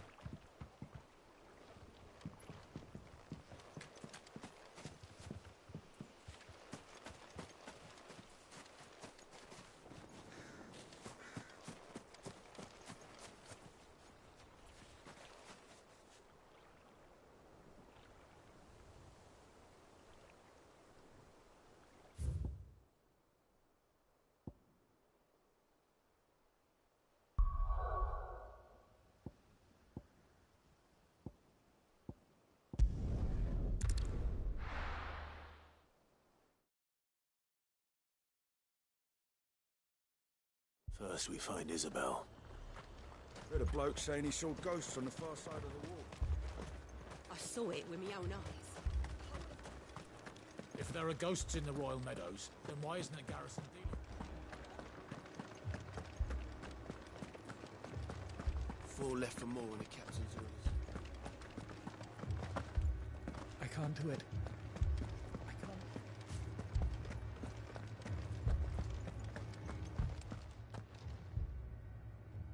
My lord, milady. We received the dame's message. There have been sightings of strange creatures, I understand. With the blue eyes. Yes. Like a Kashik, but different. They've taken so many. I've lost count. Akashic, but different.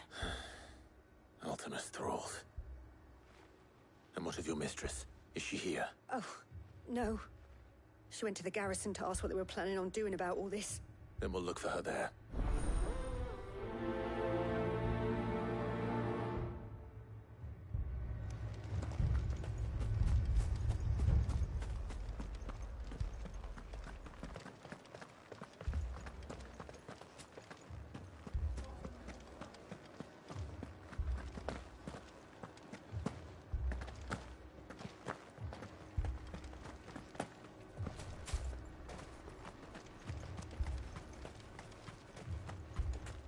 Madame, please!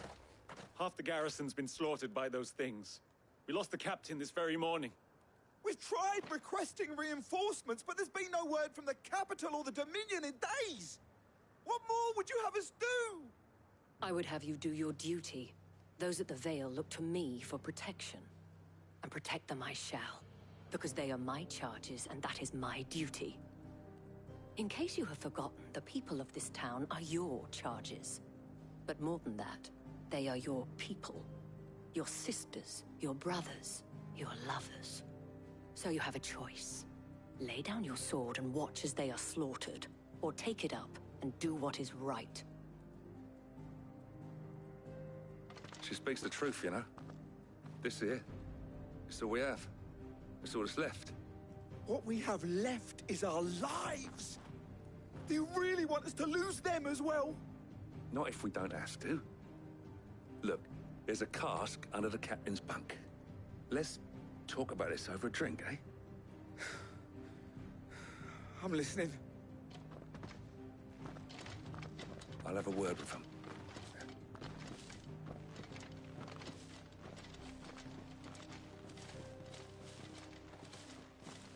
Ah, Clive. I didn't expect help to arrive so quickly. And sought to take matters into my own hands.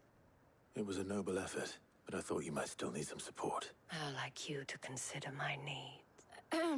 What we need to consider is where the creatures came from. The way the survivors speak of them, one would think they appeared out of thin air. And perhaps they did.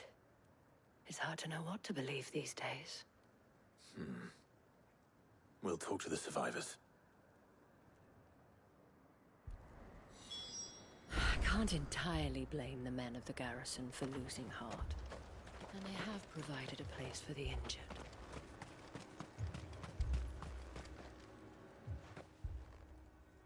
You're a pikeman, yes?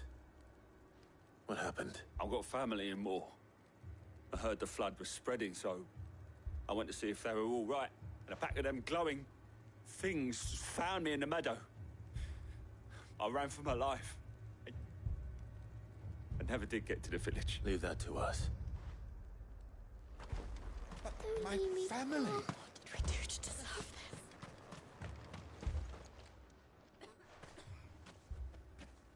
Did you see the creatures that attacked you? creatures? Yeah, they came out of nowhere. They went for Joseph first, then me, and then they were just gone. Do you remember where you were? On the road from Oriflamme. We just passed Moor when... Where's my Joseph? It's all right. Just rest now. At least we have an idea of where the thralls might be now. We should head for more.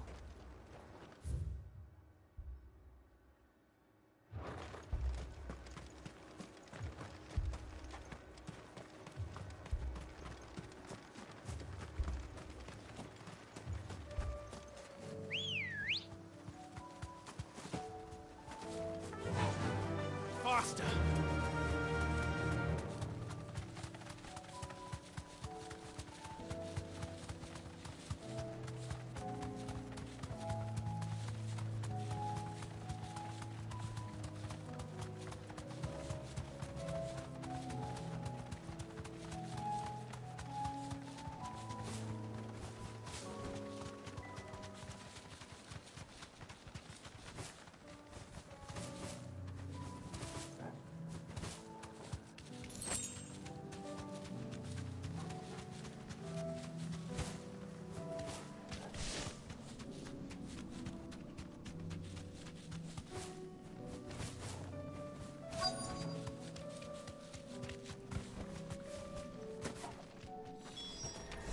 Clive, look! I see them. With me!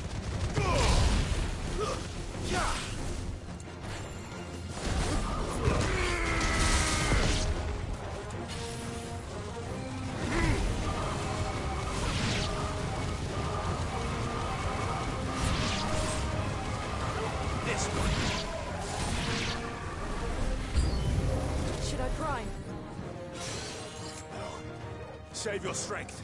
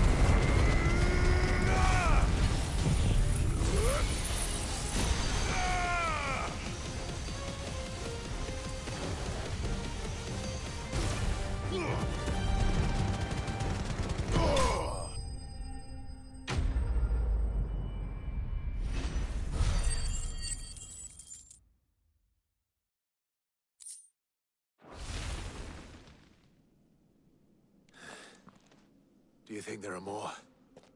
There are always more. But I'd say we've done what we can for the time being. Then we should let Isabel know.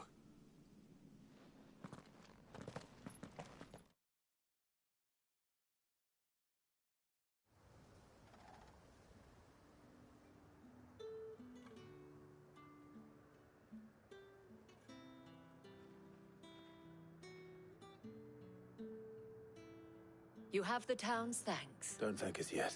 There will be more. Many more. And you'll need to be ready for them. Oh, we shall. Isn't that right, Captain? Yes, milady. The garrison will be ready.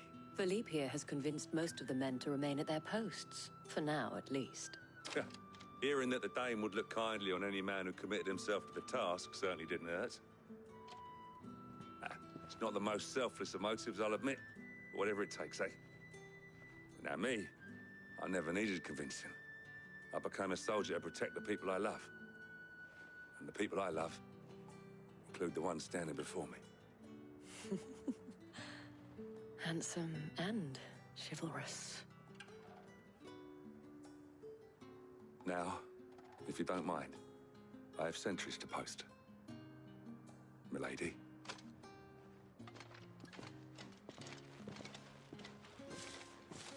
Lest you wonder, I'm not foolish enough to believe that this has solved all of my problems. But it has solved one, and that's one fewer than I had this morning. Thank you again, Clive.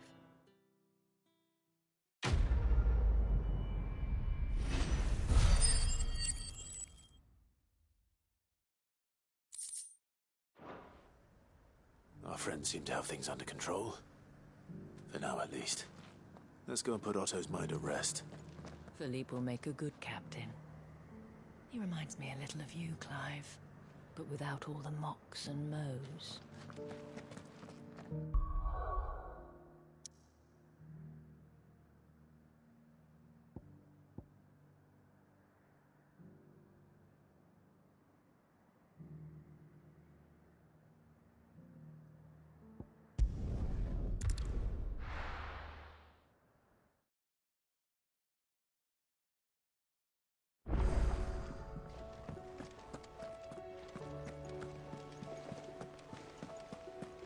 Did you see that? Tell me you saw that.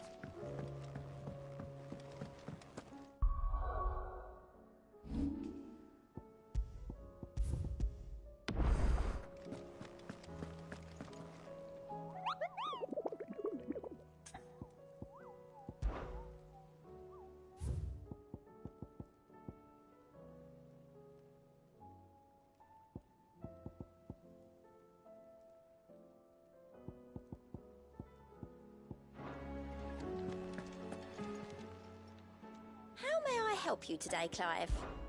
Your benefactors are a generous lot.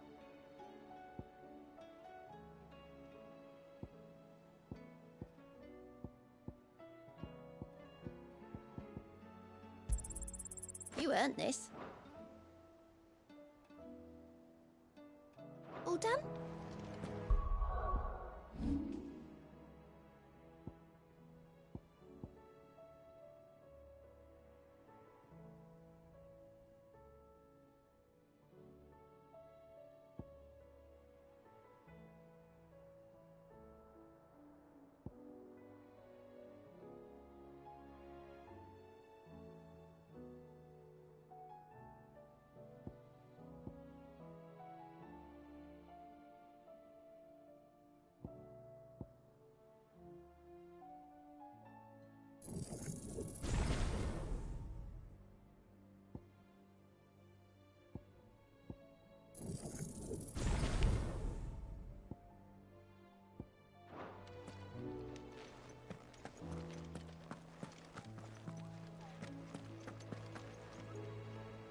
Was wondering when you turn up.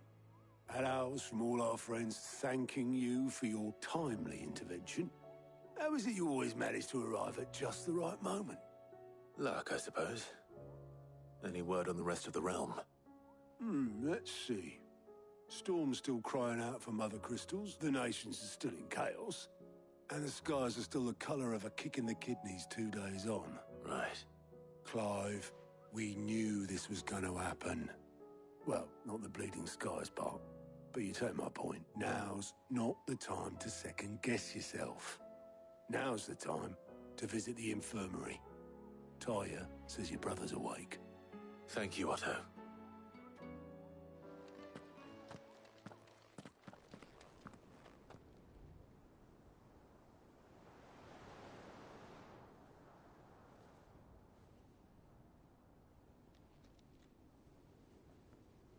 So it was not Sylvester, but Olivier who served as Ultima's puppet.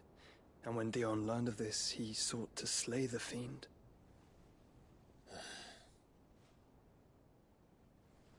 Only for his father to take the spear that would have freed him. Enough to drive a man to madness. Small wonder he hasn't stirred. I would be afraid to wake.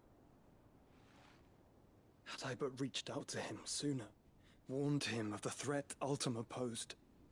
But now, both an empire and her prince lie broken. Joshua, what do you know of Ultima?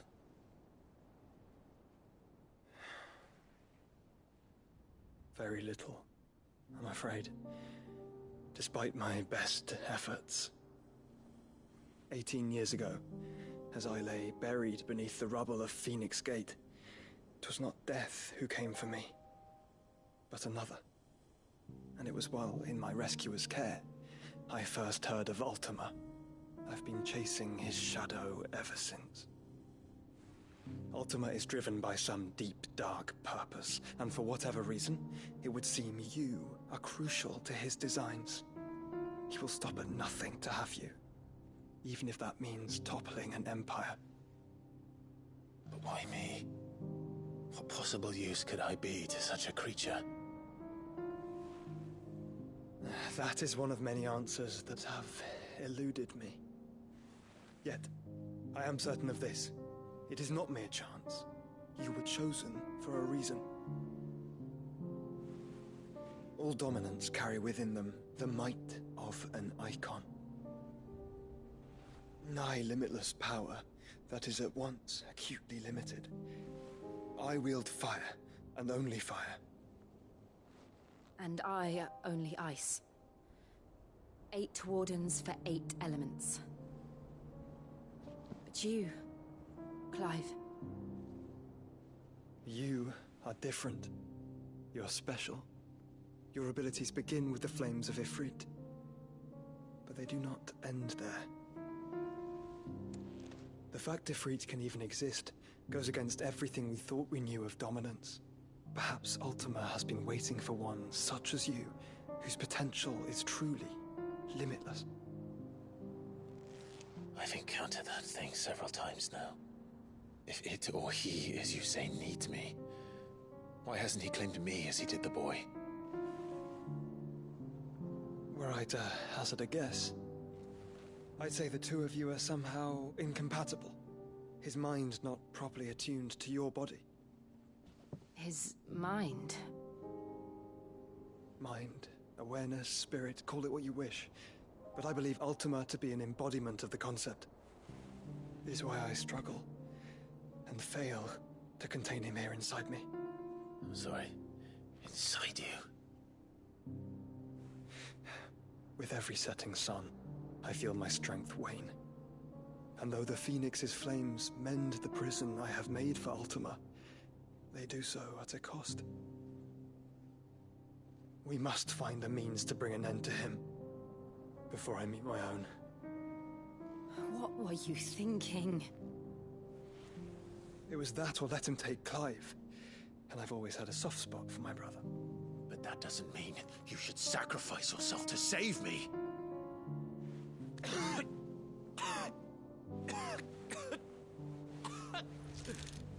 Joshua. Clive, it's Gav. There's an army of Akashic at the gates of Canver.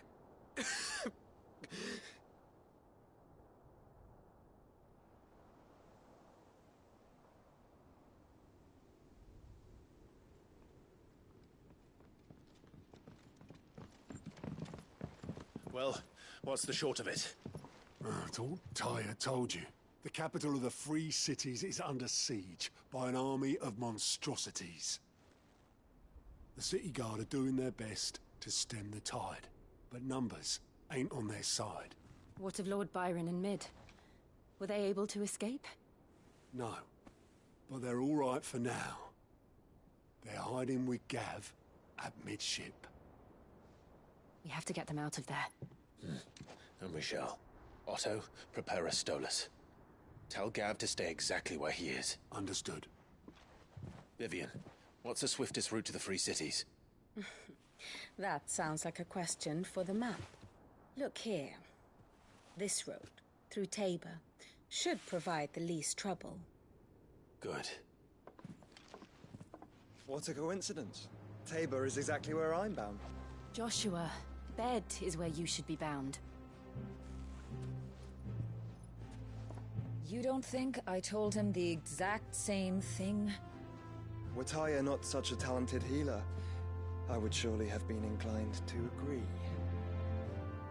But, thanks to her ministrations, I feel I may safely rejoin my attendant, who was to wait for me in Tabor if we became separated.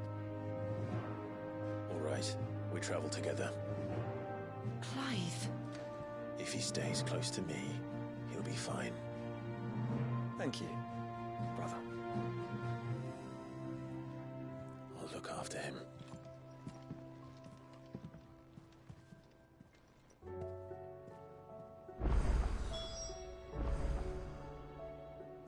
My attendant was with me in the Dominion before I primed. She would have watched the battle unfold and witnessed its outcome. I trust you'll be waiting for me in Tabor, where I can finally introduce you.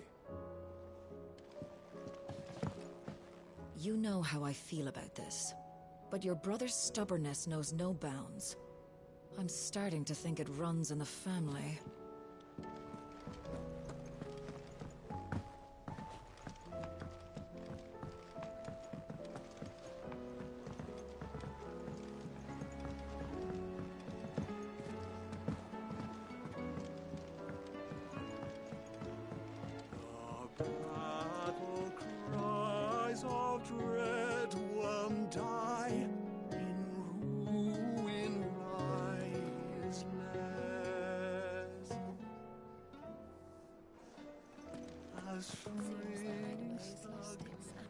Oh, that blasted book!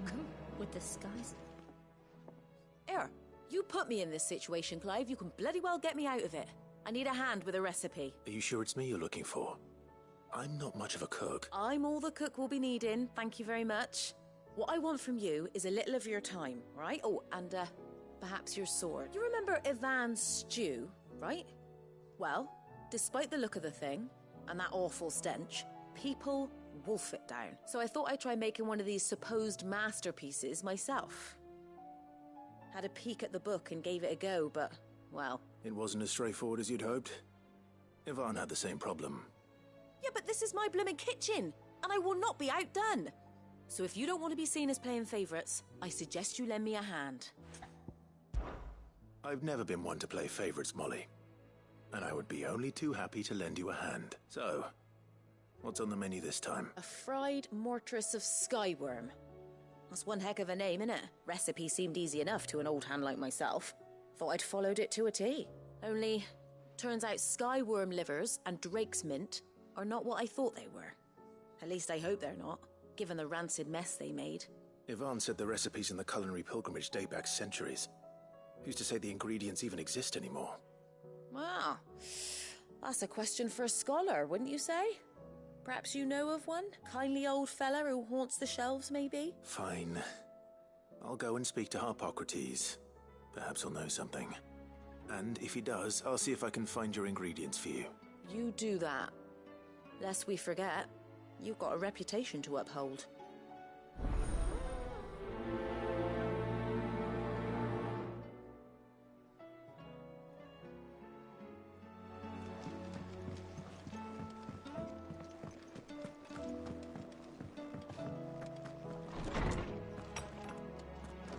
Is a storm coming, Sid? Will there be... Sid, perhaps you can help me solve a mystery. I can certainly try. Who's gone missing this time? It's not who, but what. Mid-scales. The ones she made for her workshop. I borrowed them to teach the little ones about weight, and shortly after the lesson, well... they vanished. My first thought was that they'd taken them off somewhere to play, but when I asked, they swore they had nothing to do with their having disappeared, which almost certainly means they had everything to do with it. Perhaps a visit from Sid will jog their memories. I think it just might. Thank you. I don't like to imagine that my pupils would lie to me. But if they have, I'll have no choice but to discipline them accordingly. They were in the atrium when I last saw them. As always.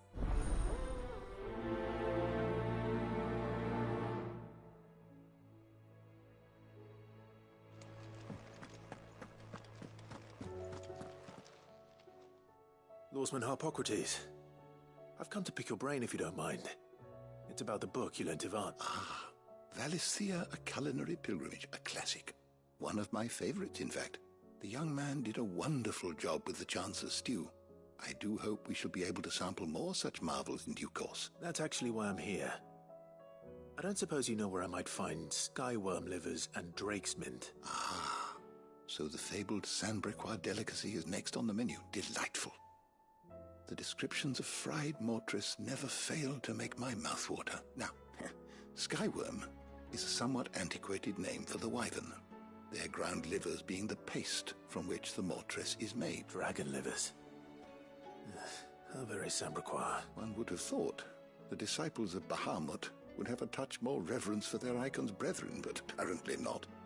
I believe the specific dragon the recipe demands is the blueback wyvern, said to be the very color of the sea beside which it resides. So we know where to look for our liver. But what about the drake's mint? Saint's bonnet, in contemporary parlance. A herb which grows along the North Reach coast.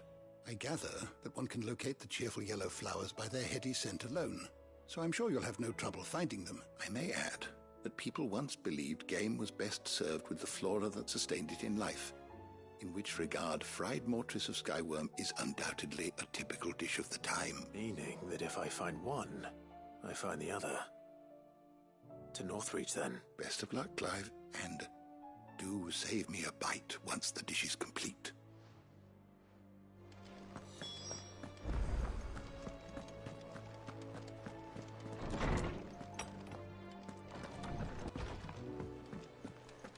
Seems the hideaway's lost its appetite.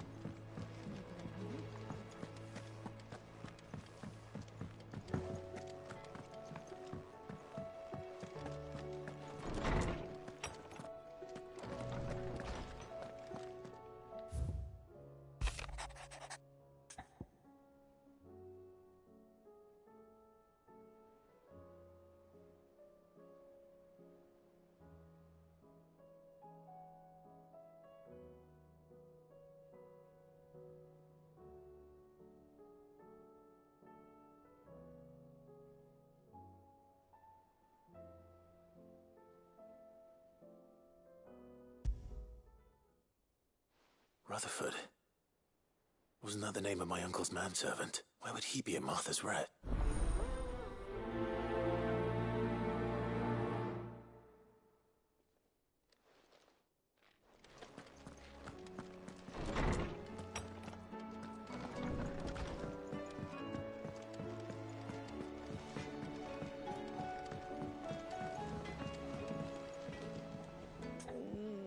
What am I gonna do? Is everything all right, Goots? You seem more discomposed than usual. Oh, I don't know what that means, but I'm in a bit of a muddle. Oh, I think Nan might be in trouble, and she's... It's all right. You can tell me.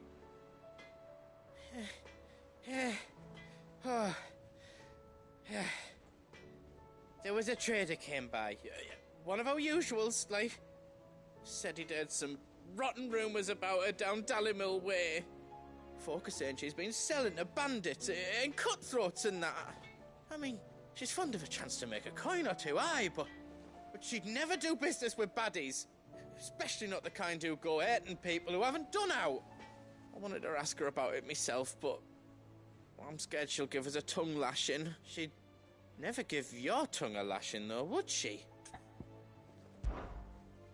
Don't worry. I'll speak to her. Oh, thanks, Clive. You'll let me know what she says, won't you? Of course. I'm sure it's all just a misunderstanding.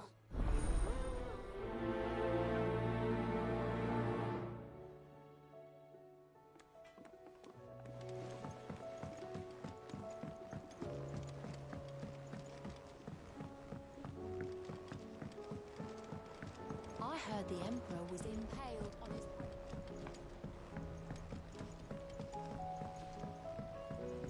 We're all gonna die! You reckon we should do? I say...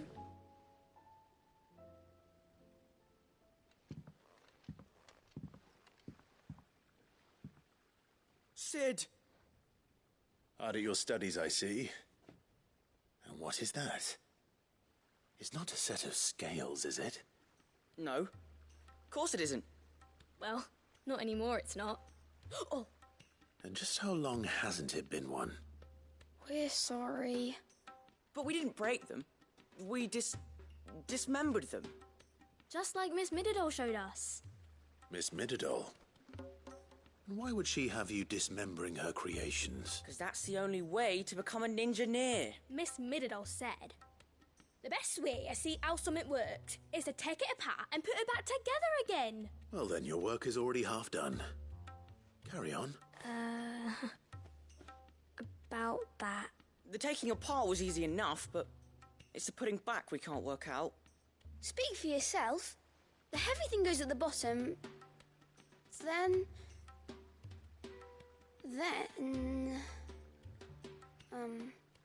You three need to learn to take responsibility for your actions. So let's have a look at these parts with fresh eyes, shall we?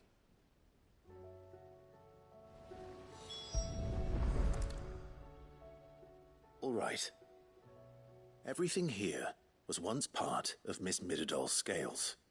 Every piece has its own role to play, and each is just as important as the others. If even one of them is missing, the scales won't work.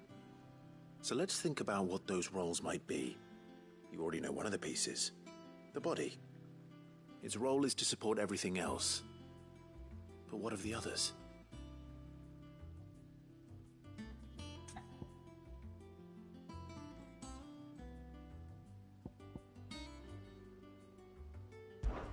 This tiny piece is what's called a cogwheel, or gear. Have you ever seen one before? I have.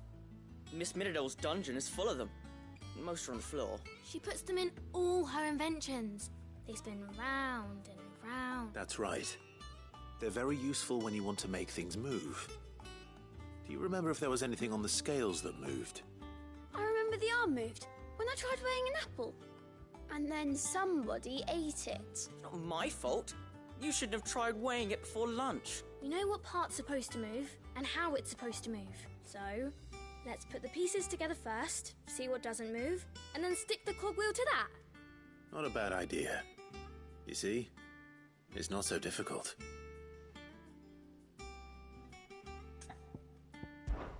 These round parts are called the pans. You all know what a pan is, don't you? I do. Molly uses them in the kitchens to fry bangers. But these aren't for frying bangers, you idiot. They're for weighing stuff. But what if I wanted to weigh Goots? I don't think he'd fit on that little thing. Probably not. What are the chains for? Holding the pans up? Well spotted. Which means something must hold the chains up in turn.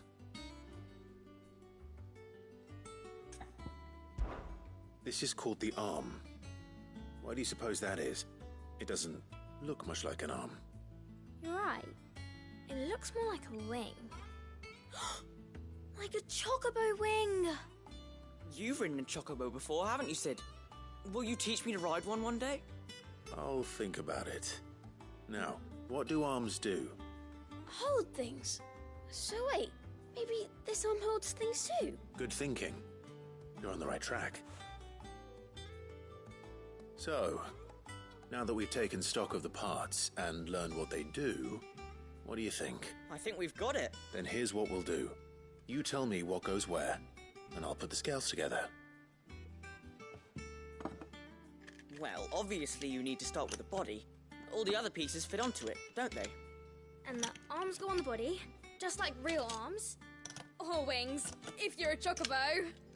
And then the arms hold the pans by the chains. Very good. Let's see if that works. There. All finished.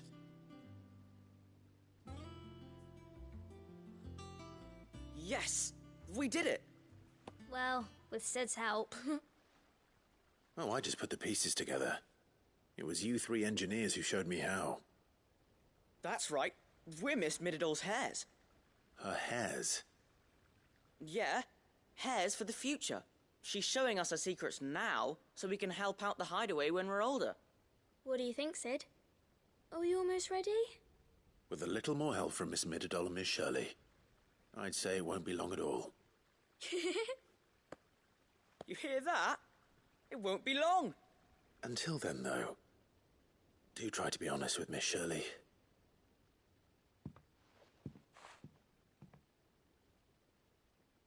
Hey, look. We never used the cogwheel. You don't think Sid forgot about it, do you?